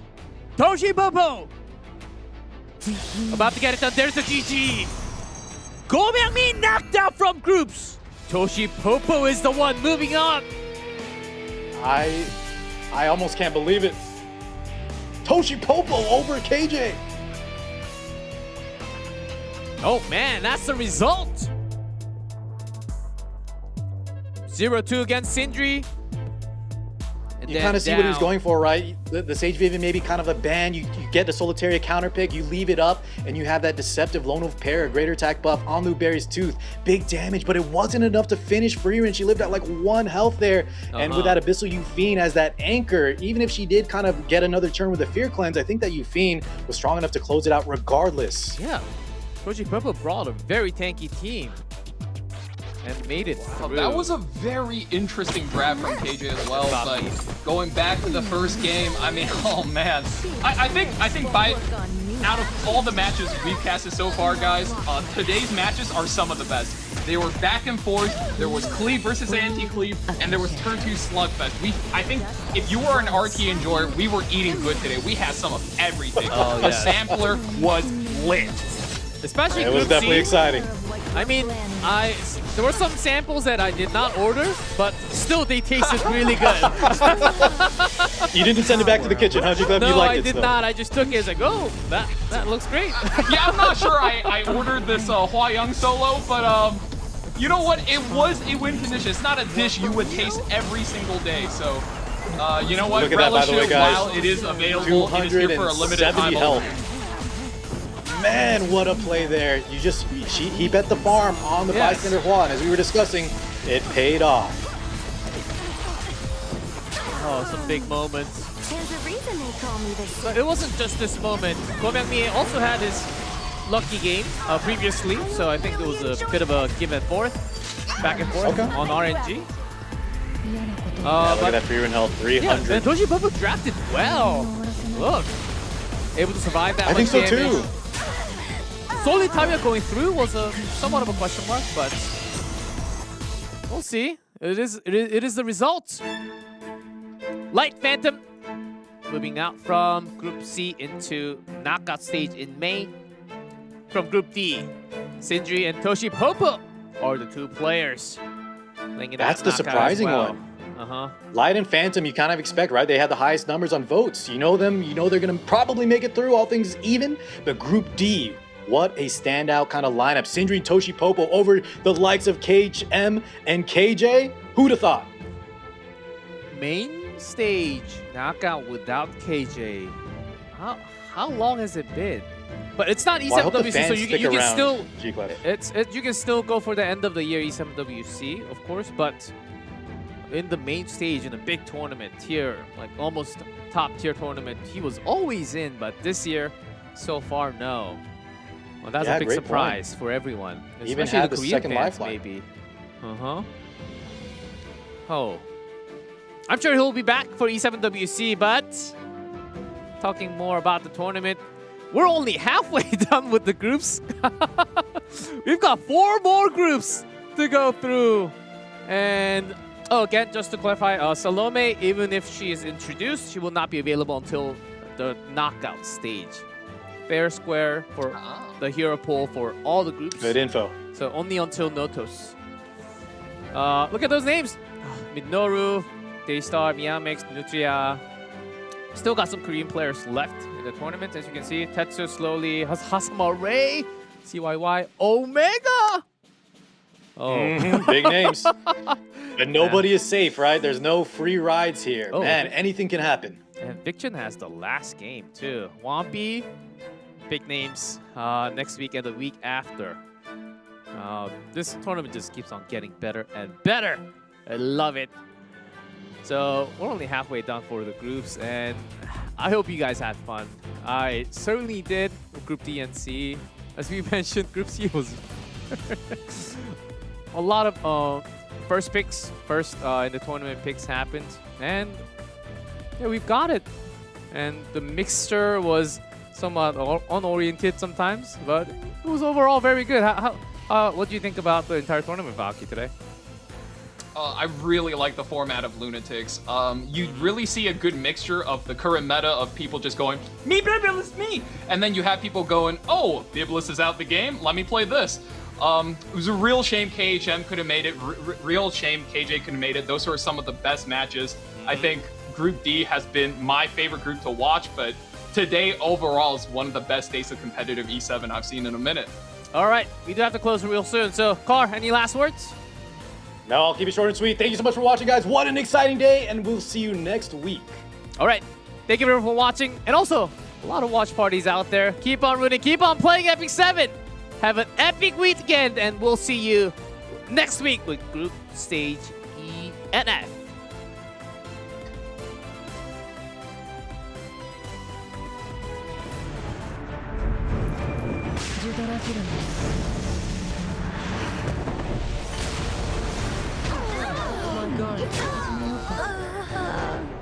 A lesson to be engraved upon your soul.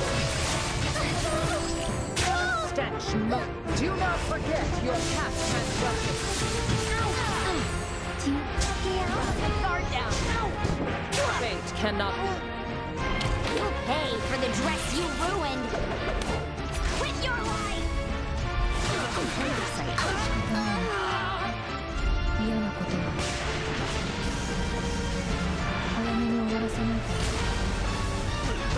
oversight, Central Core has been destroyed. Please assist. Spicy. A statue. A lesson to be engraved upon your soul. Fate cannot be altered. Paradise. My God. Not be Trust me. You're not bad. But you're no match for me! Field experience is crucial. Do you seriously believe that you can keep up with me? I only do my best. Whoever gives me the best fight will be impaled on the tallest stake. Kindly assist me. Do you have nothing left to say? That. Insignificant.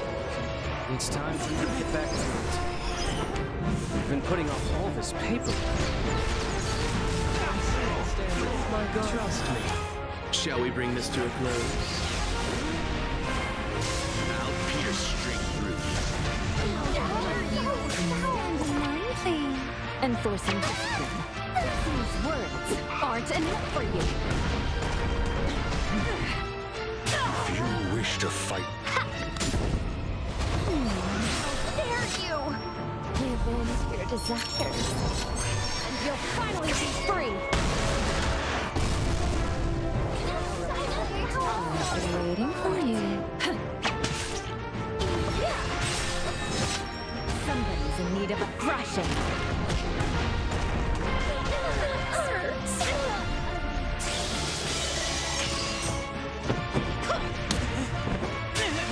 Have a nice time. Should I show you my secret weapon?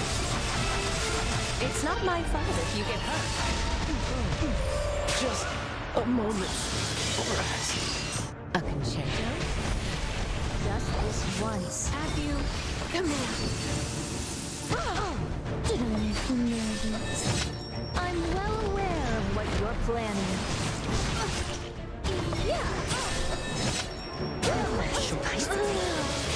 The power of the chosen. You should back down. Oh, right. So, the footsteps following me were from you? Oh, it wasn't me. You don't deserve my... 嫌なこと